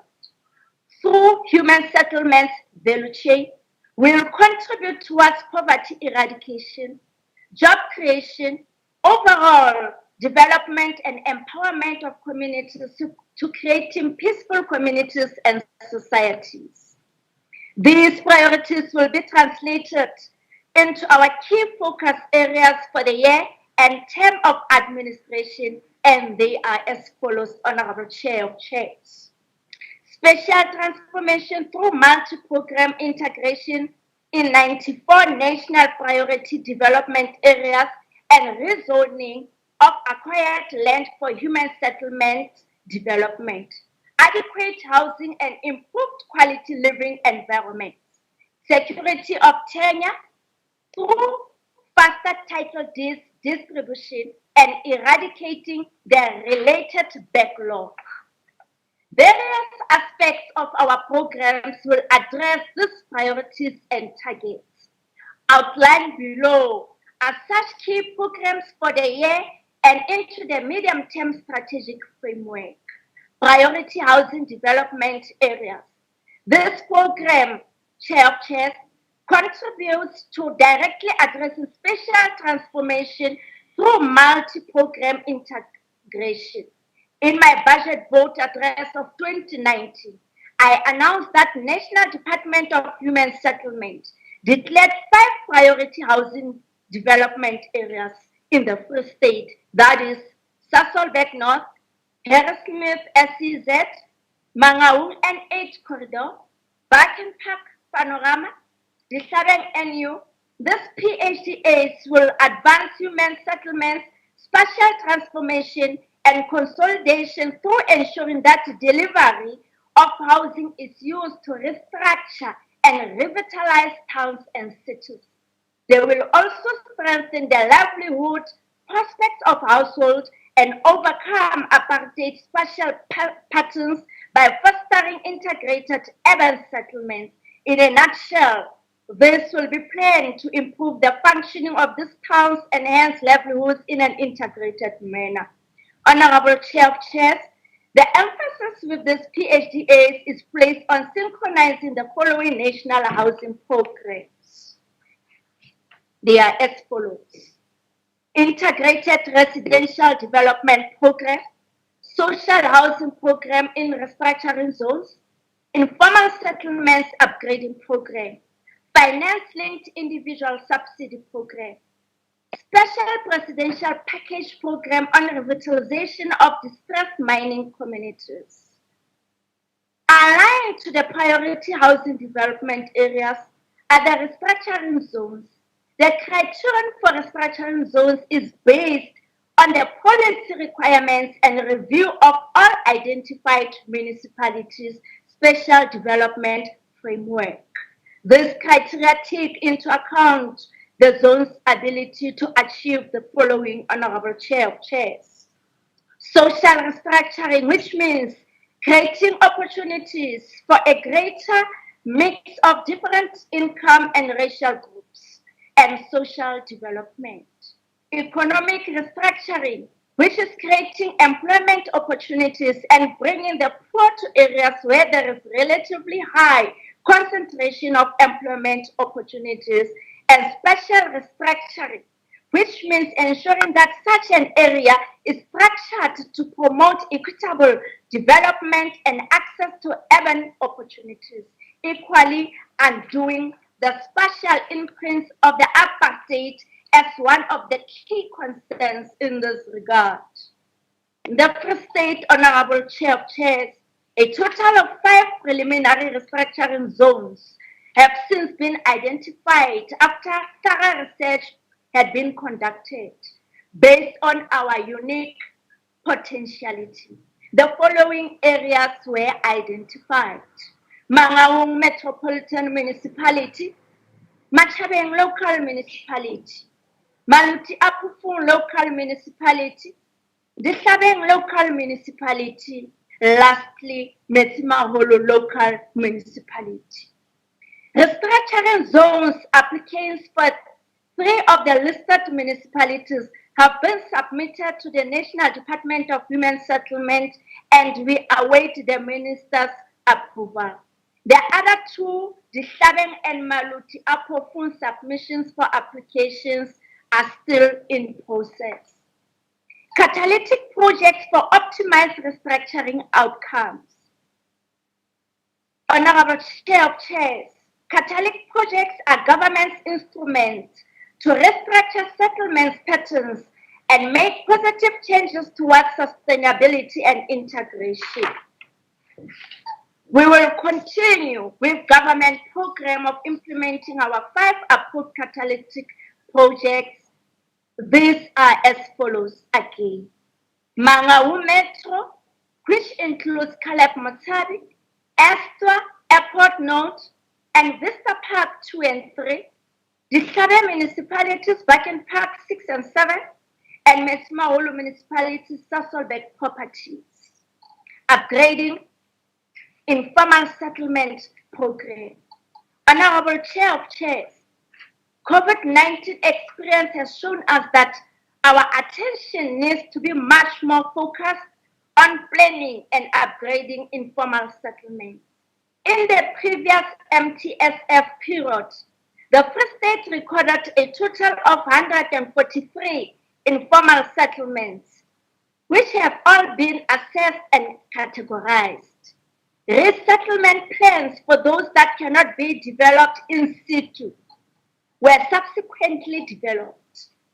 By the end of 2019, we had upgraded 25 informal settlements up to phase 3, which include provision of municipal engineering services. A further 20 informal settlements are at different phases of development. In this new MTSF period, we have recorded new informal settlements, thus bringing the total number of informal settlements in the province to 161.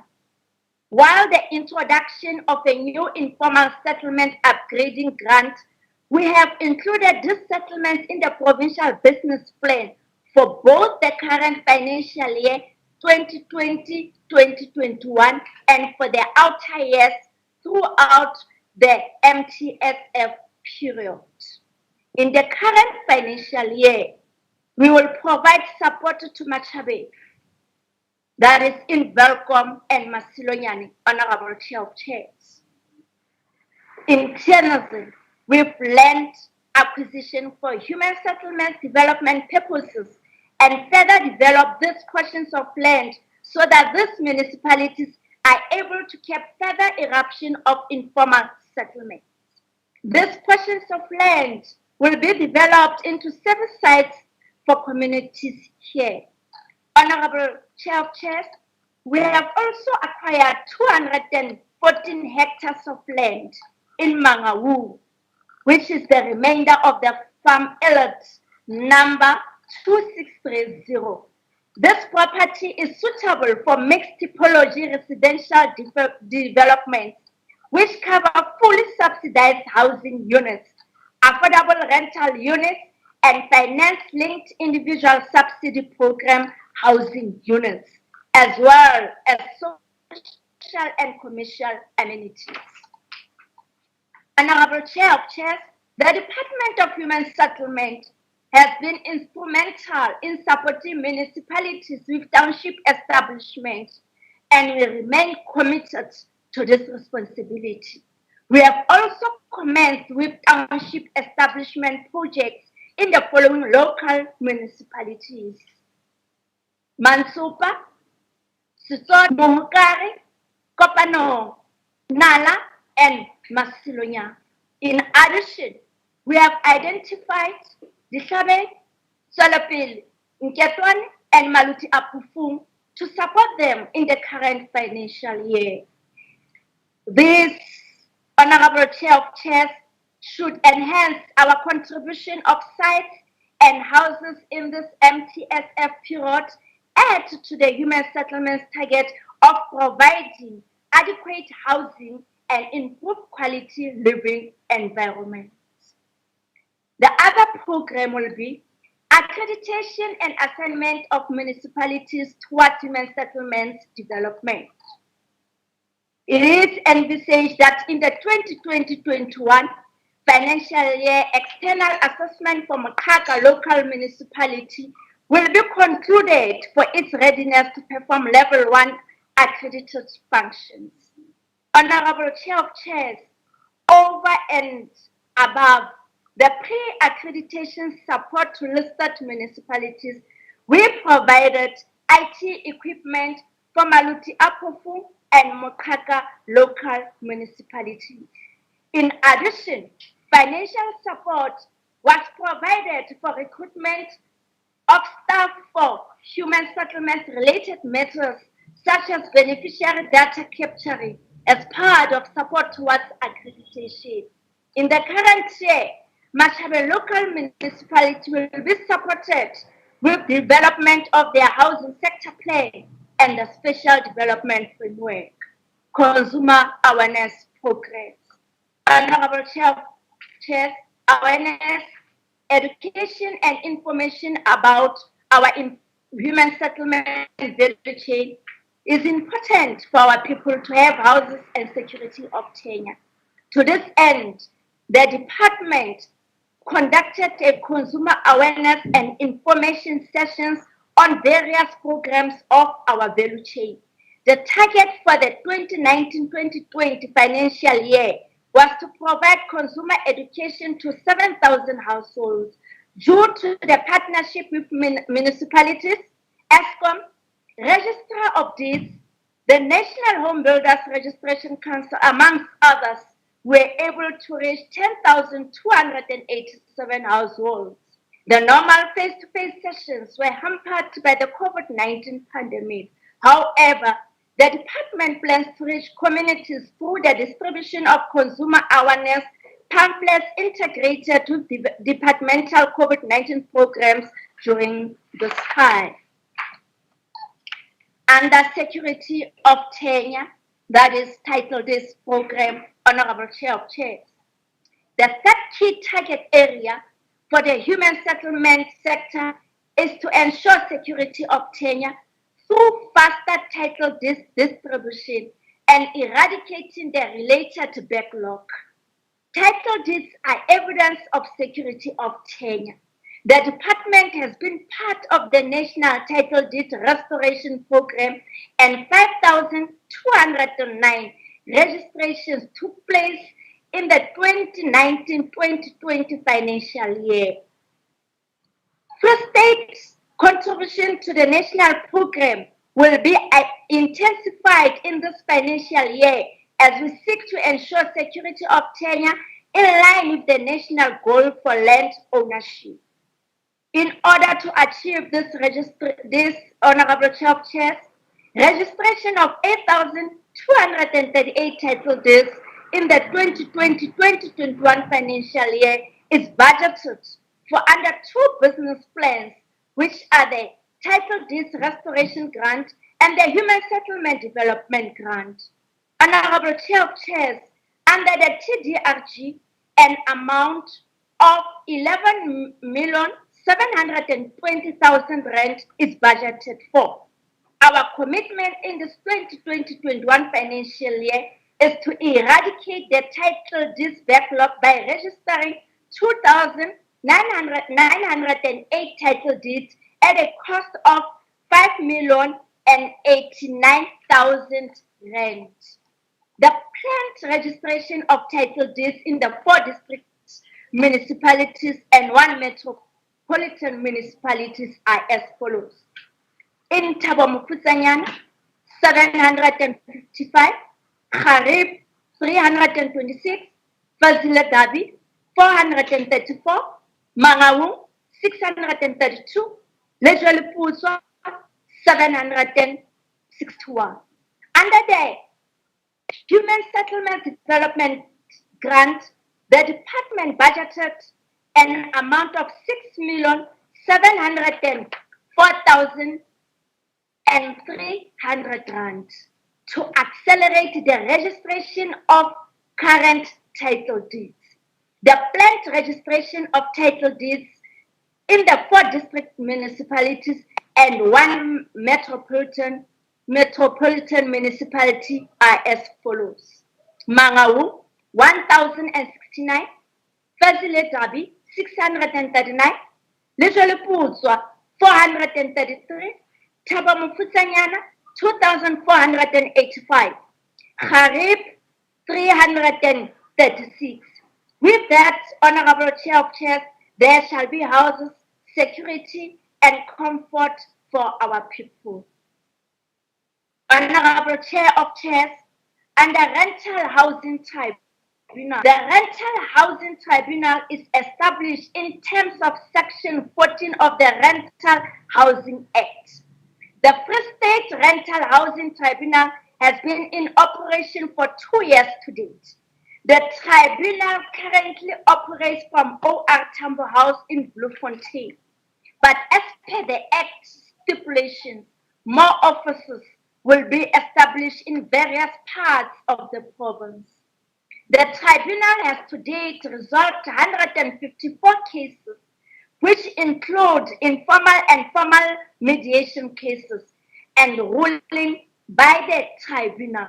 The performance of the tribunal office, like many others, was affected in the first quarter of the new financial year. Even though this is the case, the tribunal has effectively received, investigated, and mediated several disputes throughout the lockdown period, especially with challenges which have been experienced since the pandemic. In order to reach out to the public, especially with heightened need for the rental housing tribunal functioning during the lockdown period, the work of the tribunal was marketed and published for awareness and information through the department's corporate communication. Interviews were conducted by representatives of the tribunal in various radio stations, including OFM, Motsweding FM, Motel FM, following broad news coverage about challenges encountered in the rental market. The tribunal continues to receive queries through the website, social media pages, and directly from the public through email and calls. We were inundated with calls from tenants and landlords, particularly in this lockdown period, Honorable Chair of Chairs. The National Housing Needs Register. Thus far, Honorable Chair of Chairs, a total number of needs registered in the province since inception of NHNR is 200,930. Of these, 85,440 needs were registered in the past financial year of 2019-2020 and 5,851 thus far in the current financial year. Will be limited to the number of needs that we can register in this financial year due to COVID-19 effects. We have targeted registering a minimum of 50,000 needs as a result thereof, Honorable Chair of Chairs. Since November 2019, as per the Minister's resolution, only the data on the National Housing Needs Register will be used for allocation of houses and projects. Under social housing and community residential units. Social housing and community residential units are rental options subsidized by government for low-income markets. These are multi-year projects whose progress are reported progressively in this honorable chair of chairs. The first phase of Build at View social housing project in Bloemfontein has yielded 397 completed units out of 402. The developer is currently completing the remainder of the scope. A dark and silver seed community residential units, 408 units against a target of 812 have been completed, while G Hostel in Velcom has yielded 285 units out of a total of 780. Both projects, Honorable Chair of Chairs, are set to be completed in March 2021 due to COVID pandemic. Upgrading of informal settlements programs.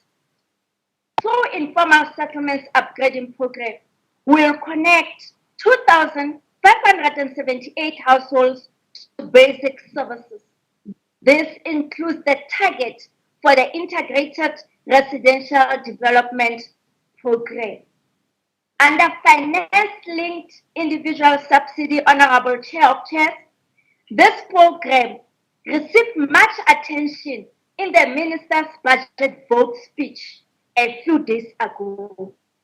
Here the Minister reiterated the government's quest to increase home ownership in the gap market.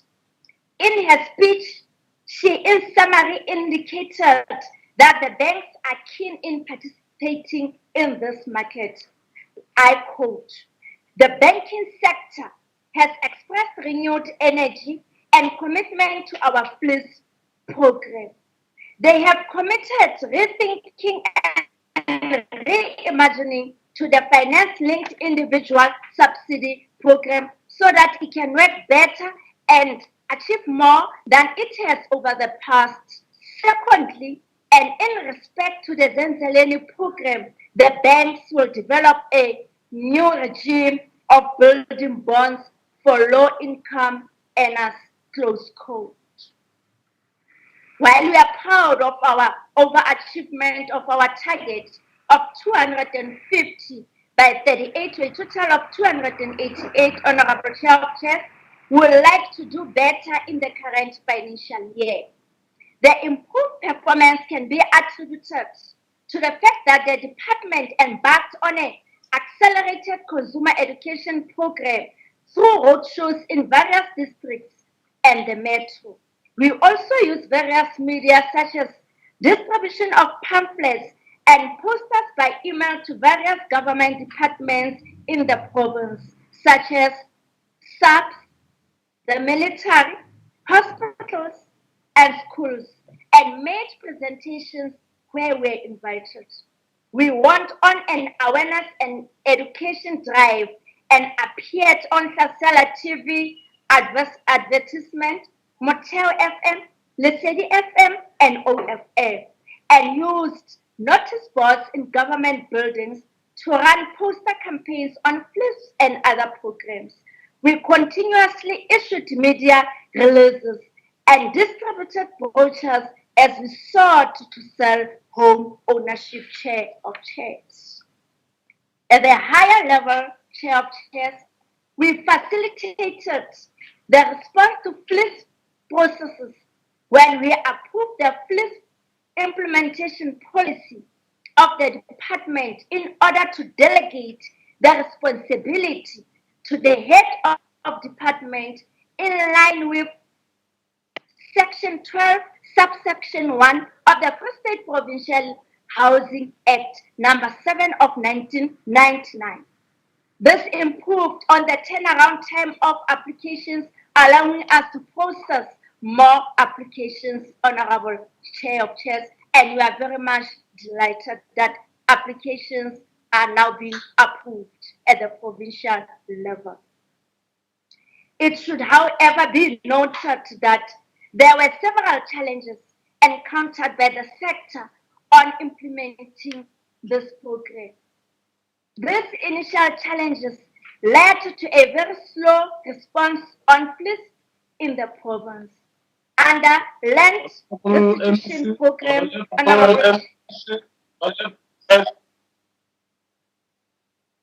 the department is implementing the program in various towns across the province, and this includes but not limited to the following: Mangaung, 18 beneficiaries; Nketwana, 9 beneficiaries; Tokologo, 60 beneficiaries; Mochaka, 155 beneficiaries; Mansupa, 60 beneficiaries; Pumalela, 94 beneficiaries.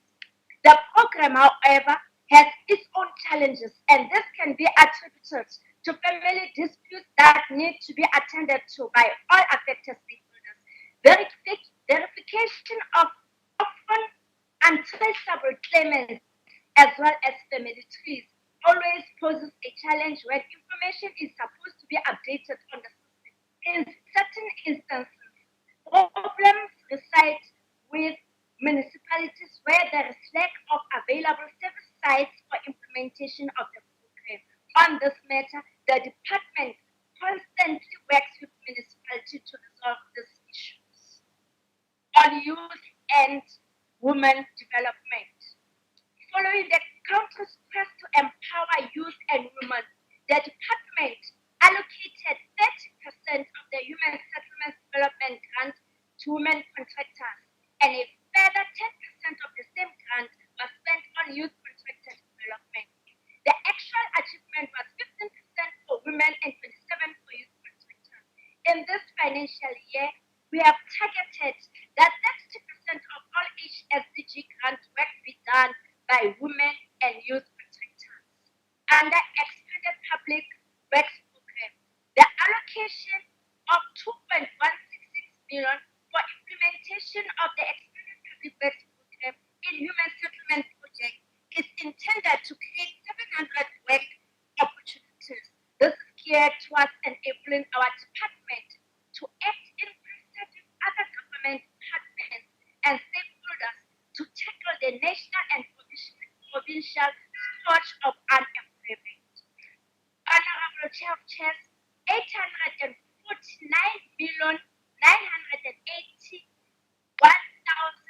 human settlement grants during this current financial year will be invested in various district municipalities and the metro and the RS.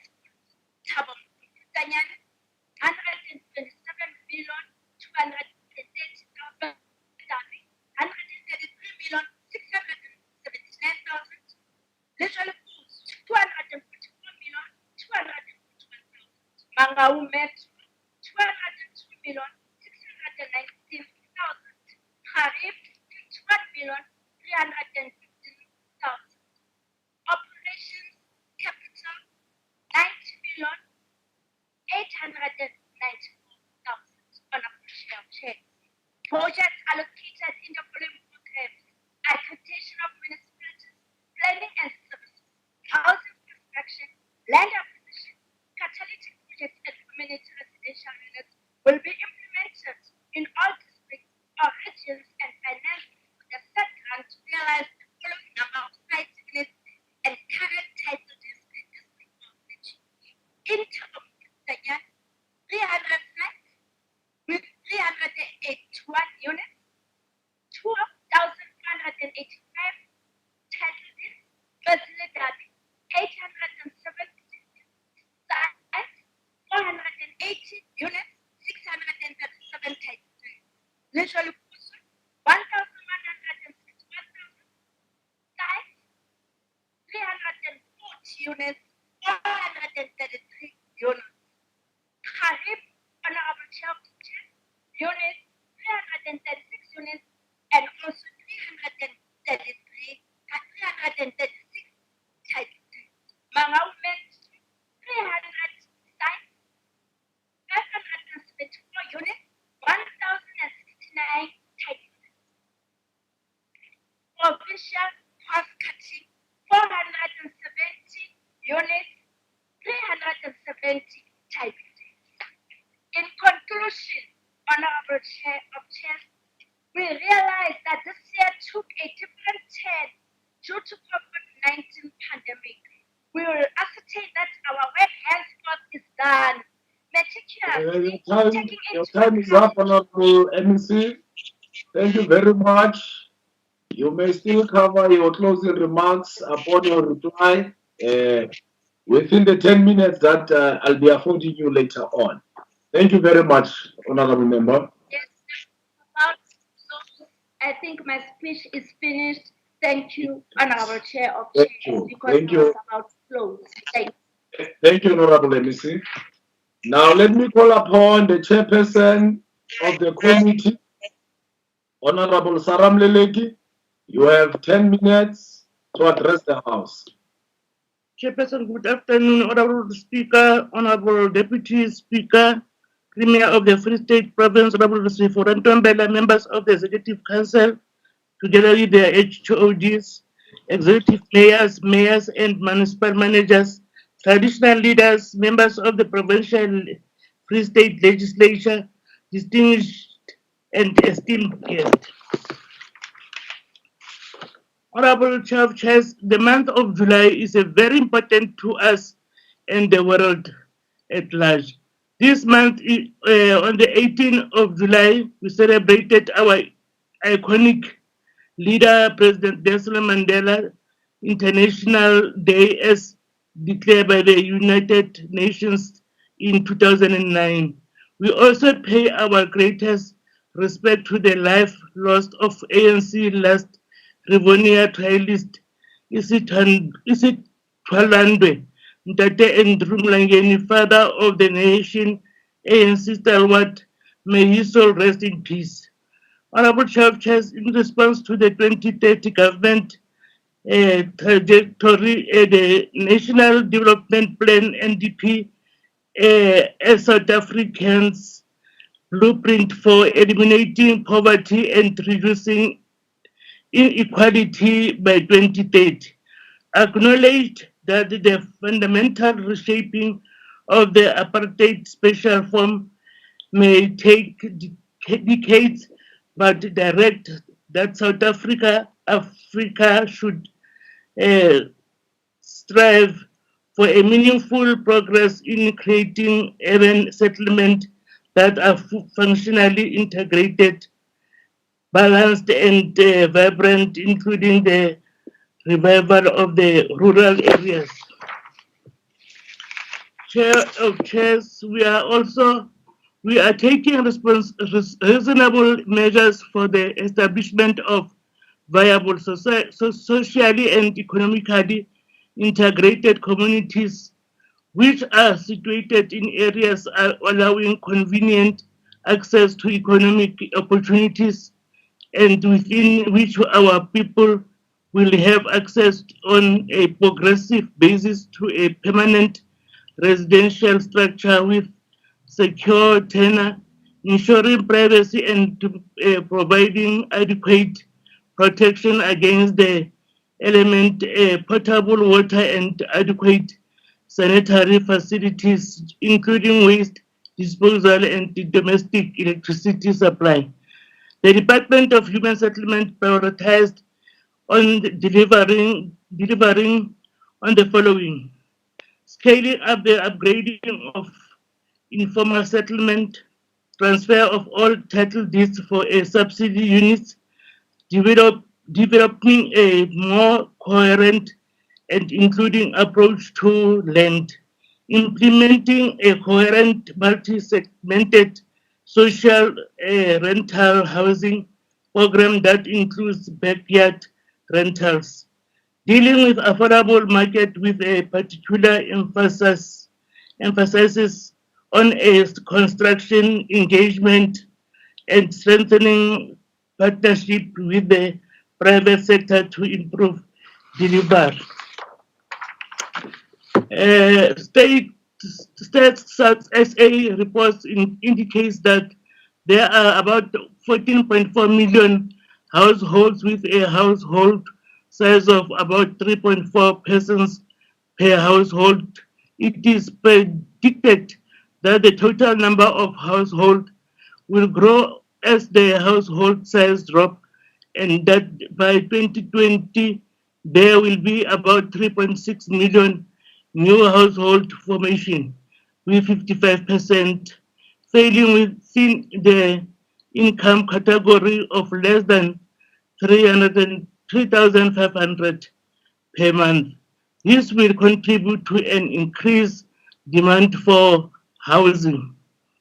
National key sector challenges and limitations are access to bulk infrastructure, rehabilitation of the infrastructure network in existing formal areas, including the capacity to densify, lack of access to incremental and user finance, lack of access to affordable and user mortgage finance, limited access to land for lower income housing, extended period for municipal planning and proclamation approvals, backlog in registered ownership.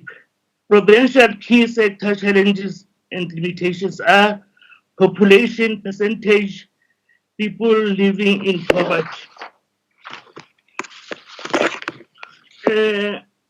Total number of employed against total number of unemployed, access to basic services, high number of information settlement. As part of laying the foundation for transforming the functioning of human settlement and the working of the space economy, medium-term strategic framework focuses on reform aimed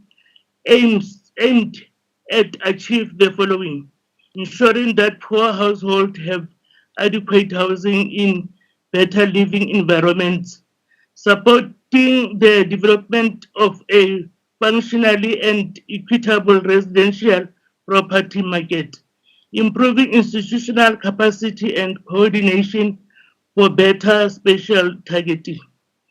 The focus of the Department for Human Settlement has been aligned to national priorities and overall key strategic areas to further addresses the mandate of human settlement, which ensures informal settlements upgrading, land acquisition and installing of infrastructure, improve distribution of title deeds to ensure security of tenure, faster provision of housing for military veterans, and establishment of a credible housing database and management of beneficiary database.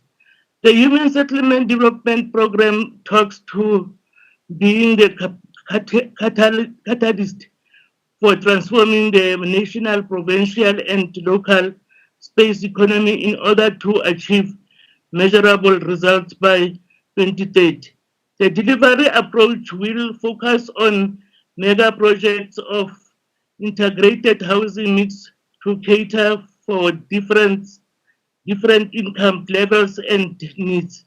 This will include houses for the indigent, gap housing, rental units, social housing, and service stand, and will ensure integration of different income groups, different race, and lead to the building of South African and truly belong to all.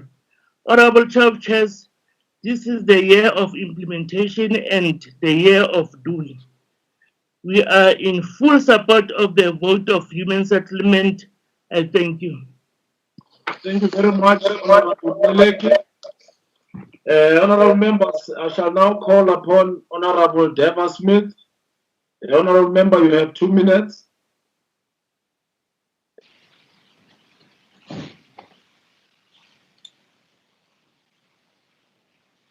Thank you, Chairperson. Honorable member. Thank you, Chairperson. Am I audible? Yes, it will be appropriate if you are to switch on your camera as well. Okay, it's on. Yes. Thank you, Chair of Chairs. The only thing this department and the NEC government has succeeded in is failing the people of the Free State. For 26 years, and for 26 years too many, this department has failed to supply its residents with adequate housing, adequate water, adequate sanitation. Chair of Chairs, it is not apartheid that is implicated in the Public Protector's latest report and the controversial contract to audit and assess houses with asbestos roofs. The finding was that the ANC government has been grossly negligent, has not done its due diligence, and is failing the people of the Free State. This is 26 years after the first democratic election, 26 years of ANC rule in the Free State. In the past 10 years, this department has been involved in scandals amounting to more than 800 million rand. That's almost 1 billion lost that the people of this province will never see. It is clear that this government only focuses on what they can receive instead of what they can give to the people of the Free State. For the honourable members still in denial of the poor job their provincial government has done, go tell the people still living in asbestos housing. Go tell the people still using pit toilets. Go tell the persons still on the bucket system. Go tell the people without title deeds what an excellent job this department has done. Chair of Chairs, this department has done an excellent job to not only steal from their livelihoods, but in heartbreaking instances, also their lives. As long as this department blames the past for its own shortcomings, the people of the Free State will suffer, and that will be the legacy. I thank you. Thank you, Honorable Smith. I will now give Honorable William Budwani an opportunity to address the House for 8 minutes. Over to you, Honorable Budwani. Thank you very much, Honorable Chair of Chairs. Honorable Chair, colonialism and apartheid were rooted in the dispossession of the African people of their dignity and the land. Poverty, inequality, and joblessness are the consequences of centuries of this undevelopment and exploitation consciously perpetrated on the majority of the population. However, a historic event of the Congress of the People that gathered in Kliptown on the 26th June 1955 adopted the Freedom Charter, I quote, that we, the people of South Africa, declares for all our country and the world to know that South Africa belongs to all who live in it, black and white. And there were clauses in that Freedom Charter which were adopted, and the clause number 9 talk about it. There shall be housing, security, and comfort. And this budget vote talks to that. The African National Congress came into power in 1994 until today. It is continuing to make a significant progress in restoring dignity of Africans in general, black in particular. This budget vote is instrumental towards achieving the objectives of the National Development Plan, such as transforming spatial planning, securing well-located land for the affordable housing, and transforming the property sector. To accelerate this transformation property sector, the departmental program continues to enlarge its footprint and greater visibility across the province. The focus of the department is achieving the spatially and socio-economic integrated settlement, communities and neighborhood. It changes the social interaction among different classes. Social interaction changes among different classes. It is realized through accelerating implementation of catalytic projects which are vehicle for spatial restructuring. This is a bold move to transform the residential property market. The commitment by the department to target low, moderate income households, particularly in the residential property. There are no opportunities to expand access to housing finances for end users, bridge finances for contractors and developers, whilst also ensuring access to a well-located land infrastructure and services. Gender equality and empowerment remains central